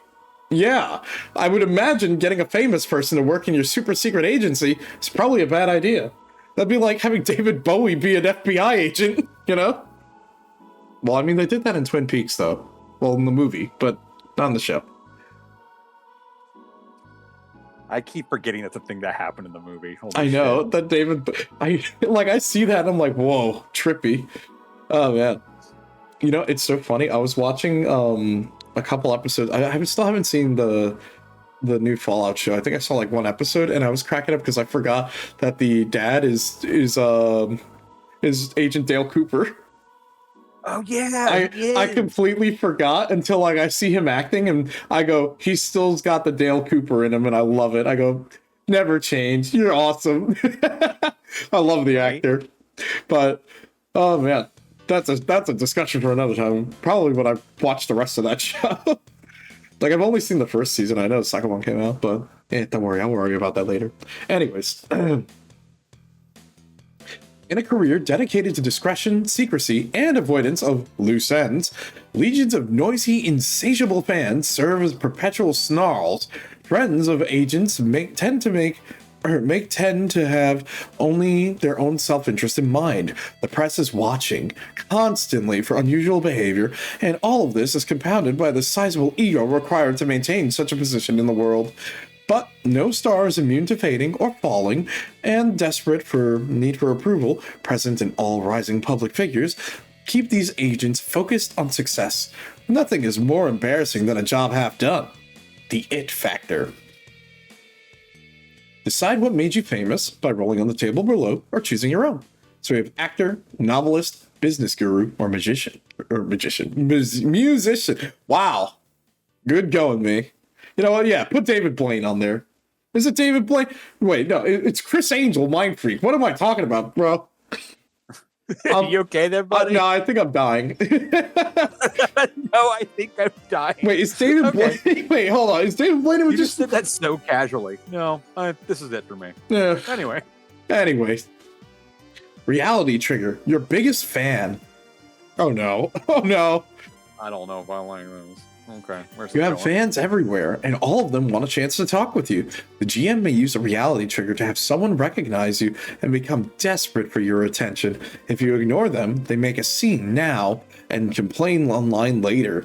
The relationship that would lose the most if you fell from fame loses one connection. If you do something to damage your reputation, your fame starts to dwindle. Mark the next empty box on the 4 ticks for the Fallen. And when Fallen is full, you give up your goals, your rise to stardom is finished, and you must choose a new reality. So eat it up, your burn release. When you're doing something that would assert your superiority or prove your worth, ignore all burnout effects. Okay. What else do we have here? Who are your relationships? Who is your manager? Who is your biggest rival? And who remains from your former life? Ooh. Interesting. Okay. Before you got famous. Yeah. Okay. What is... Dude. Oh, no. Struggling. Man. I like that it's like a Bigfoot that's dangling this guy. Okay. Between a rock and a hard place, and another rock, and another rock, and another rock.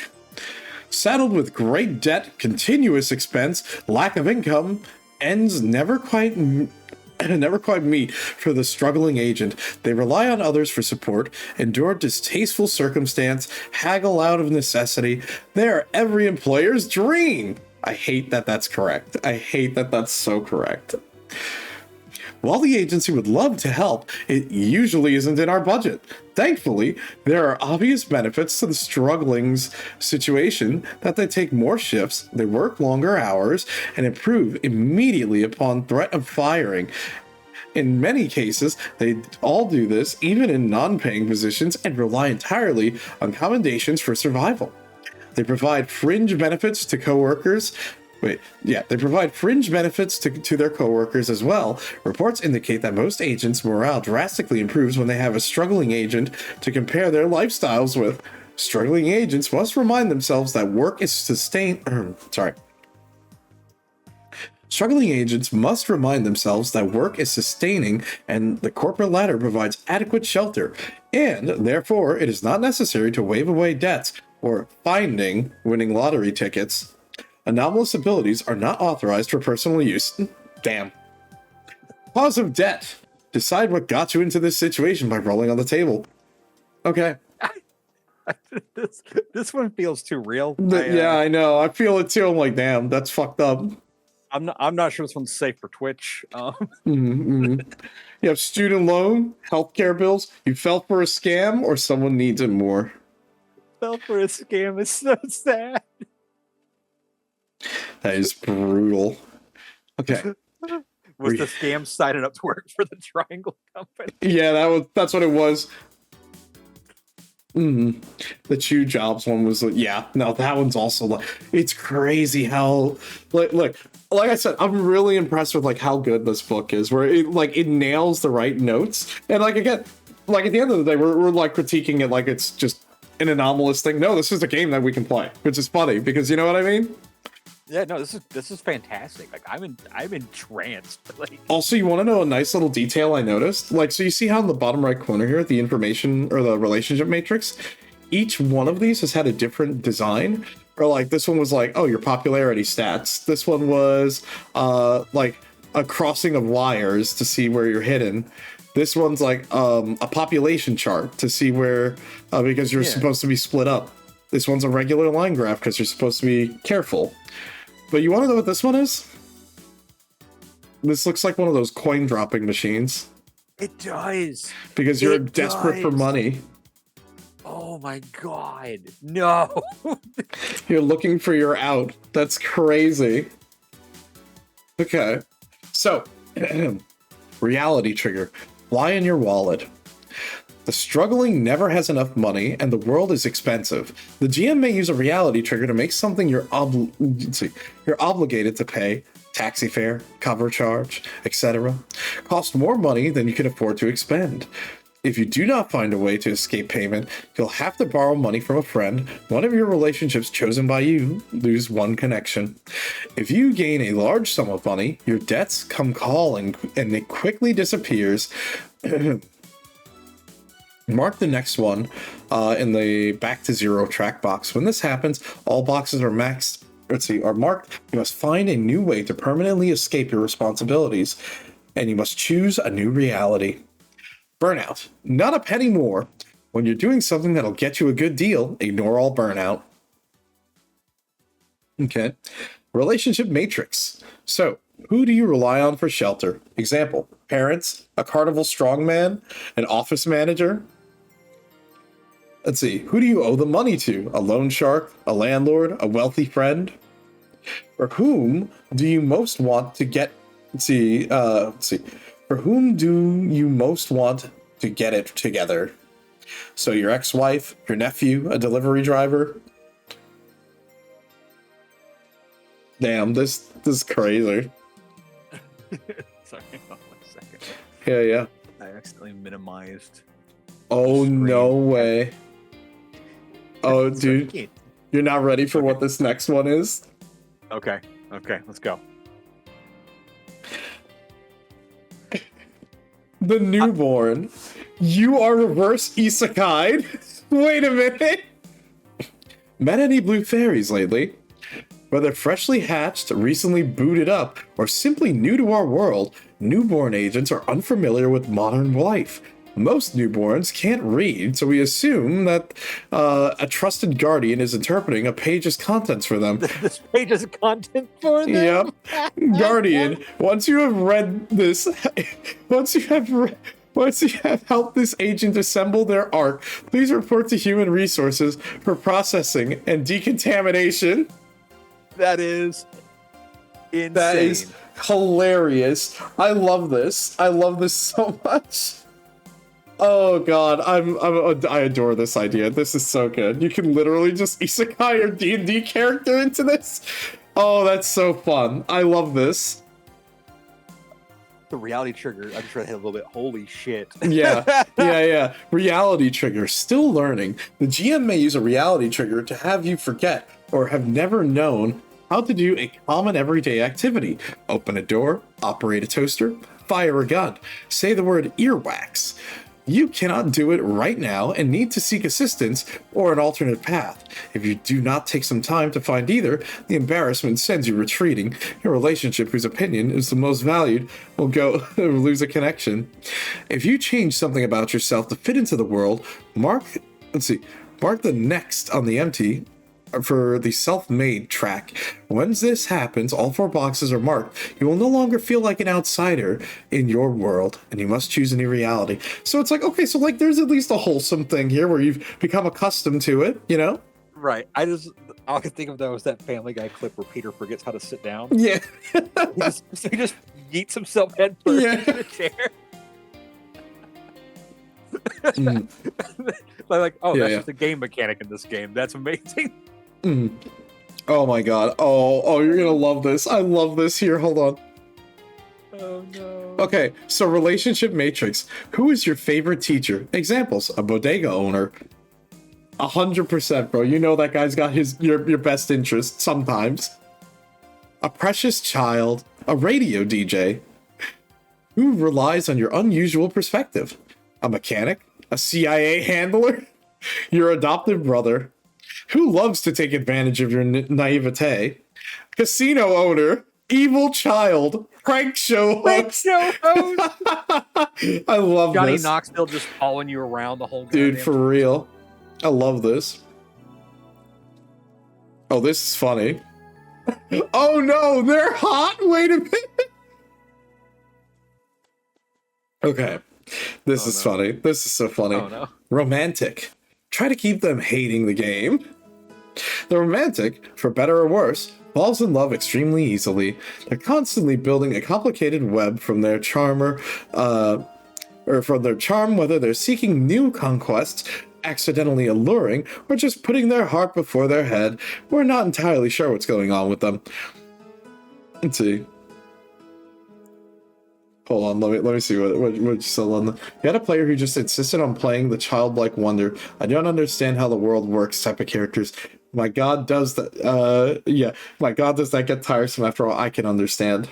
I can absolutely understand. I feel like at some point you would need to be like, okay, I think you gotta work with me here. Like, it's fun playing the fish out of water, but if it's gonna be annoying to everyone, you need to like tune it a little bit, you know? That's just how it goes, okay?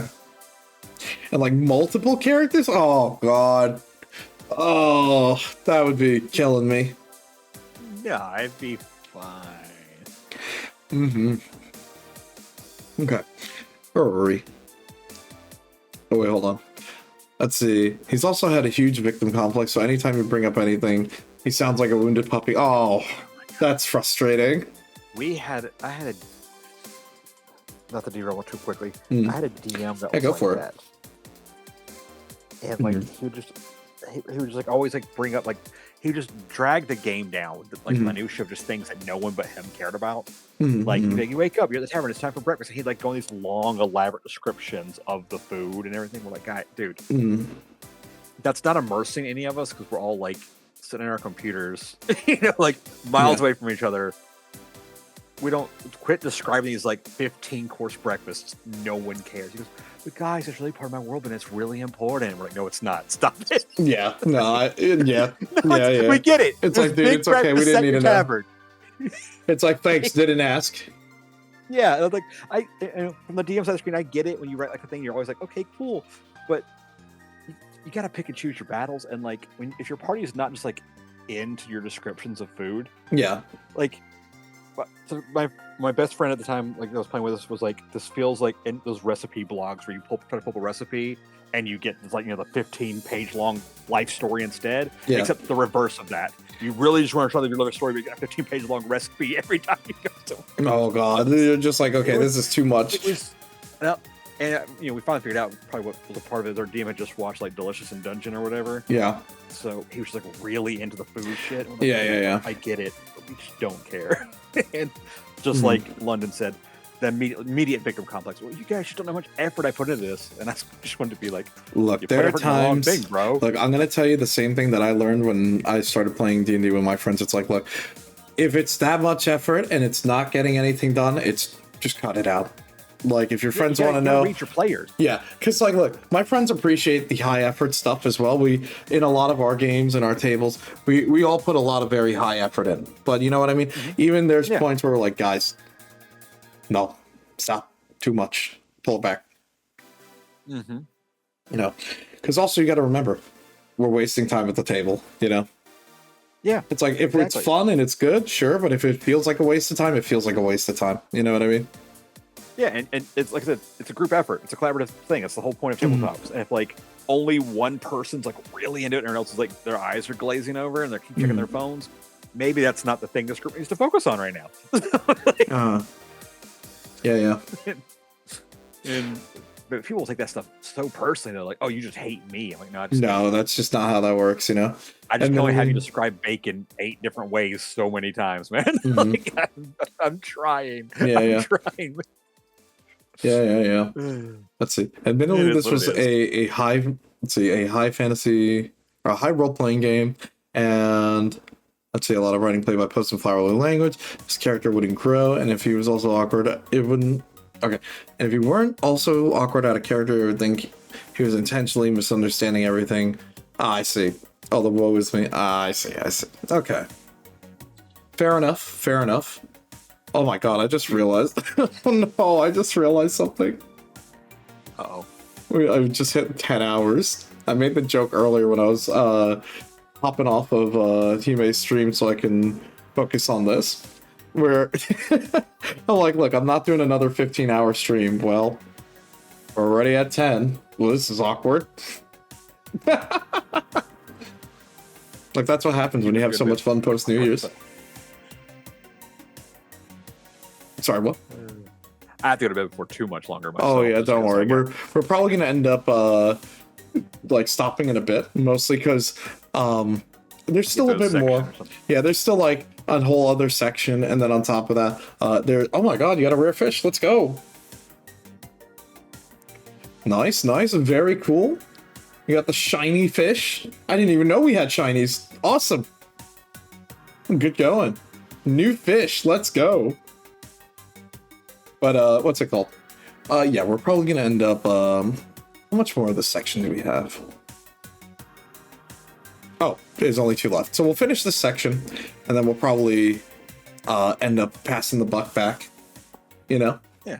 Because we do have a bit more to go for like other character creation process steps, and then there's the whole DM section that I want to take a look at, and then that's a whole other stream. We could sit down and look at that, and then from there I'll probably do well, I'll tell everyone, I mentioned it before, but I'll mention it again here, and I'll post about it in the Discord. Excuse me. For when I'm going to do the stream where I'm going to be building out the campaign, I'm probably going to do that as a subscriber only stream. So if you are subscribed, by all means, feel free to pop in, and you can watch while I fumble around in attempt to try and either build something in Foundry or in Roll20, where I'll set it up. We'll figure it out. Hell yeah. So, where were we at here? Let's see. I think we were right here. Okay. While it is valuable for employees to seek approval and validations from their betters, the degree to which these agents thrive or flounder based on others' views of them earns them a reputation for distractibility and flakiness. In the end, we're lucky that the problems they create are the ones that are most interesting to solve. Romance appears to receive a bizarre burst of energy whenever they are disliked, and will go above and beyond to return to their good graces. Okay, so it always gets you. Decide the first thing people notice. Your eyes, your talent, your fashion. Ennui? What is ennui? I don't remember what that is. Ennui? Yeah. Ennui is kind of like, it's an attitude. It's not quite melancholy. It's kind of like a detachment. Oh my god, the hype pat. Nice. Petting the fish. Yeah, it's like a feeling of like lack of occupation or excitement. It's just very bored. Okay. And so, some people find that fashionable for some reason. Oh, ennui. Yeah, it is pronounced ennui. Oh, whoops. My bad. I don't worry. I've said for ennui for so long that when people say that, I don't even like register that it's wrong either. Oops. My bad. I mean, it's not a word you've heard. It's not your bad. You just didn't know. But yeah, it's not quite sadness, but it's just like a melancholy. the satisfaction. You're just like, oh, Okay. you know, hell Okay. troll. Okay. Eeyore is actually probably pretty close to it because he's not really depressed. Yeah, he's just mopey. Or He's just kind of he's just kind of listless. He's like, I'm here, I'm around. okay. Okay, all right. Yeah. I could see that. Okay. So, reality trigger. Oh no, they're hot. Oh god. That's so funny. Let's see. You cannot ignore when the opportunity strikes. The GM may use reality trigger to have you notice a vibe. This vibe may be genuine or entirely imagined, and if you don't shoot your shot, you dwell on the missed connection and struggle to be persistent. The relationship you're closest with, or close to something, or let's see, they're closest to something real with loses one connection. Each time an existing team or relationship gets in the way of a new one, mark one on the box. And let's see, on the box, on the 4-box settled track, when this happens, all 4 boxes are filled. You know what you're looking for and might have already found it. You must choose a new reality. Your burnout release. That's right, I'm hot. Whenever you're doing something that will make you look more attractive or sympathetic, ignore all burnout. That's wild. And let's see. Oh god, you're not gonna. All right, this one's gonna be crazy. So, what are your? Or let's see. Who is your longest term relationship? Weekly grinder hookup. Your best friend's girlfriend's best friend. That one person at all the same weddings. Oh my god. Damn. Who has never ever found you attractive? Personal trainer, boss, bestie from middle school? Who are you oblivious to the romantic possibilities with? Thoughtful bartender, shoulder to cry on, ghost in your house. Ghost in your house. It's wild. I know, right? Let's see. Backbone. If only you were lonely at the top. Damn. Whether it's a book club, a political dynasty, Backbone agents are in charge of an organization made up of several dedicated members. Holding and maintaining position affords them privilege, prestige, and power. Not only does that do them any good, not that it does them any good. Agents with such far-reaching commitments outside of the workplace are consistent multitaskers in the field.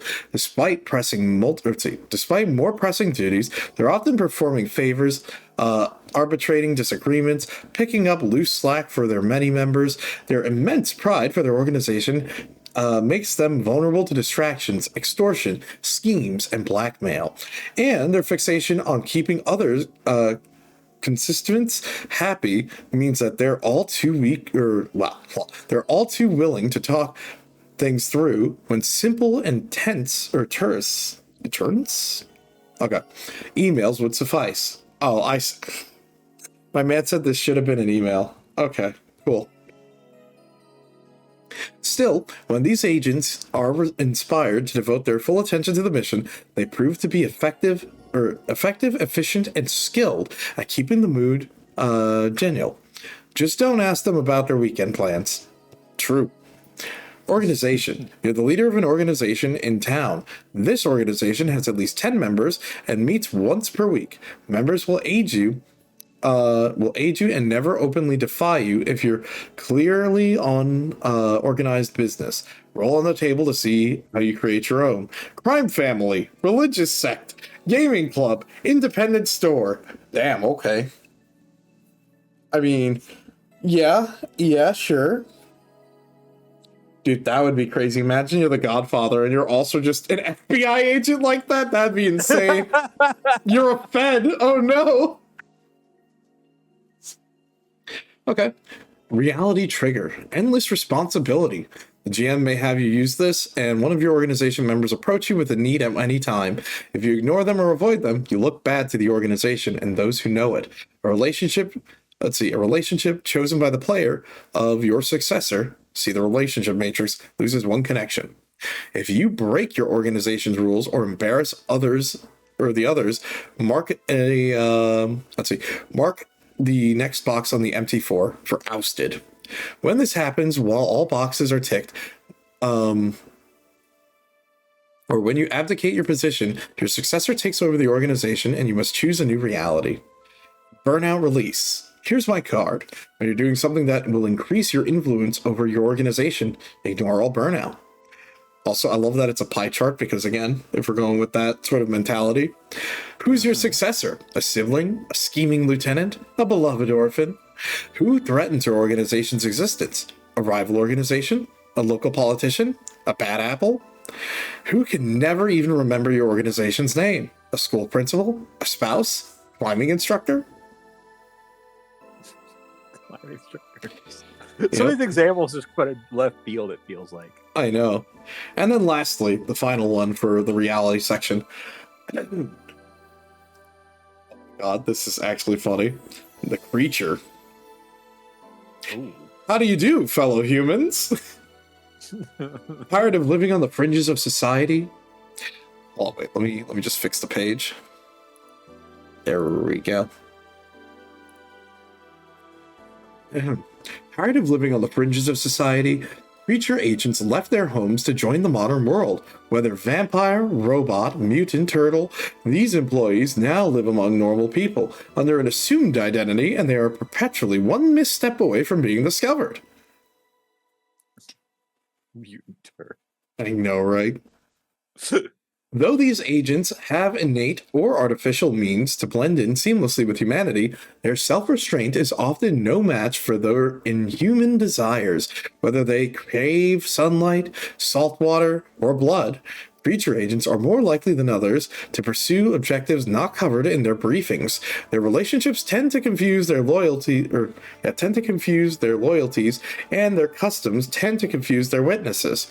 But in their desire to fit in keeps them focused. Their fear of discovery inspires vigilance, and here at the agency, we think there's nothing more noble than just trying to be like everyone else. Damn. Okay. So, reality trigger. Yes, right now. Your true self has needs that others may understand but can never share.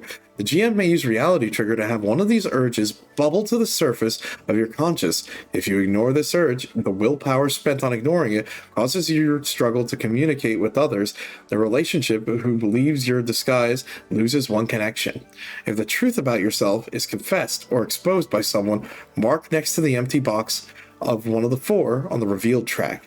When this happens, while all boxes are ticked, or you're exposed publicly in a way that cannot be undone, your disguise no longer functions. If you continue to work, you must choose a new reality.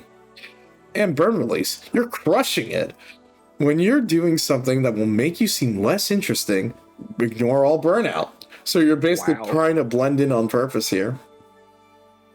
Well, I can't do that, obviously. I'm always too interesting, so. Okay. And let's see. Who came from the same place you did? See, local meteorologist, bus driver, your creator. Who taught you how to hide among regular people? A religious leader? A GED proctor? A gas station attendant? Who do you wish to teach more about your first life? A neighbor's kid? An unscrupulous real estate developer? The mail carrier? The mail carrier, obviously. Yeah, and also fitting with it, I like that this is like a range graph. I forgot the name of this graph, but I've seen this a lot before. And then this is the last part, which is competency, but we're going to save this for later, because this would be like the third part of your character. So, let me just, you know what, let me change up the music. I'm going to bounce us over to here. You want to start a cult about the spaghetti monster? Look, don't you worry, okay? I'm going to bounce us over here, and let me just switch up the music, because as fun as this is, let's get something chill, you know? Because it is about that time. I can't believe I did another 9 hours. Dude, I did a 9-hour stream, and my last stream was the 15-hour New Year's Eve stream. What am I doing? Okay. Hi, Hawkins. Yeah, we're right about to end. Because this has been going on for way too long, dude. You know? But it is what it is, you know? So, let me just get ready to end on my end here. I say thank you guys again for hanging out with me. We're going to definitely schedule a time so we can continue reading through more Triangle Agency. So far, I'm very impressed by this book. I think it's a very good one. And I hope that you enjoyed your time hanging out here with me. I know you rated in, and I didn't mean to sort of catch you off guard with this, Regina, but thank you again for hanging out with me for this. No, it was fun, actually. Yeah. So, on that note, let me give you guys a raid message. I'm going to raid you guys back over into Hime's stream because I think they're still continuing the marathon. You can probably expect to see me on again sometime tomorrow. I just have to double check what game I'm going to be hopping in on. But yeah, you'll see me doing that because I realize now, oh my god, I've been streaming for like 10 hours. What am I doing?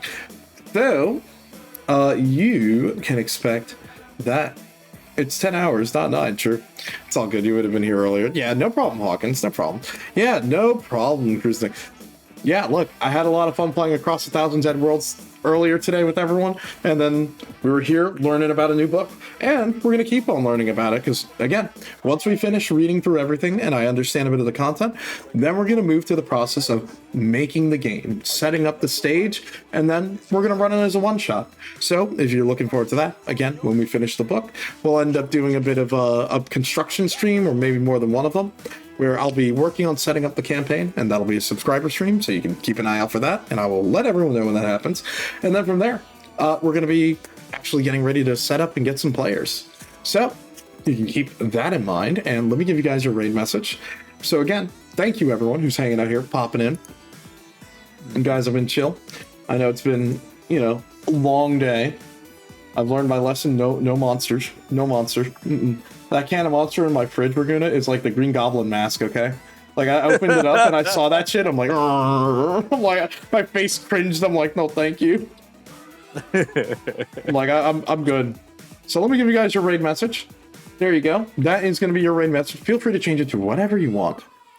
Whatever you feel is more appropriate, whatever floats your boat. And I'm going to raid us back over to Hime, who is currently, they're on Karanathalis. Ooh. That's rough, because I know Hime wanted me to try and play Karanathalis at some point. Well, at some point, I'll get around to it. Okay. All right, everybody. We're getting out of here. I'm going to throw us over here. Or actually, you know what? Yeah. We'll bounce it back here.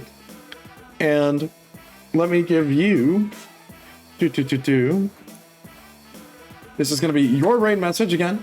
And let's get out of here, everybody. Thank you again. Regina, anything you want to shout out here before we get out of here? Remember to sleep and don't drink Monster. Don't drink too much Monster. You don't want to have the caffeine demon just snipe your stomach from 3 yards across the room. Okay, we are sending that raid. Enjoy. Have a good rest of your night if you're still here. And catch you guys probably tomorrow. I'm out of here. We're out of here. Bye. Catch you later, everybody.